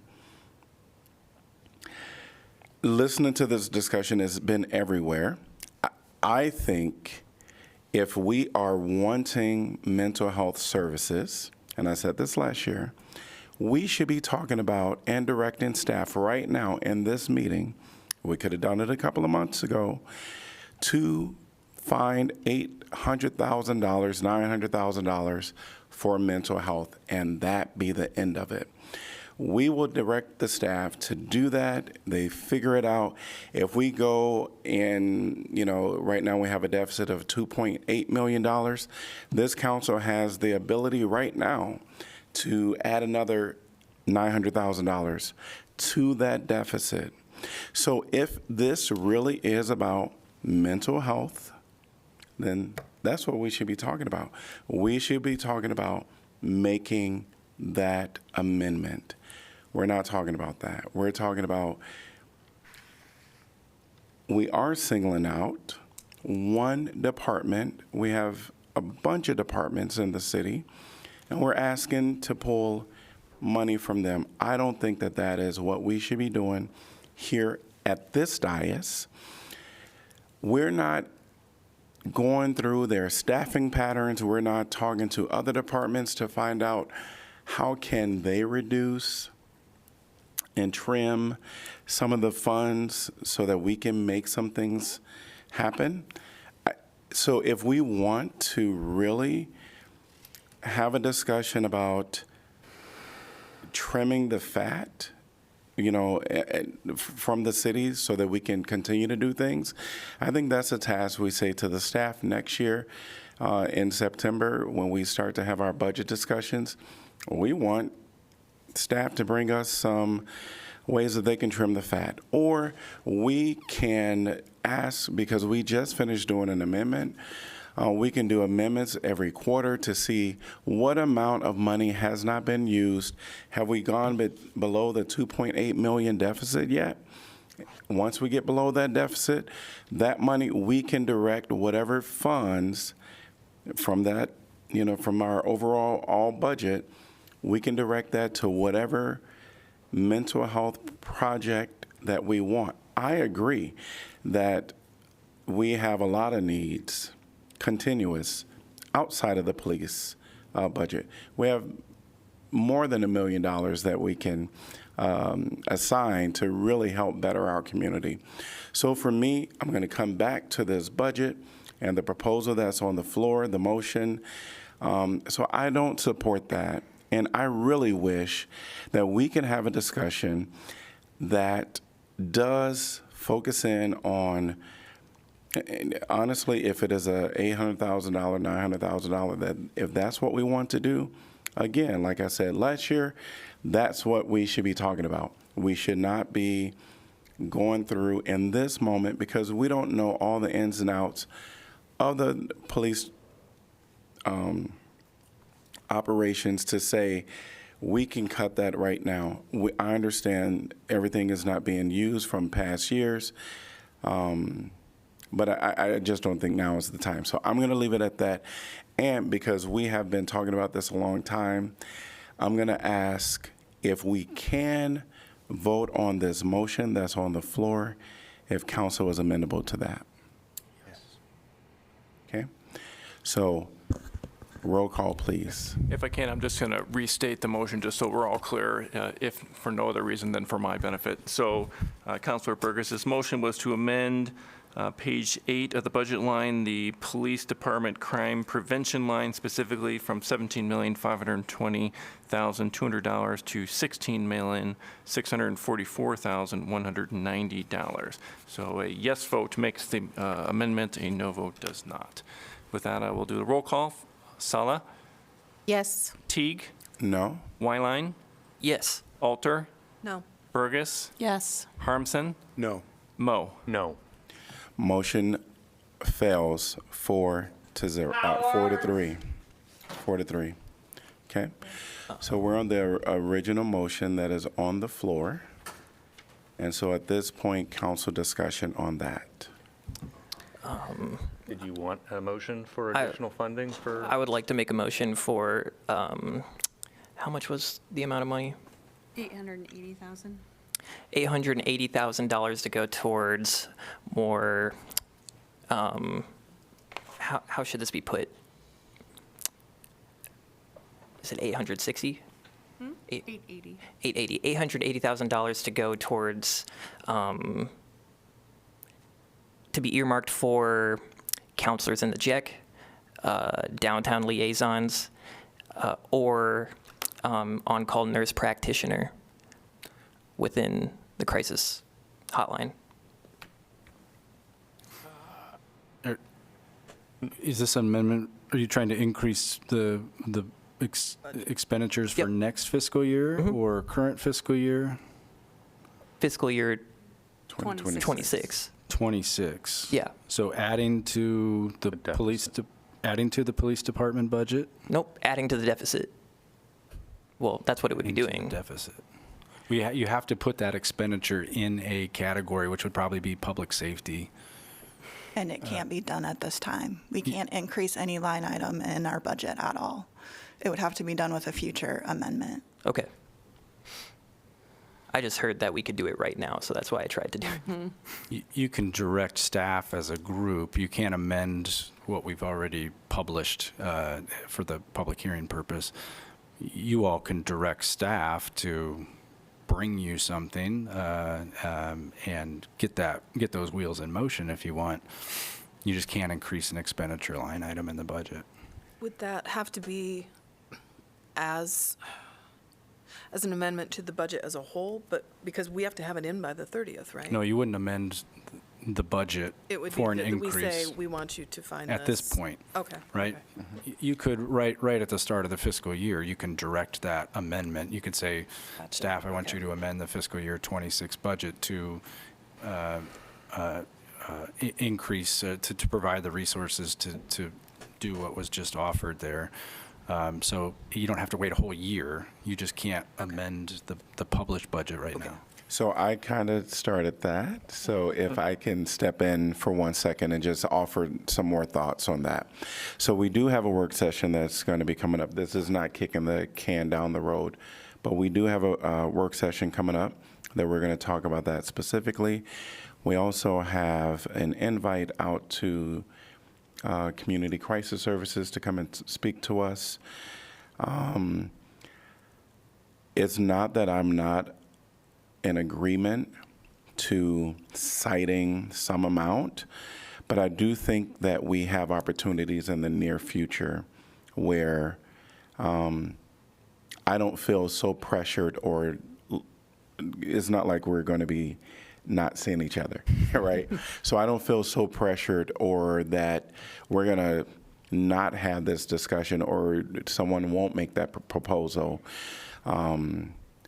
So I'll just leave it at that. I certainly know that we can do that, direct staff, but I think we have some great opportunities coming up to have maybe something a little more concrete to direct, but mental health umbrella as the funding source could just be sufficient as well.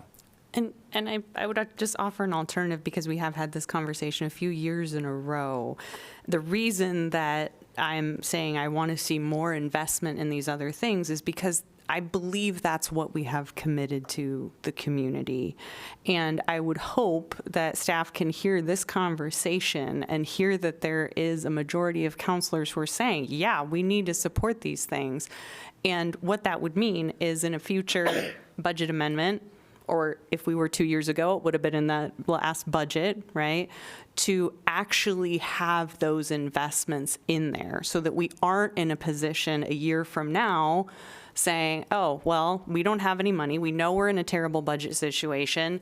And, and I think from a public health standpoint, like, these are not radical ideas, right? And the reason that they're intrinsically linked, like Oliver was saying, is that we can actually reduce harm and conflict in our community if we're intentional about it. And if we direct staff to, if we provide some kind of guidance as far as scoping things to say, we want to divert 10,000 calls to unarmed response, help make that happen. I'm throwing out ideas that we've talked about, because I know those are concrete things, But like I don't know why we aren't approaching this like we approach every other priority for the city. And I think it's because it's linked to the police, and that just creates this like black hole where nothing can come out. So I'm really hopeful that maybe we're getting past that. So Just for clarity, you mean we should continue and expand, because we're already doing a lot of those things.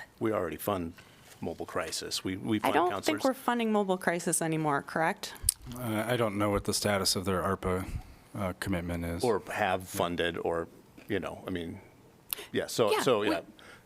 One thing, too, I do want to point out, too, just so people understand, because I know you've been part of these conversations with JEXA, and those are ongoing.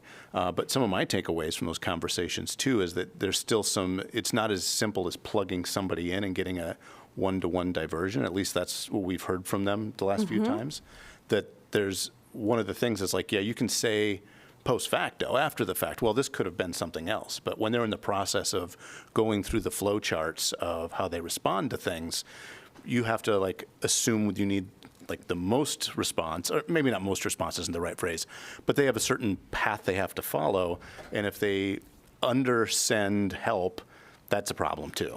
And the reason we're having this conversation with these really specific examples is because we haven't gone to that place of like systemic solutions. If we have prioritized fewer interactions with armed officers, we need those solutions to come from the experts. And for how many years in a row now, we use some ARPA funding, but we're not really investing in that in a way that we can be shifting towards that commitment. So I know I talk with Jeff like, ad nauseum, talk with Chief Liston all the time about, we agree on most things, right? And I hear what you're saying, Sean, of like, don't say we're not doing anything. And we need to actually be investing in it and not seeing it as something where we ran out of money so we can't have this partnership anymore. I guess my question at this hour is, are we comfortable picking up this conversation in our work session? Are people comfortable? Yes. Because we have a work session that we, okay. And if I may suggest that we do, let's do this as a continuation. Let's not wait months, because this, unfortunately, I mean, we've had an incredibly productive conversation, and we've gotten better each year with starting the conversation about this in terms of the budget earlier, but we lose the specificity of what we're actually, probably the most important conversations happen on voting night for the budget. So I'm concurring, let's do it in a work session, but let's do it soon and talk through this so that staff also has an understanding as the year goes on and as they're ramping up, to then look at, how do they prioritize different strategies and different goals that we have, that this can be perhaps cooked in. I maintain it as a yes and, but let's definitely strike while we still have the iron hot to talk about this, because this has been a productive conversation. Thank you. I would also, I felt, coming into this, I felt obligated to say it, but just to this, I know how it is a monumental task to make a budget, right? So us coming in here is not, in potentially, like voting against the budget or having a problem with it is not on the staff who put the budget together. Y'all, I don't know how you do this. It's crazy. It's awesome. It's so much. I just wanted to thank the staff that helped put this together, and it's no judgment on them at all. And we can continue talk about the budget now, right? So we're going to talk about the fiscal year 2025 budget that's before us. 26. 26. It's late. It's okay. 26. Yeah, can I also ask if this budget, we budget the city bull on it, right? Mm-hmm. Okay. If you can just like explain to me, in the beginning we budget the bull $80 million, and we are fortunate to have the bull coming for $40 million. Can you just tell me exactly? Let us assume we are doing it $18 million. Can you go over how we was funding it? Yeah, I'm going to try to bring up a spreadsheet here. So,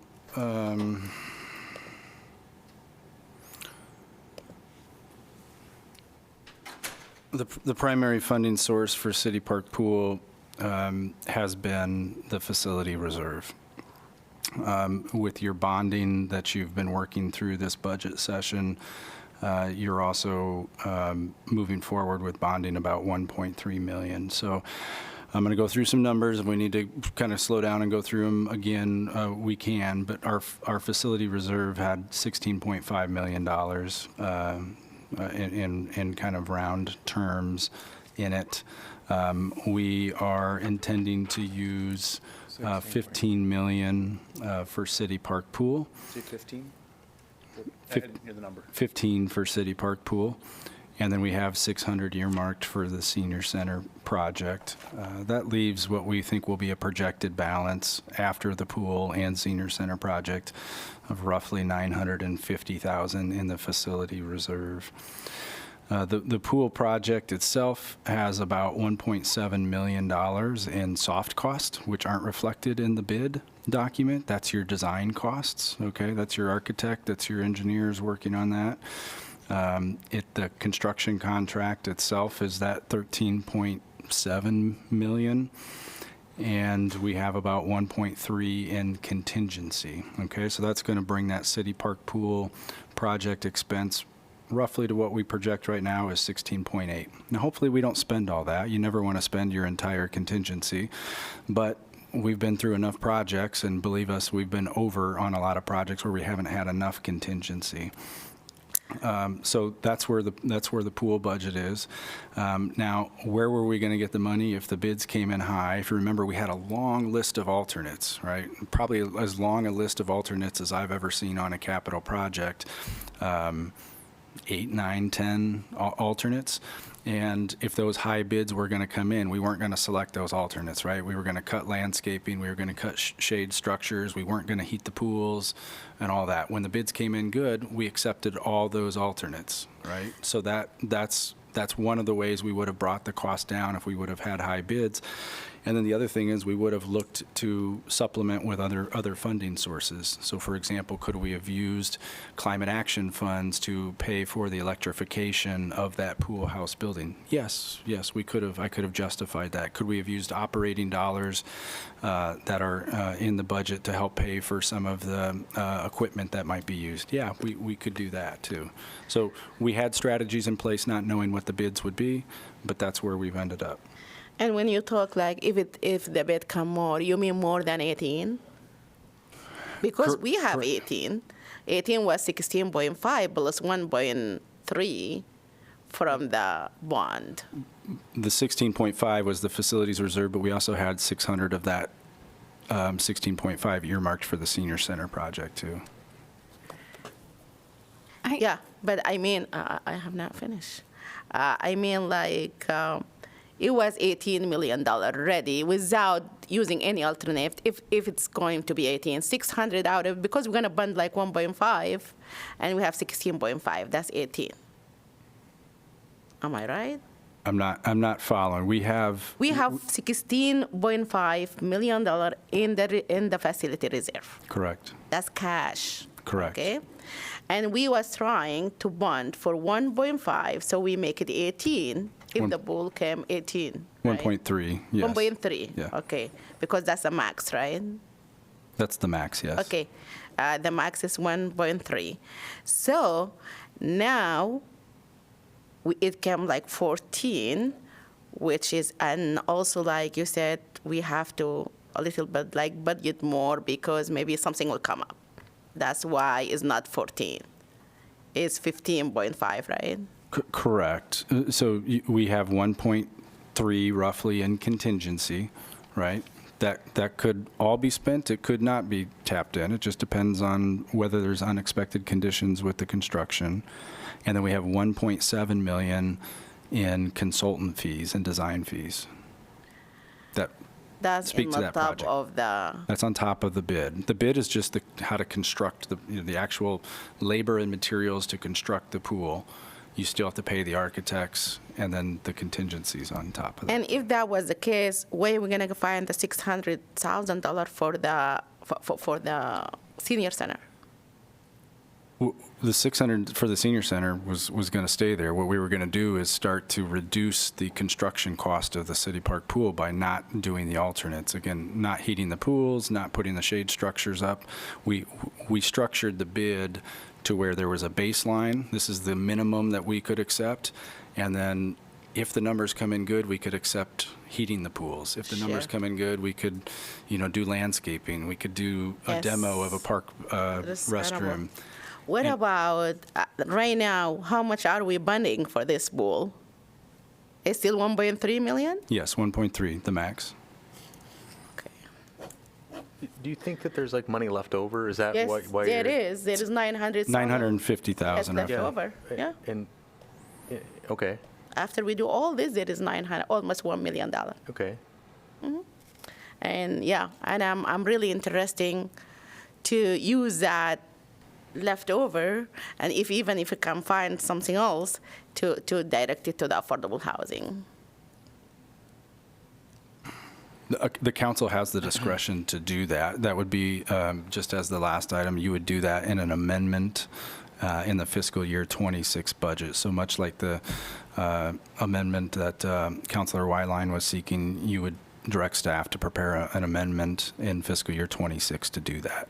Sure, I just believe the reason of that, if we can spend all this money for the pool, we need to spend some money for housing. Like almost $80 million again is being spent just to, have a new pool for the city of more than 100 people are homeless. So like a pool that even only will be open during summertime. And a pool that not everybody in Iowa City go there. So the people is sleep on the street. We have people double up. We have a lot of crisis of affordable housing in this community. So I really want to see that equity. If we know who go to the pool, the people who are comfortable, they have roof in their head, they eating very good, and now they want to spend more time, good time. So, but there is many people they cannot do that. And if there is something left, like there is money left, we need to direct that money to go toward that affordable housing of any kind. Don't ask me what exactly we're going to do with that, because I'm not experienced of doing affordable housing, but we can figure it out. That's what my proposal. I just have a clarifying question on the facility reserve. I believe when we talked about this last summer, the cash number was always 10 million that we talked about spending. And now it's 15 or 16. Is that just? I don't remember the 10. So as we've gone through the iterations on City Park Pool, when we started the first master plan, I think the pool estimate was 8 or 9 million.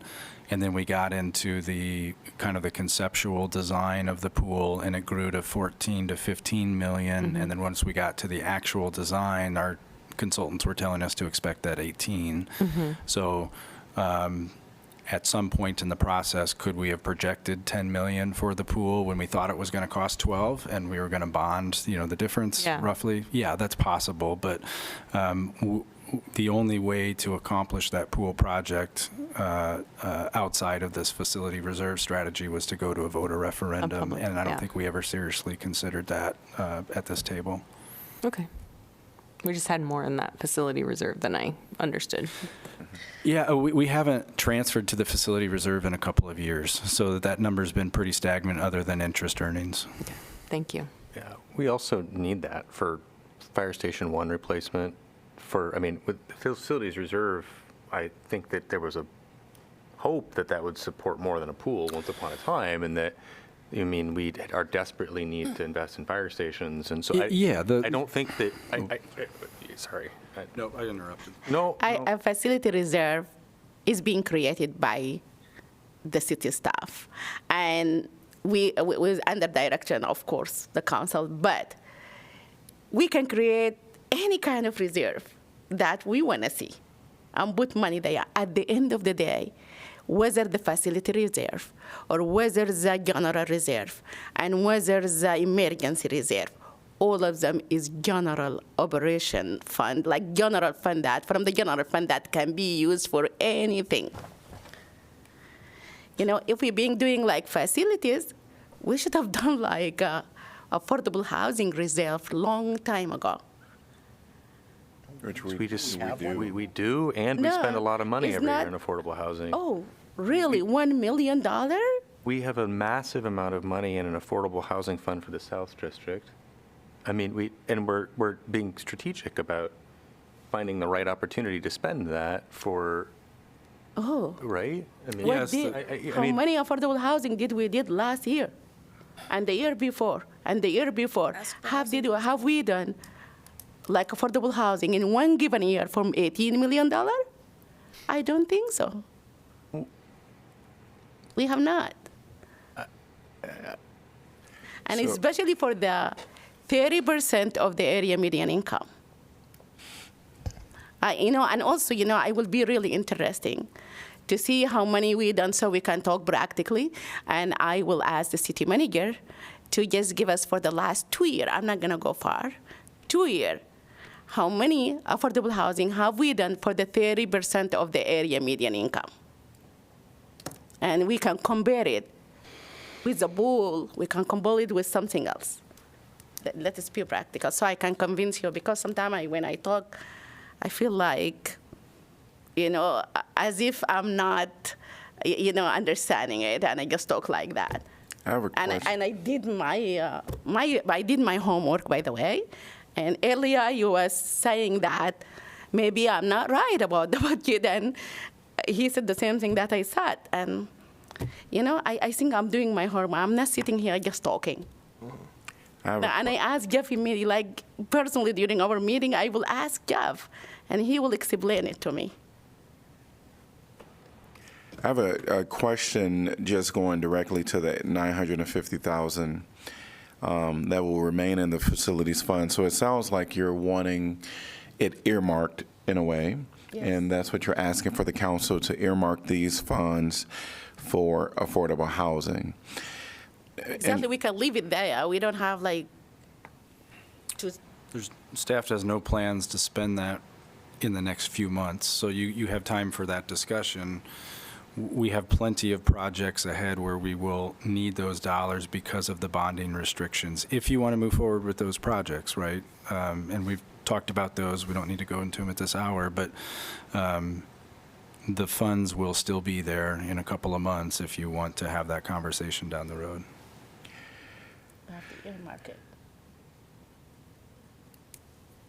So I guess if the question is to earmark the funds, I don't know if council need, because I'm conscientious of our time, and I'm conscientious of the fiscal year 2026 budget public hearing. That's what we're here for. This is a part of it, right? The 960. But if the council needs a little more time to talk about that, are you amenable to us having that at a future conversation? I think we just need to see if we are agreeing to transfer that money or earmark it as affordable housing opportunity, like to be used for affordable housing opportunity. If we have enough vote for that, we can just move in with it. Why each time we want to delay things? The only thing that comes up for me is that I know that we have 14 million. Wait, no, 6 million. You're right. It's 14 million. Yeah. So we have some funds that are already assigned to the Affordable Housing Fund. Not to say that we don't need much, much more. Do we have Absolutely. 18 million? We just spent 18 million for the goal. No, we don't. No, we don't. But and you're exactly right. We're going to be developers, And so when opportunities come up, it would be great if we have funds on hand and don't be like, well, we're going to miss out on an opportunity. So there's lots of good reasons that I think that can support this. I'm just not sure, and I'm being just human up here, that I can, and maybe some of the others, could just really think about this a lot. I think we can have another conversation. I think we can bring in, the current funding, earmarked funds for affordable housing, and make a decision. I'm with you. I think that, looking at this, absolutely we can look at. Well, even the money that we have certain restrictions for some of them. Like, for example, $6 million for riverfront crossing. So this is a loose money. I want to just capture this, just in case if we have opportunity to do anything. Tomorrow, if you have this kind of sale of maybe an apartment building, that's we want to do it, or maybe a land, or maybe anything else. I'm not saying what it is because I really don't know. And because this is facility reserve, we can make an argument at any point, to assign this fund, whether it was a facility reserve or not. Now. Why is any time? Just now, Mayor. Because it's 11:15 after a 6-hour conversation. We used to stay here until 12 midnight if there is really, and this is a budget information. Why we just want to delay it? I think it would just be, I'm not saying that we put this off indefinitely in the same way that I was agreeing that we should have. And you and I talked on Thursday. I think that this has an opportunity. It has been an intense several hours. I think it is wise for us and responsible for all of us to be able to have the conversation so that we're laser focused on it and we can look at what we have with our existing and that. I understand the push and the urgency, but I think at 11:15. Do you have any something you want to? What we want to use that money for? This is. I don't. I have that. I can't think straight right now. I'm going to be really honest. Yeah, I'm having a human moment myself. I'm having a human moment. That's what I'm not pushing back as a counselor. I'm saying I'm exhausted and I want to do the smart thing and just be able to think about it, and let's talk about it when we're all focused on it as opposed to in hour 6. We are approving a budget here. Mm-hmm. Okay. Is that I was honest. I'm exhausted and I would like some time to be able to just digest, come back to it fresh. I'm happy to do it at our next meeting even. But we can't. I understand what you're saying, but I just don't think it's particularly what Mazahir is trying to say. I didn't think that it was particularly not singling anybody out. I didn't think it was particularly hard to understand that it was we spent $19 million on a pool and we got the money for it and we made that happen, but we do not have that amount of money currently set aside for affordable housing, and so therefore it's a priority argument, and yes, I agree.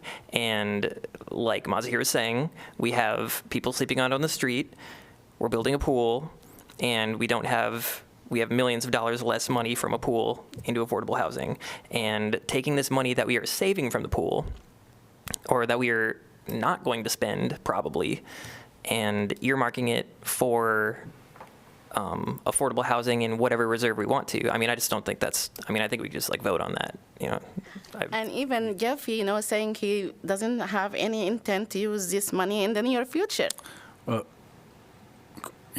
In the near future, yes. You can't increase expenditure lines right now, so you're not going to be able to accomplish it on tonight's vote. You're going to have to do this. It's a very doable thing you're seeking. You can't do it tonight because you can't increase expenditure lines. You would be transferring out of the general fund and increasing resources in a different fund, and we're restricted from being able to do that. But we can earmark it tonight. You can direct staff to prepare a fiscal year 26 amendment after the fiscal year starts in a couple of months, yes. Regarding the facilities reserve, we have plenty of plans to spend those dollars, just not in the short term, right? We have a whole list of facility improvements that we have talked to council about over time that show up in our CIP, in which those funds were going to, ideally support. We were planning to use those funds to help us with the 5th fire station, right? That's off the table. We've got the interior remodel of the senior center, which has a $15 million price tag on the master plan, but we can only bond 1.3. So that's the decision that you have to make. I'm not saying there's a right or wrong decision there, but if I were in your shoes, I would want a comprehensive review of what is this facilities reserve intended to do over the next 5-10 years, and then make a value judgment on whether you should transfer those dollars to the Affordable Housing Fund and be clear about what you want to accomplish with those dollars over there. That would be my recommendation. Right now, the direction that we have from council is to take surpluses that we get and put it in the facility reserve. So this would be a major change in strategy that you're working through kind of right now on the spot. And I think it'd be better to take a step back, ask staff to do a comprehensive review of this for you. And if you want to make changes to your strategic plan and shift how we're handling reserves and where we're shifting them, that's okay. You have that discretion. I will help you do that. I just want to make sure that everybody's informed and feeling comfortable about the sacrifices that you have to make and what you're giving up and what you're investing in. And if everybody's comfortable with that, or the majority's comfortable with that, we'll absolutely help you and make it happen. That's what I want to see. If you guys, I would like to put a motion to transfer the fund from this reserve. Doing now, doing later, I don't care. I'm putting my motion right now. To direct staff? To direct the staff to. But we don't do a motion to direct staff. What? We don't do a motion. Okay, I would like, just help me with the motion, City Attorney. Not a motion. So you just. No, I want to do a motion. And after that, let it fail. Well, I'm not sure what to tell you. I'm not sure what you're hoping to achieve. I mean, I think the city manager laid out kind of how to achieve it, which would be later after the fiscal year begins. I think earlier, Council Burgess put a motion to transfer fund, and we did not do it, right? Can I do the same thing? I would like to put a motion to assign the money under the reserve to be used for affordable housing without transferring it. Okay. I was about to say Councilor Burgess did not transfer funds as part of her motion. She just reduced expenditures in the budget. But I'm sorry, I missed the last part of what you just said. You said you did not want to transfer funds? No, I thought that was the whole I'm not thing. saying. I said I would like to put a motion to use the fund in the reserve of the facility for affordable housing. Well, that sounds like you're transferring funds, and as a city manager, made clear you can't do that at this moment, not at this meeting. You can do that at the beginning of the fiscal year when it starts, but not tonight. The difference in the two motions is that there was not an increase in expenditures anywhere. What Councilor Burgess was trying to accomplish was reducing expenditures, which is allowable at this stage in the process, and then those dollars could have been reallocated at a future meeting to mobile crisis or wherever. The funds you're looking at are already at that reserve. You can't transfer and increase the affordable housing fund at this time. You'd be increasing the expenditure levels, and so you can't do that now. You can do it in a couple of months here. And again, we're happy to facilitate that. But it's just not a motion on this budget item. I cannot change on the budget right now. You can reduce expenditures right now, is your limitations as a council. You can reduce expenditures. And when can we amend the budget again? We can do it right at the beginning of the fiscal year. Okay. July 1st. Yeah. So that's what we're saying. You can direct us. It's not a motion on the fiscal year 20. Even after we approve the budget, we can still discuss it to move that fund to do something if like an opportunity comes. Yes, you can do that at any time. Without amending the whole budget, right? Eventually would have to be an amendment. You can discuss it at any time, but eventually we would have to transfer from the facility reserve over to the affordable housing fund, and you don't have to wait for a whole nother budget cycle to do that. You can But it can be before July, is that what you're saying? Or it have even just to use that money for anything is not a facility. It have to be after July. We would do it after July, correct? Okay. But we can I just want to understand that. Yeah. That's because I will build my decision for anything of that. Sure. Thank you. Yeah. And do we want to direct staff to do the comprehensive plan, as you said, to then, or however? Do it now anyway. If you Well, can- just you can to look present at it to us at the next amendment meeting. Okay. Somebody else do it. You do it because I seem like I'm not going forward with anything here. So you do it. You're gonna have more power than I do. Yeah. I don't think it's You do it. I think what I've heard council allude to is having staff just give us a overarching of both the facility reserve funds as well as affordable housing funds. And I think the council, I want to make sure I'm seeing some nodding of heads, is in agreement with that. So if at a future work session, we'll have you do that. All right. We're coming back to fiscal year 2026 budget public hearing. Any comments from the council? They want to take some time to say thanks to the staff for, again, going through all of this. I would agree, this is a lot of information. Thanks to the professionals that make it happen. All of the department heads, thank you. And because 75% of this budget is for our staff, we certainly want to say thanks to them for all that they do. If there is nothing else, The last thing I was trying to talk about was the water, but I think since the we next have one. another item, maybe I can talk during that time. Yep. okay. Yep. All right. Roll call, please. Teague, Yes. Wyline, No. Alter, yes. Burgess, No. Harmson, Yes. Moe, Yes. Salah. No. Motion passes 4-3. Could I get a motion to accept correspondence? So moved, Mo. Second, Burgess. All in favor say aye. Aye. Any opposed? Motion passes 7-0. We're on to item 10F, fiscal year 2026 utility rates public hearing. Ordinance amending Title III entitled Finances, Taxation, and Fees, Chapter 4 entitled Schedule of Fees, Rates, Charges, Bonds, Fines, and Penalties. I'm going to open the public hearing. And anyone from the public like to address this topic? Seeing no one in person or online, I'm going to close the public hearing. Could I get a motion to give first consideration, please? So moved, Mo. Second, Harmson.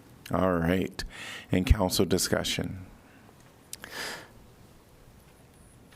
This is the, Regarding the landfill increases, what's the communication strategy that the city has developed for that? On the minimum yard waste and the Yeah, sticker? yeah, for the both of sticker and the those? yard waste stuff, is that going to show up in a utility bill, or? Oh, I don't have a communications plan in front of me tonight. I wouldn't, but yes, there would, anytime we have a rate increase, it's going to show up in the utility bill, oftentimes printed right on the bill. Sometimes we'll do the insert with it, and then there'll be plenty of social media and, advanced newsletters and anything we can to get that word out. Okay. For clarity's sake, the announcement that if you take yard waste will show up in the bill. It won't show up in the bill as an extra fee. Correct. Yeah. Thank you Yep. for that clarification. I just want to talk about like the increase. Just it's like we've been just increasing the water, and this is how it seems gonna be every year, and we already increasing the what do you call it, the franchise? The franchise fee. Yes, the franchise fee, which is going to increase from 1% to 2% on the electricity bill. And gas. And gas. So, and who is really going to suffer from that is the low-income people. And who is most of the people who are riding the bus is the low-income people. We're telling them, you know what? We give you free buses. But in the same time, you're going to pay for it another way, which is by increasing this. All right. Yes, this is something already passed, and we cannot go back to amend this one, the franchise especially. coming back to the 3% for the increasing of the water. This is also the really burden. I contacted the city, I think the city manager, and I contacted the mayor during the, like last winter, for a family that their water has been shut off for 5 days because they can't afford paying this, and they has been disconnected, and they have this disconnected fee. They put them in a payment plan. They fail to pay. They pay the first one. They fail to pay the second month, like the first month, the second month, and we do have a policy. If you are in a payment plan and you failed one of the payment, you don't have that payment plan anymore, and you have to pay the full amount. And this family, they failed to pay the second month, and their water has been, there is no longer have the plan, and they have to pay $900. Thank you for Community Crisis Center, who is the one finally, I reach out to the city, can we do something? No, we cannot do something. I understand, we cannot do to individual. If we have to have a policy for the whole city, got that. But you can check with Community Crisis Center and see how many people come all the time for help of water. Even though we have the discount at the city, but this discount is not working. I've been talking about this all the time. The discount is not working. 60% or 75% from the basic use, which is $36, is not working. I really urge this council to think clearly about just do 10 to 15% from the usage, from the whole usage. You don't have to do this 65. Do the 10 to 15%, for example, from the, if your bill is $100, you have $15 off. And if your bill is $400, maybe you have $60 off, if I'm doing that math right. So that's what I want to see. It is really, the way that even we do it, we're very smart, like showing the public, 65% off. But that's not the reality. Not everybody knew that the 65% is from the basic use, from only $36. So if my bill is $400, I will get like 75% from that $60. That means somebody whose bill is $50 and somebody whose bill is $400 because they whatever. It's never gonna be $400. I don't. So for example, I have 5 children and my bill come around like $150 to $200. So. And they leave the water on. I shout on them all the time. So that's thing. I feel like I'm getting the same discount for somebody who have $50 bill. Mm-hmm. We get the same discount. That doesn't work. Really, that doesn't work. That's why, please, let us think about just across the thing, like 15% off, period, and that's it. And we have only, if I remember right, 400 families, I think, 400 family only there, the people are enrolled in the discount. It's not a lot. It's not. Mm-hmm. Please, I urge you just to think about that. And I don't mind voting, yes, for increasing the water, but again, let us think about this population. I see you are not experiencing this. I'm sure 100%. Maybe, I don't know, I can say almost 90% of this council, they are not seeing the people whose water has been disconnected. I see those every day. They came to my office, they look for it, and I say we don't have. Even communities, they have help, but for $900, where are they gonna find help for $900? They always have this $100 that you can have it every Monday you apply for it. But there is no another help for water. There is no beside our one. That's why please consider having a fixed discount percentage. Doesn't have to be 65. It can be between 15 and 20 or 10 and 20, 15. It was a long time ago, I think, that we got a overview of the way we do water bills and discounts and everything, because we forgave a lot of water bills with ARPA money. I wonder if, and I know Dennis was here, so it had to have been a while ago, but I wonder if just informing the council, like in an IP of what our current, what that low-income discount program is, like how it works and how we got there. Yeah, I think we went through this last year, actually. I think we might have had a couple of We did. I think we had 2 or 3 work sessions on it. What is Sorry, what is I the don't base, remember sorry. that. Go ahead. What is the base water unit? Is it $30? 36, right? I don't have that information You in told front me of me. 36. I was saying 30. I remember, guys. I don't know. I told you this is what happened. You want to make sure, okay, we have a work session so you can just say what I said is right. Okay, so That's going to make you feel better if it come from Jeff. I did my homework, and he come here with a bill, and he have the bill on No, there. okay, you're right. And he Yep. was telling us, Yep. it is 36. I was saying 30, and he said, no, it's 36, the average. That's what you said, the average is 36. So if I'm understanding you, I just want to make sure I understand what you're saying correct. So if someone, $36 water bill, and if they only have $36 water bill and they qualify for the discount of 75%, that means that they're paying like 27 or whatever that number ends up being, right? But if they, like you were saying, have a $400 water bill, Only 36 of it gets discounted. only 36 of that gets discounted. So I just, No. Yeah. Let us just make it clear. So let us use like numbers that really we can find the percentage out of it. Like for example, I have my water bill is $200, and your water bill is $100. Do you think the discount that we both receive is different? It's not different though. The discount is the same. Why? Oh, yeah. Because the basic use that the city identified, I don't know how they come up with that, you can tell us later maybe, is $36. If we apply our discount that we have, which is 65% of the basic use, and the basic use is $36, calculate that, will be like more than like I think 36, 18 or $20, like discount. That's $20 will be applied because that's the basic use. But it will be applied to you because you have $50 bill. yeah.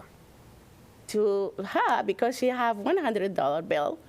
To me, because I have $200 bill, it's the same. So the people are really suffering to beg, like, because they have big family, they have big kids, which are normally immigrant and people of color.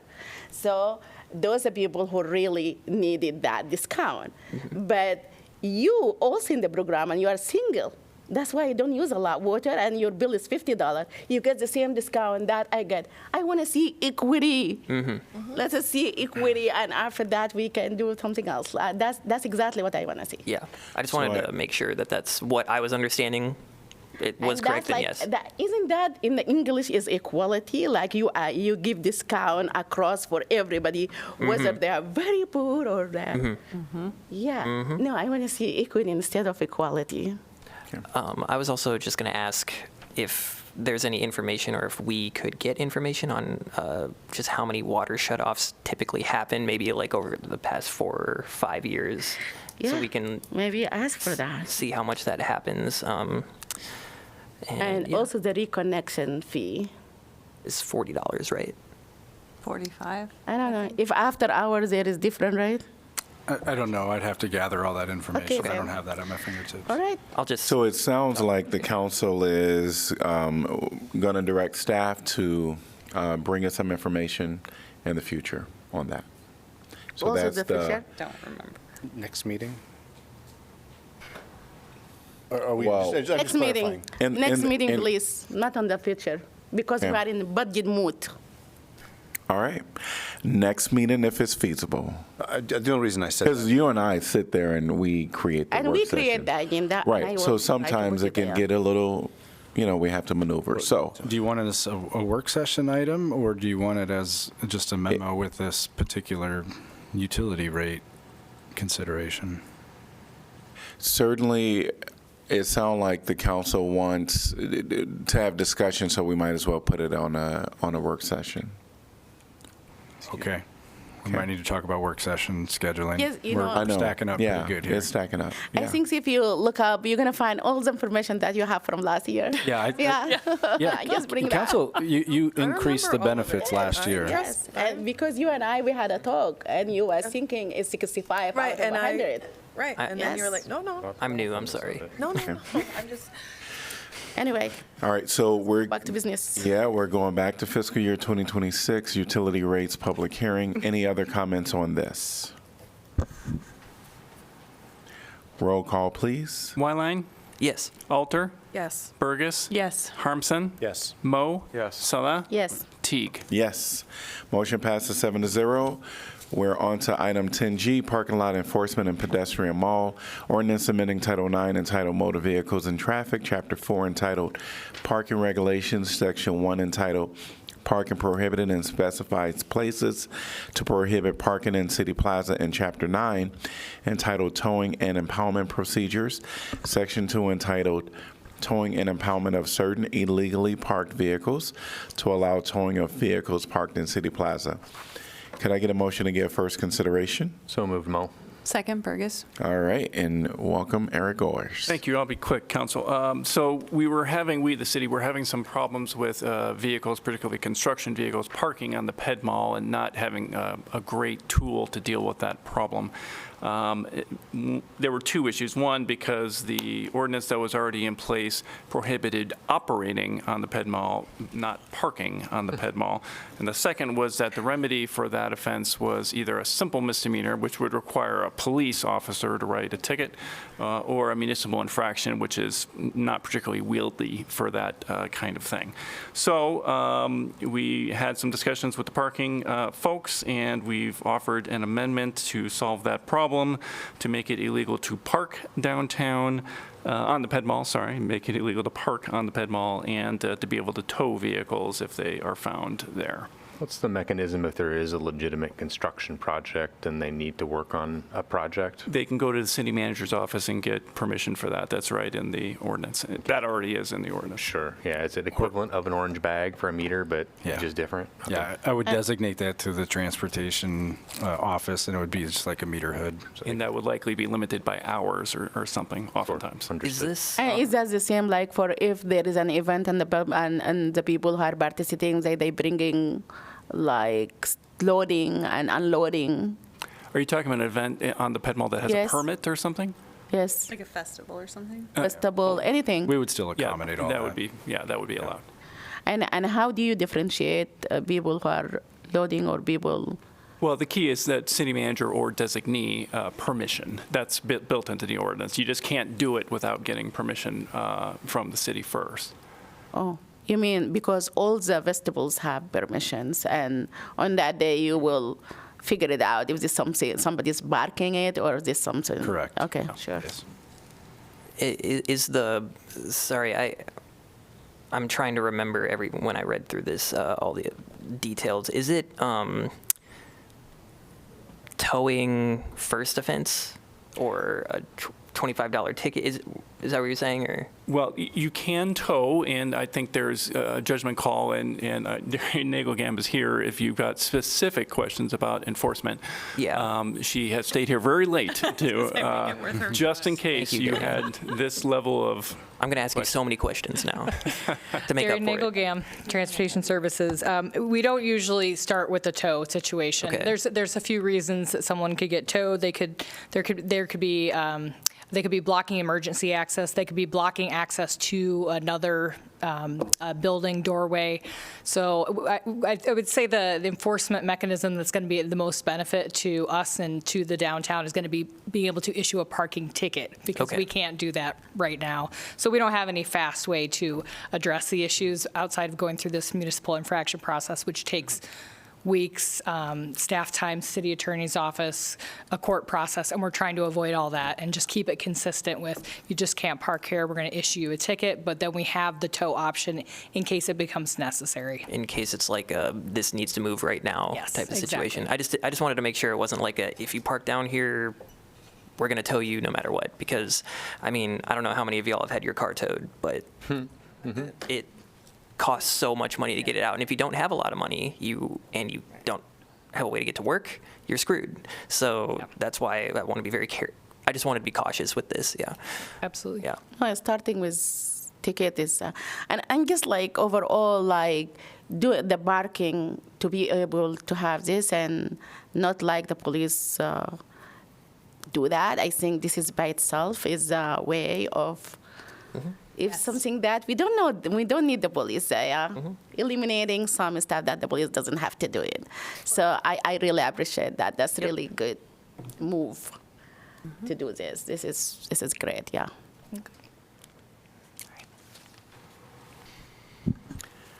All right. Any other questions for either staff or either staff? Hearing no questions. Did I already ask if the public want to address this? No, not yet. Okay, all right. That's what I was thinking. All right, anyone from the public like to address this topic? Seeing no one in person or online, council discussion. Kirk has a comment. I was just going to say, Kirk's like, I'm going to be. Hearing nothing from the council either? Nope. Roll call, please. Alter, Yes. Burgess, Yes. Harmson, Yes. Mo, Yes. Sella, Yes. Teague, Yes? Wyline. Yes. Motion passes 7-0. We're on to item number 10H, 3-year fiscal plan and 5-year capital improvement plan. Resolution approving the 3-year financial plan for the city of Iowa City and the 5-year capital improvement plan. I'm going to open the public hearing.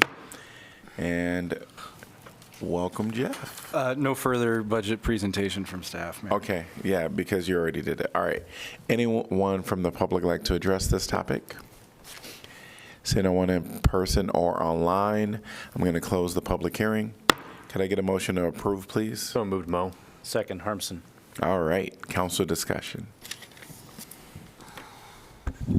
Roll call, please. Burgess, Yes. Harmson, Yes. Mo, Yes. Sella, Yes. Teague, Yes? Wyline, Yes. Alter. Yes. Motion passes 7-0. We're on to 11, council committee appointments, 11A. Thank you And- both.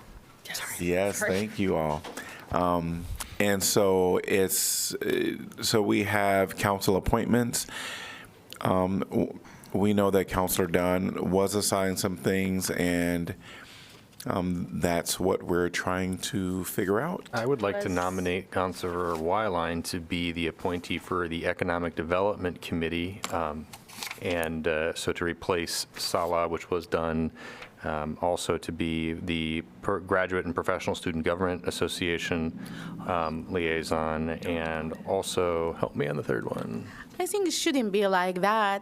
You give me a feeling like you want to kick me out of there, and I want to say I'm not like let us. What? We No. just discussed this. Why No, are you said I can do the motion immediately. Oh, then do it. I did not intend You did that. to offend. I'm just trying to move No, you did offend me. expeditiously. Go ahead, make your motion. I'm not doing a motion. You are the one who was doing the motion. What's the third position? I think Rules Committee. Oh, in Rules Committee. I think we should first talk about, we already assigned this, okay? We already assigned this, and you should talk about, you are interested in talking that, and we can talk about it. Like after that, if I want to say, yes, I want to give up this because this was approved, I'm voted for, and I think Sean is on the rule committee right now. So after we talk and we agree that we can give this position to you, and after that we can put a motion. Yeah. So for the Economic Development Committee, that was done, and then you replaced him. And I'm willing to take on Dunn's former role, and any other former role that Dunn had, just to expedite things, and because I need to get as much experience anywhere, so why not start with these three? So yeah. It's 4. Oh, it's 4. Is it 4? No, it's 3. Graduate Student Government, Rules Committee, and Economic Development. Am I missing one? MPO. So MPO. Well, MPO's all of us. MBO, all of us will go to MBO. Sure. Yeah. So I guess yes then. Oh, MPO, I went to one. Yeah, he already went to one. I was there. Good question. So, I mean, if that's okay with you, I could take Dunn's role that you have on the economic development. Yeah, and first, Don Road right now, I'm in the Economic Development Committee and Sean in the Rule Committee. Yeah, I can step aside from the Yeah, Rules and Committee, yeah, that's fine. we have to do it that way, and I can step now. But, you know, I was offended by just keep going and put a motion for making, put a motion to make him in the Economic Development Committee, even it's not on the Rule Committee, just the Economic Development Committee. And then what was the third one? Sorry. The graduate and professional. Which we did last meeting. We did that last meeting. Okay. Just confirming that. I don't mind giving up my place. Okay. So the changes, I just want to make sure that we all just do it. Everything is remaining the same, except I'm going to cover, so that we don't miss it, any of Don's old positions. So could I get a motion? So we already had a motion and no. Could I get a motion to appoint Councilor Weinling to the Economic Development Committee, to the Graduate and Professional Student Government Organization? Sounds like MPO organization of Johnson County. It was already done last week or last meeting, but we'll make sure that it's official. No, it was not done. The only one is done is the students' government. Okay. And then the Rules Committee as well. There's, if I may, Mayor, it's a little trickier than that in the sense that we'll need to also identify who is going off each of the committees. Again, I think the graduate student and professional already done. student, that's already done. Okay.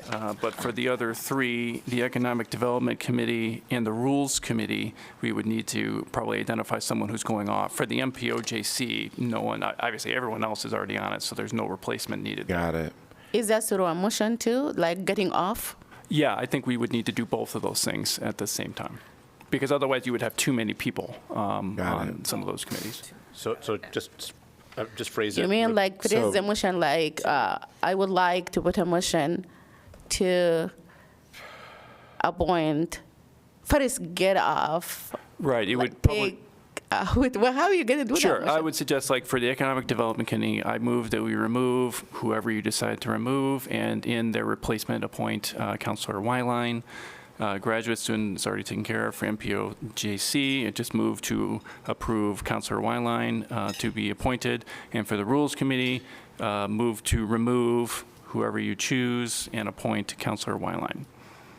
Okay.